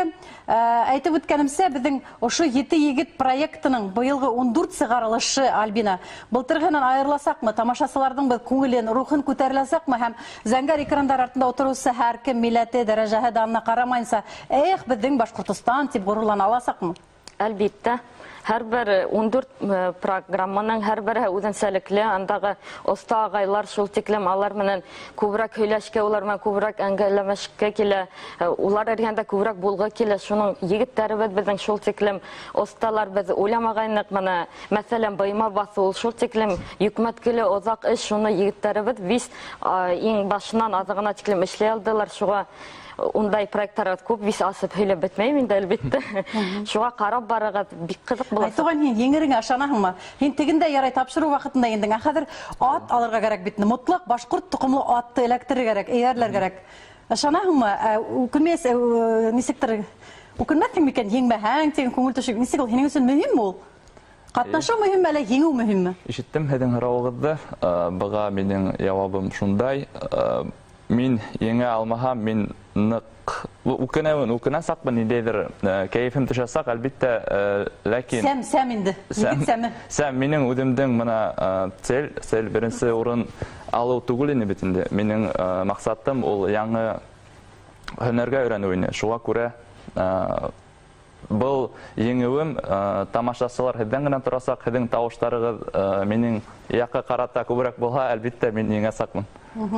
Dur рәхмәт, ҡыҙҙар, егеттәр. Уңыштар теләйбеҙме бүгенге көндә? Башҡортостан Юлдаш телевидение аша һәм Ҡурай каналы аша 7 егет проекты беҙгә тағы ла тамашасыларыбыҙ менән яҡынайтыр, үҫтерер, рейтингтарыбыҙҙы арттырыр тигәнгә. Һәр ваҡыт бергә булайыҡ, осрашҡанға тиклем.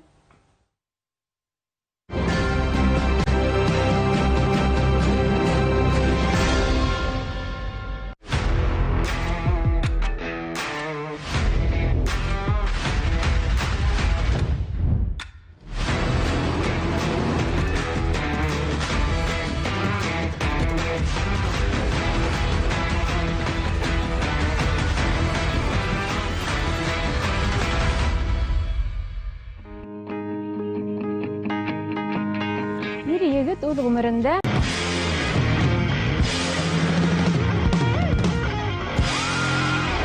Бура бурау еңел эш түгел. Ул бик ҡыйын шөғөл. Шуға күрә беҙ бөгөн бура бурау остаһына Вәлүшин Мансур ағайға килдек. Мансур ағай, һаумыһығыҙ? Ассаламу алейкум ва рахматуллаһи.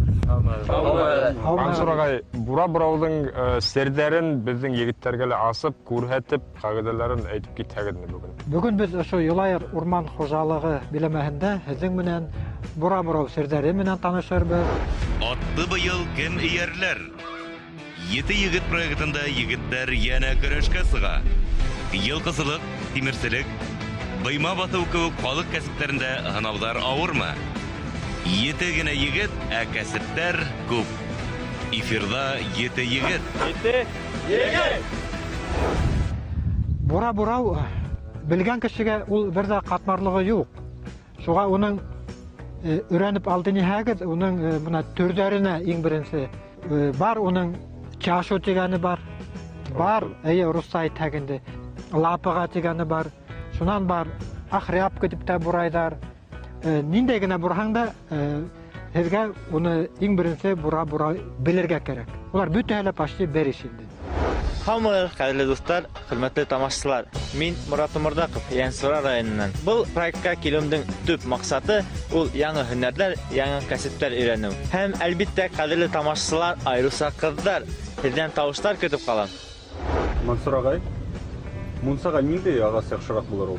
Иң яҡшы ағас усаҡ дип уйлайым. Әгәр дә бына Йәнсура яҡтарында, Күгәрсен яҡтарында районында ул Юканан да бурайҙар. Ул бик һәйбәт ағас инде. Беҙҙең яҡта юҡ, беҙ бына күберәген усаҡтан бурайбыҙ. Һаумыһығыҙ, ҡәҙерле тамашасылар. Минең исемем Усманов Алмас, миңә 26 йәш. Мин Уфа ҡалаһынан. Бәйгелә мин әлбиттә еңергә килдем. Еңергә. Мансур ағай, мына урман бысағыҙ итінде, урынына ағас ултыртаһығыҙмы еле? Әлбиттә. Ағасты бына ҡырҡас, уны беҙ тергеҙеү тейбеҙ. Бөгөнгө көндә Юлайыр районының территорияһында 8 арендатор бар, ошо урман участкаларын үҙҙәренә алған. Уларҙың һәр береһе делянкаларын ҡырҡып таҙалап, урындарын ағас ҡотоп, бына лесхозда. Минең исемем Илнур, мин был проектка әлбиттә еңеү өсөн килдем. Әҙерәк БСТ телеканалына күренеп ҡалырға һәм әлбиттә еңеү минең алда буласаҡ. Ағастың ысынлап та бына беҙгә Аллаһ Тәғәләнән бирелеүе һәм уның тәғәйнелешен беҙ аңлап битмәйбеҙҙер тип уйлайым. Сөнки һеҙ бына мәктәптәрҙә үттегеҙ. Нимә ул фотосинтез? Әгәр дә бөгөн ағастар булмаһа, урман булмаһа, беҙҙең йәшәйешебеҙ юҡҡа сыға тигәнде аңлата. Тибәк, уның тәғәйнелеше бик тәрәндәлер тип уйлайым. Беҙ уны өҫтә генә күрәбеҙ, бына ошол ағастарын үсеп. Тамыры уны нисек һыу алып, тамырҙары менән шул ағас ниндәй олондо тотоп тороуын беҙ аңлай алмайбыҙ. Һаумыһығыҙ, хөрмәтле тамашасылар. Мин Айтуған Байисламов, мин Ишембай районынан һәм мин 7 егет проектына яңы һөнәрҙәр өйрәнергә һәм еңергә килдем. Мансур ағай, бына ағасты ниндәй арала ҡырҡырға дөрөҫөрәк була ҡырҡыуы бураға? Ҡарағайҙы ҡырҡырға кәрәк һыуыҡ ваҡытта. Уны бына декабрь, ғинуар һәм февраль айҙарында ҡырҡырһаң һәйбәт. Ылыҫлы ағастарҙың асмалалары үҙендә ҡала. Усаҡ, бына беҙгә мунсаға, уны яҙғыһын ҡырҡыр кәрәк.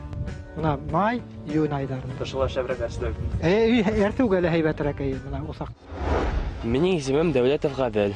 Мин Белоярд районы Манашта авылы егете. Мин Ете егет проектына үҙемде күрәтергә, яңы һөнәрҙәр өйрәнергә һәм дә үҙемдең районды, авылды күтәрер өсөн килдем. Мансур ағай, рәхмәт, мына бик ҡыҙыҡлы һәм бөтәбеҙгә лә кәрәкле мәғлүмәт булды был һөйләгәндәрегеҙ. Хәҙер инде эшкә тотонайыҡ тип уйлайым. Әйҙәгеҙ.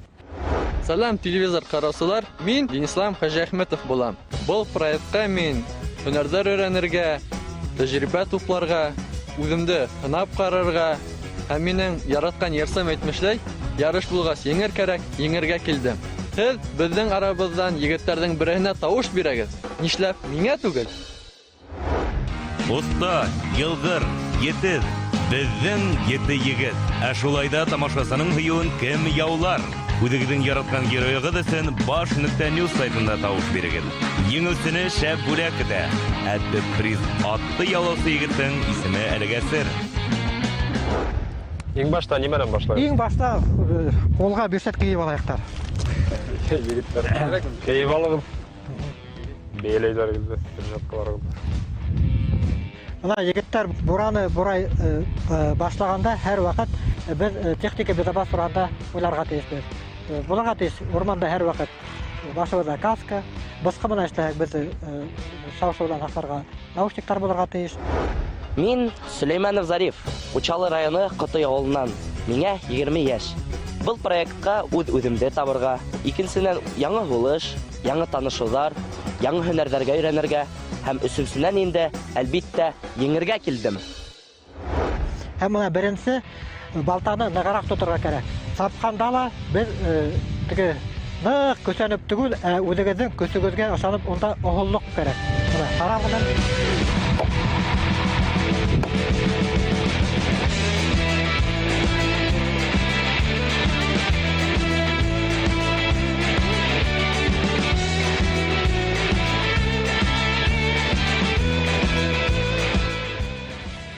Мөй өсөн сапҡанда урталыға ике яғынан да тигеҙ алырға тырышырға кәрәк. Быяҡ ҡала ситкә сыҡмаған, быяҡ ҡала. Мына ошо уртаһына ғына булырға тейеш. Мына хәҙер ошоно һалыр алдынан уны әрсергә кәрәк. Инструментлар бар, мына хусы һиндә, мына һиндә. Илнур, Зариф, Ғәҙел. Һеҙ Ғәҙел өсәләп мына ошонда тиклем әрсеһәгеҙ, бында һеҙ ҡуллана алаһығыҙ, әйләндергәндә еңеллек буһын, ҡарғаны ҡуллана алаһығыҙ. Ҡуллана алаһығыҙ мына шкурилка тейбеҙ, мына әрсегестәрҙең икәүендә. Сапҡанда ботаҡлыраҡ урынды, әлбиттә, балта менән эшләгеҙ. Әрсегәндә таҙа булырға тейеш, ҡабыҡлары ҡалырға тейеш түгел. Ботаҡларын урап үтмәйһегеҙ. Күрһәгеҙ, ботаҡты ике яҡлап сабығыҙ, яраймы? Мына, ҡаналы? Яҡ, мына. Ботаҡты сапһаң, мына ошо ике яҡтан сабаһың. Мына. Бер яғын ғына сапты инеһәң, ярып алып китәһегеҙ. Ике яҡлап сабығыҙ ботаҡты. Аша тигеҙ генә булырға тейеш. Шон Зариф килеп сыға булды. Вот, молодец, әйҙәгеҙ. Улай килеп сыға, бындай оҫта өйрәткәс. Һин былайға бурал. Бура миңә кәрәк буласаҡ, сөнки әзәйемдең бура хәсерегән. Мин Зарифҡа конкурент тип ҡарайым. Сөнки ул үҙе ауыл егете, Учалы егете, ул бик күп һөнәрҙәрҙе белә. Зарифты мин Рәзиф тип әйтәм, шуған ул ағытына ҡысҡырып яра. Юҡ, мин Зариф ти. Ғәҙел булһын өсөн Ғәҙел дә эшләп ҡараһын. Ғәҙел генә әйтеп, таҙартып ҡуйыр. Һин аласта ҡыҙылға буйың, ана, ҙурыраҡ балтаны. Әре, булды, һәйбәт. Мына алығыҙ, мына. Ғәҙел, мына. Аны шай, во. Ҡалай оҫта эшләйһең? Оҫта. Был оҫта егет ҡайын килгән? Беләр торайым. Урмандан егет. Урман яҡтары. Урман малайы. Күреле. Буралар менән шөғөлләнгән бар ине. Сөнки минең атайым үҙе лесхозда эшләй. Бәләкәй саҡтан алып, ағастар менән булыша торғайым. Шуға ла минең был тәжрибәм ярҙам итер тип уйлайым. Все, булды, давай әйтейин деді мына 4 егет. Булды. Мин һаймай. Мансур ағай, һинең кеүек тағын бер табылға икәүләп нисә тәүлек бура битәгеҙ, бер бура? 5 бураны, ише бер кеше булһа, үҙем һамаҡ. Беҙ уны бөгөн башлаһаҡ, иртән уға 3-нче көндә кискә бөтөр инек. Мансур ағай, дөрөҫ. Дөрі, нағарақ, басын қарап. Білмәу оят түгел, білерге тіләмәу оят түгелеймін. Сонки мен мында өйрәнергә келдім бит инде. Мансур ағай, бірге тұтып тұрғанда алмаз ұшып қарағын. Давай, алмаз ұстап қаралы. Дағдардым қарағын. Ишін ба егетті? Алмаз мı? Yok. Алмаз Уфа. Алмаз Уфа. Ay Ufana. İşin bayrağı ne? İşin bayrağı hindi doğru. Kanalı kursun buna bir tane. Buna gillahı nimeli.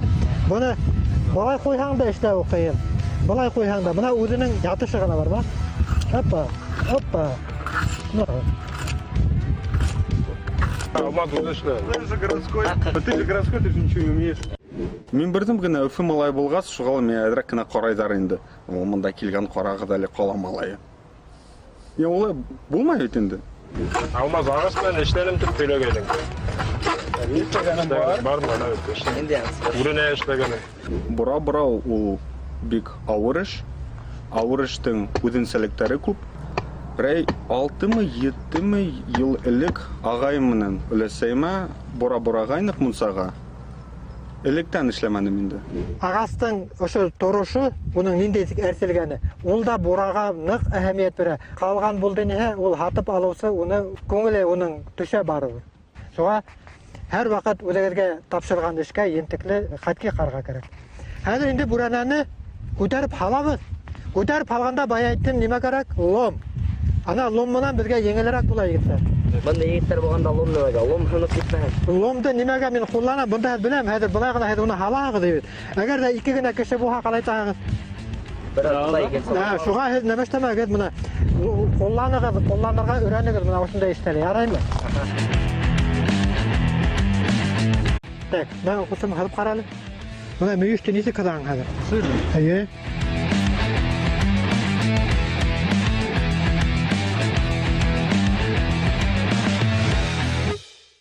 Остамнан хилешкәмдә, оннан һорагайны. Һин кайһы райондан ти? Мин Уфа малай дип әйттем. Мин хилешмәнеле, үз һорау биргәйне, мин ишетмәнеле ул. Деме, калай малай булган. Второй сорт менә. Нисек улай була инде ул? Улай ярамай бит. Мин дә кеше, ул да кеше. Уфага килһә, мен кунакка килһә, мин уны кунак әйтәм бит инде. Бұл проектта алмасқа сақ қана қиынырак көрәһең. Қалай кеше болғанғалыр, әмма ул тырыша, бізден қалышмай. Арауы да иң шаяны. Бурананы қарайғы да қайтырылы ятышы тіге нәмәрәк, яқынырақ әйбет. Шул ерге замық қалдырабыз. Мұна, ұшы түрінен? Рақырақ бар. Мұна, ұшынығы ұшылай қала. Әдір қарға мұнан әйлендірәбіз. Әйлендірдім. Алай. Давай.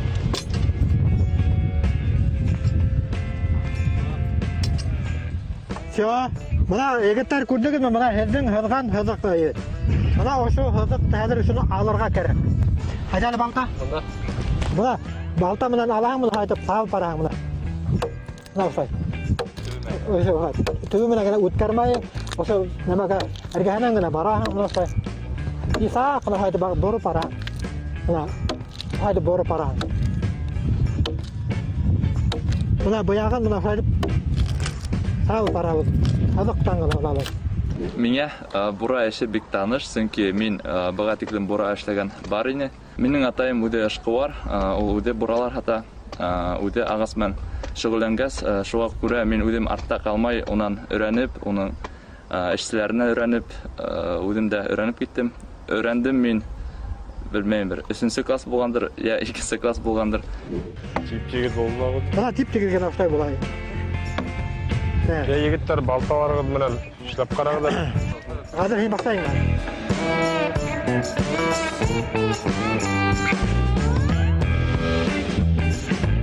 Итқа кетме. Балта, кесет. Шуна алып тұрам. Мына бұл зор балта менен ішлеп.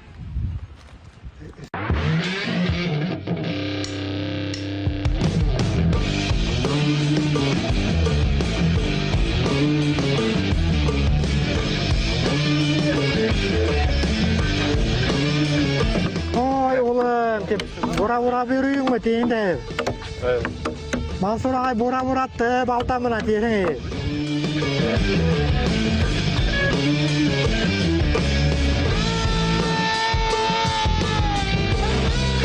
Булды етті. Алмазға қалдырадырак. Қығып кеттің шкілді, Денислам. Денислам. Денислам. Yok, normal.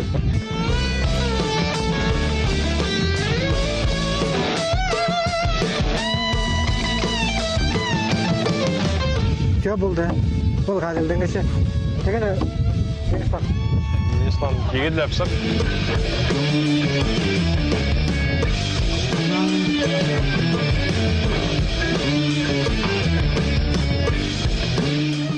Сурағай, мында еті егет олар бұраны тезішләп ташлайлар. Өзігедіге әштәр етіп алардың.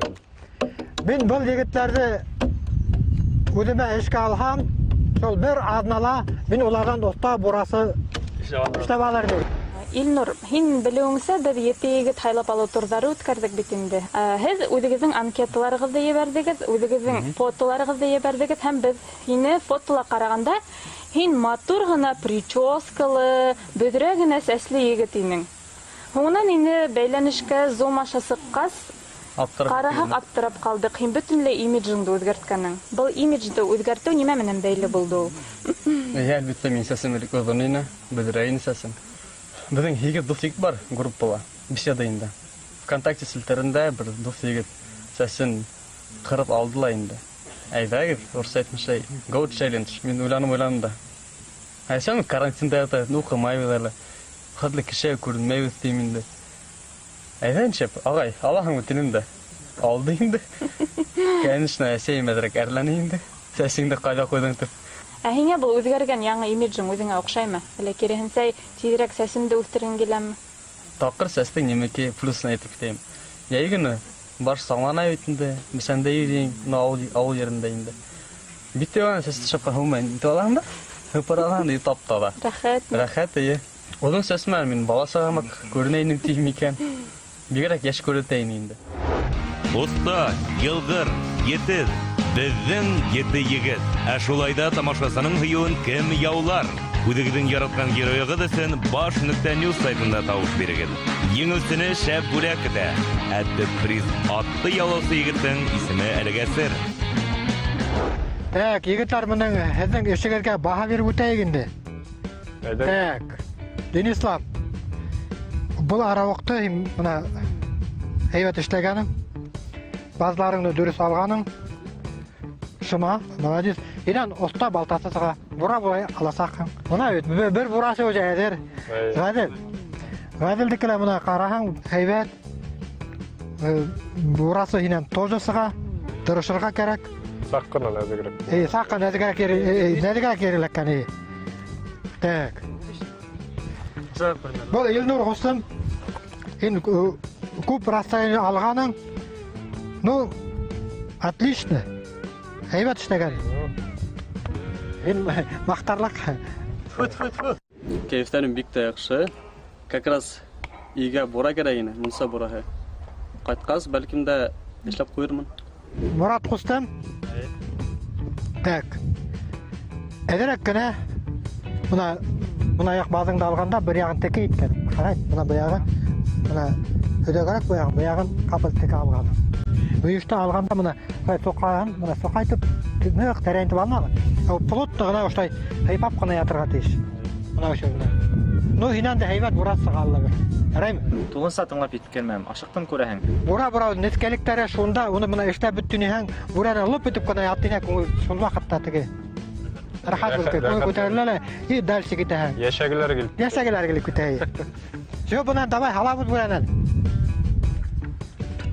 Әйләндерәй ал ҡарға менән. Айда. Хоп, еще. Так, үтәп ҡулығыҙҙы, опа. Так. Һәле һеҙ яҡҡа әйтер кәрәк. Яҡҡа әйтәйек әле. Во. Ипләп кенә күтәрһәң дә төшөргә әле. Яҡ усың. Ипләп кенә. Все. Во, ятты. Ул шап итеп ҡалар. Әле теге яғына күмәкләп тиҙ генә үҙегеҙ эшләгеҙ әле, кемдәр эшләмәгән? Алмас, Зариф и Айтуған. Әйдәгеҙ.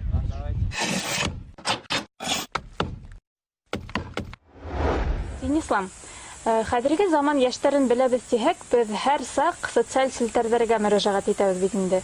Мин дә һинең Instagram селтәреңә тукталдым да, ундагы исемен кызыксындырды. Һин үзеңә Extreme Ninja дигән исем алганһың. Әйе, миндә экстремальный ниндзя дигән ник тора, Инстаграмда һәм ВКонтактелала экстремальный ниндзя дигән блогым бар.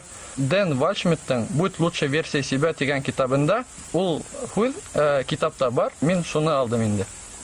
Бына был блог булдыру. Нимәне ул һине үзеңдә танытыр өченме кешеләргә, әллә кызлар каратыр өченме? Ни өчен блогыңда алып бараһың һин? Әйткәндә, һин көндәлек тормышыңды көндә язып бараһың, әйеме? Әйе, мин көндәлек тормышымды 2 июнь 2017 елда башлагайным. Шуннан һуң көндә үзем нимә эшләнем, нинди фильмдар караным, нинди китап укыным һәм минең тормышымда нинди кызык хәлләр булганын язып барам инде, үземнең хаталарымды ла язам, кәңәшләр дә биреп китәм инде. Бу блогты мин үземнең русча әйтмешне личный брендымды күтәргән килә, билдәле булгым килә инде. Шуга алып барам. Мына егеттер, бұл бүрәнәле орнына халып қойға вақыт жетті. Біздің іштәгенегіз мына көрініп тұра. Ішлей біләһегіз, тырышығыз. Алхамдулиллахи құлдарығыздан ішкелі. Базы бәлеке оны түпке кәрікмеу. Мына өзінің ыңғайына ғана халғағыз. Ішілі әйбет бұл. Бұны алмаз ұшладым. Бұны алмазса қылмай. Зорғын арастайын алған. Шұлғына етішілік. Қала егеті бұл хала ол бек ұстау. Балталына дүр тұта. Құлбысқы ғымырында ішлей білі. Егіттерді әйтіп шыққағып. Так, Зариф құсым. Мұна еңері шулық замечание. Базаны нық түпке сұқырға керекмейді. Алғандала бұнда бәлеке өтігдім тігі нәмі әлі көп түгіл бе? Бұл әзір тігі біздің основной бұна базаның назначение бұл мұк халуға мұк тұту, ялалық тұту. Деген ұшайрақты бөлі көрік алғағында. Түшіндің бі? Дәрі. Айтуған құсым, тоже мұна хайбат. Бүлдерлер хайбат, отлично. Еңе удачный участок тап кеген. Енді бұрап тұрғанған тегілі барайық. Бәрім сақ қана. Сақ қана. Кстати, баламызда. Учителерінде қопайы баттан, ана сол тегінде ілеген оғы. Жоқ, атай мия бір нәмелі әйтмеді ол. Мен аңа кетер алдынан әйткені бұра боласақты. Ол әйті берді, тегінен ішләң, бұның ішләң деп. Мен ойлағайным бір ұсақ болыр, я екен сағас болыр деп. Қарағай болғас, анда саққына екінші түрлі іші, екіншірек. Бәді мұнда чашы менен алдық, бәді ішлеген бұралар олар ылапы менен алына. Бұрана дегенде түшірейкілер.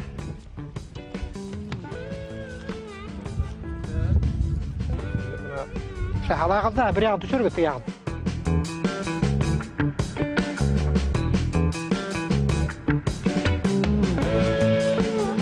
Айда, яқыдырақ. Хоп! Так, тіге яғын енді. Айда. Өскі керек, өскі. Еще, давай. Екі шарлап, көтер. Айда. Оба, өтіп кетті. Саққына олса. Саққына.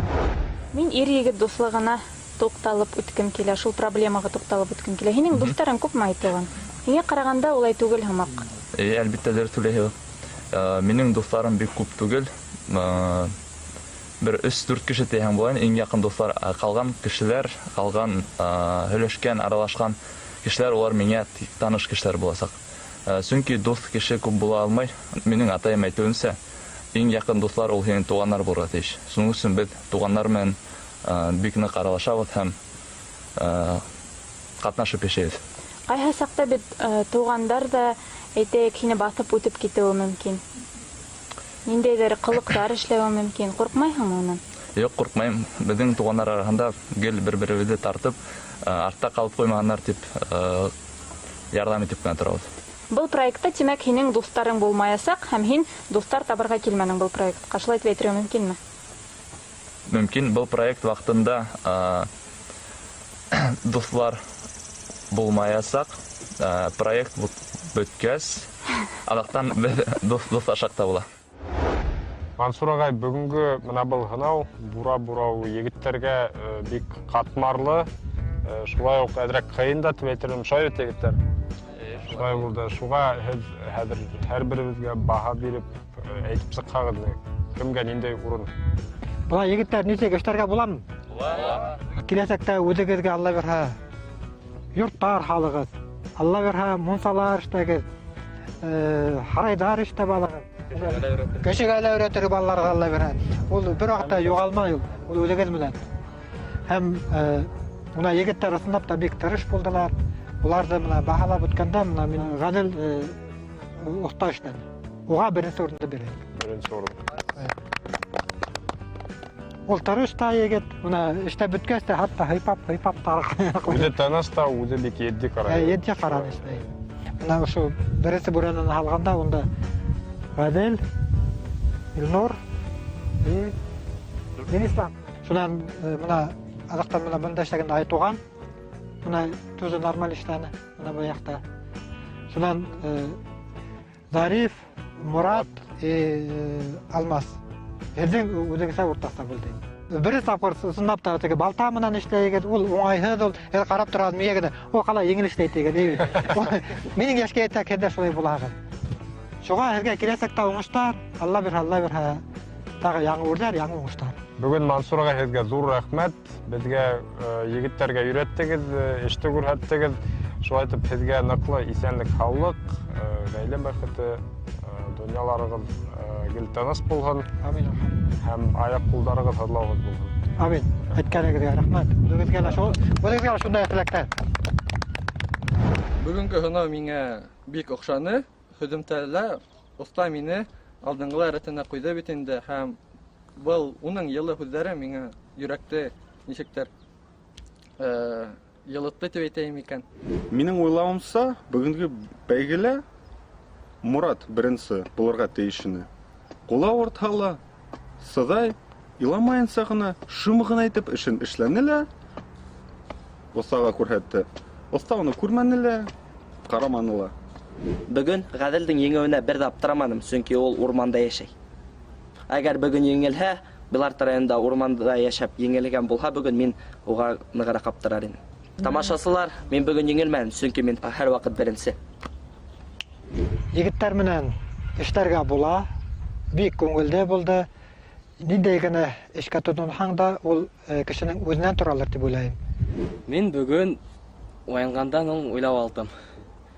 Нигә миңа үземне күрсәтеп алмаска дип. Мен кулдарымдан килә икән, үземне нигә күрсәтмәскә дип уйлап алдым.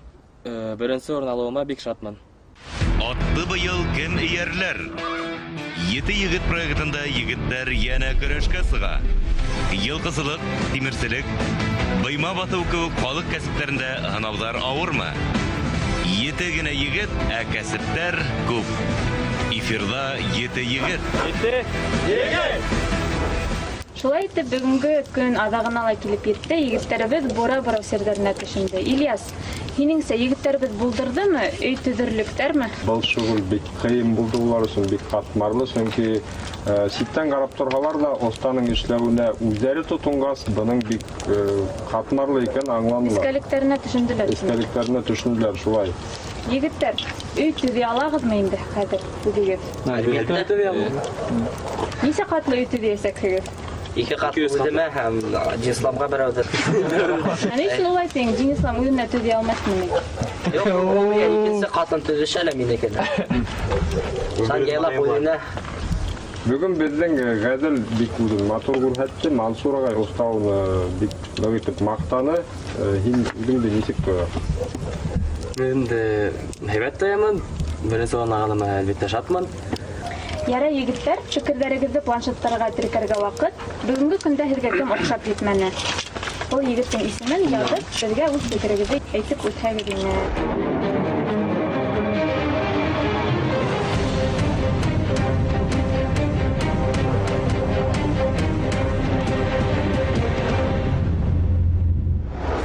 Бүген Алмаздан башлап җибәрәйек.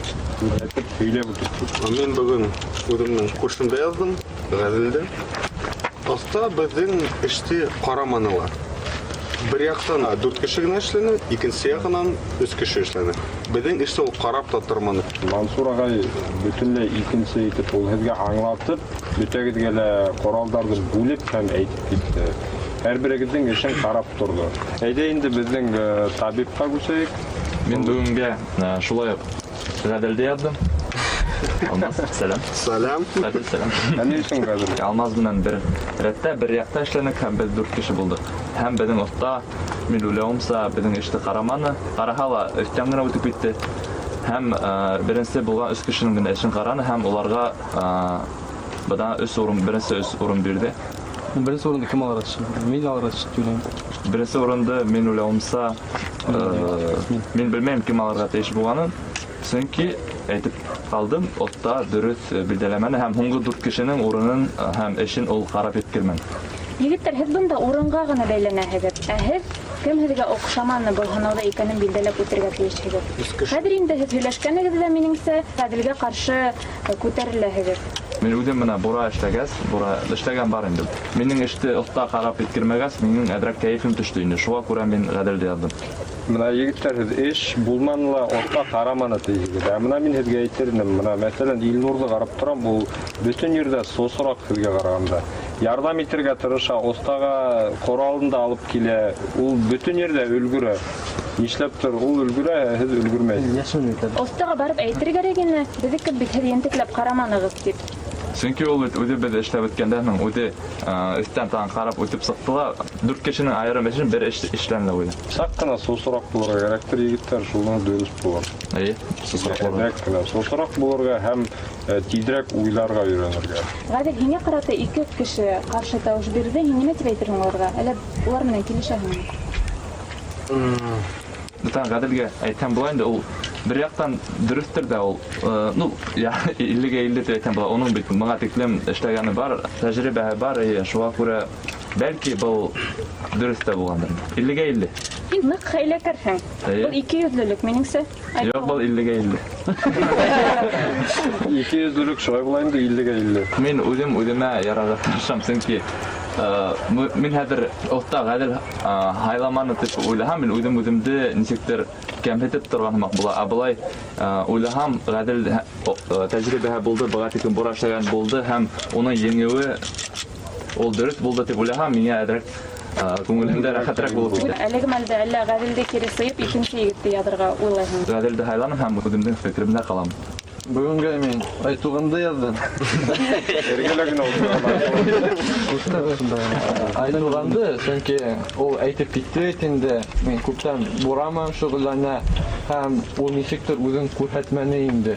Әллә теге самасынка күтәрелеп китеп, шәп итеп эшләмәгән микән? Илнур турында әйтеп үткән мен баягы Илнур бөтен җирдә сос өлгерәһең, ярдәм итәргә тырышаң дип әйдә инде хәзер һине тыңлайбыз. Бүген мин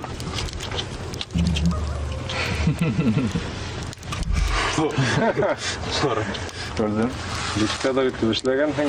Несе мураттадым, чөнки ул мен эргәдә торып эшләгән. Кыйш-мыйш бураны булып. Оха буран ничә тайны. Утыга китә бит ул. Аласаран итеп йөрәм. Матып чүргән. Ишкиткес. Художественная бара. Неме әйтәйем? Асыл минем хатам булды. Мин моннан килешәм. Хата булды ни атканда? Чөнки иң башта оста әйтеп иткермәне. Ситин ничегрәк алырга икән. Минем хатам ситиндә китте. Сифатына ул нык йогынта яңамайды, әмма эстетик ягынан, матурлык ягынан әлбәттә масала килеп сыкты. Моннан мин риза. Үземнең карточкамда асан буламы? Асан битте. Мына мен уйланым да һәм айтуга бер хайларга булды. Миңа бирегән өлеште айтуган нигенә таргын айтып хыздылар, мен шәпкәне эштә биттем дә мәйтәм нимә эштәргә. Әйтәт, нәй артабан сукыйм тип, паз ала башлаганым, моны хәтерләнәгән дә киткән. Тимәк эшеңде бозып бердем. Ул бозып бирмәде, мин үзем шәпкәне үземнең эшемдә биттем дә, карап тордым да мәйтәм, хәр әпәт һөйләнә баштарды. Кайда эш күрһәткән булайын дип. Ул да ки паз киңәйде, тәрәнгә төшеп китте, мин дә бураны әдрәк боздым. Шуга Моратка гына хәзер бәйләнмәгән, минең дә бында гаебем бар. Ул үзен гаеп куйды. Таррак кызгайның бар. Таррак кызган бер урында шулай әйтте, чөнки мына теге Ширта дип әйттем инде. Отта ширта ул кигән линия һәм агас саккына өскә менеп китә, я атка төшеп китә, ул линия шул өстәгә яткан агаска яки атка яткан агаска тимәсә. Шул тимәгән җирендә баздың теге линияһы якыная була. Якынайган җире һиңә эләккән була. Димәк, һин үз гаебеңне таныйсың, шулаймы? Таныйм. Мен өзім планшетқа Эльнурды яздым. Эльнур бұрын ішлегенде мен ергеле тұрды. Һәм менің ішлеген ерді ең бірінші уақытта өзі ешлеп көретті бізге. Һәм мен оқтанан соң мен ешлеп кеттім. Һәм Эльнур ешлеп кетті. Һәм анақ бізді текшергенде оқта өзі ешлеген ерін менікі деп ойлап, мені бағаланы. Менің ешлеген ерді Эльнурға деп ойлап, оны бағаланы. Шаға мен қорққан ементім, мен бірінші орын болмады. Бұл өзінің бас сері болмағала өндәшмей тек көрді. Меніңше Эльнур көріп тұрды, ешітіп тұрды. Әйе. Әлі сен өзің айтмадың. Бұл мені келімді, бұл сәдің еріңді. Былай болғас енді әдірсіздің екеуізді қарарға керек, бүтін хыралдарда бір-бірге қамы саулап, һәм әйтмей қалулар болмағанды сөйлем. Мен Денисламды яздым. Әлі үйректер түшірген? Үйректер бұл Денисламның ғадеті баш кейбен шайт кейіп еріп, артқа қарай. Денисламды мен яздым, сенки бір уақытта бір іш башланық. Оста бөліп бергәс, бір екі ақ сектен әлектің Денисламнан. Һәм оста Денислам яғында еріп, оға аңлатқан, сетен есегірек кішілерге мен оны аңламай қалдым, һәм қата ішләдім. Меніңсе Денислам өзінің ергенінде останы орақ тұрыпты, соңаққа менің қатам келіп сықты, соға мен тәуге бір дүттәу ішлеген күрсерді хайлап алды, мен сонда ұқтышып қалдым. Мұрат, сен чаша ішленің дейін, деймі? Менің чашаға теймәдім. Мен чашаның тұташқан ері өтенді. Мен шул тұташқан еріне текім нәмәке балтамынан ғына ішленім. Мен чашаға қолмана теймәдім. Демек, қалған ішті ұста ішлеген? Қалған ішті, ол жақта ұста ішленді. Ол вақыт бары шул фактерде қалам, ұста оның яғын ішлеп, одақ сол яқта тұрды, соң аққанда көйінен аңлатты ермені. Бұл ұлғылық болайында. Теге үдін әйте білген кешіне қызлар яраты отыра бар айтынды. Бәлки Мұрат шоға әйте біріз. Бәлки, мен әлбетті ысын ұқшаға тұрышам. Шулай етіп, ұшындай позитив нотылы тапшыруымызды тамамлайық, Ильяс. Біздің қатнашушыларға тауыш беруге ұнытмағыз һәм Башньюз сайтына инеп, көбірек мәғлумат оқып барығыз. Әліге һеҙҙең менән хушлашабыҙ, һау булығыҙ. Етек, егет! Оста, йылғыр, етез, біздің еті егет. Шулайда тамашасының хыйуын кем яулар. Үҙегеҙҙең яратҡан геройығыҙ өсөн Bash.News сайтында тауыш бирегеҙ. Еңеүсене шәп бүләк итә. Төп приз атты ялаусы егеттең исеме әлегә сер. Егеттер менә ике қаршы тауыш берді. Мен бұл тауыштарға ұғатым ихтибар етмеймін. Сөнки ол һөнәр менің үҙем өсөн. Егеттер өсөн түгел. Һәр бере үҙем өсөн эшләй. Кәйефем бұл тауышта бергәнгә мөхәтем төшмәде. Сөнки мен беренсе урын алдым.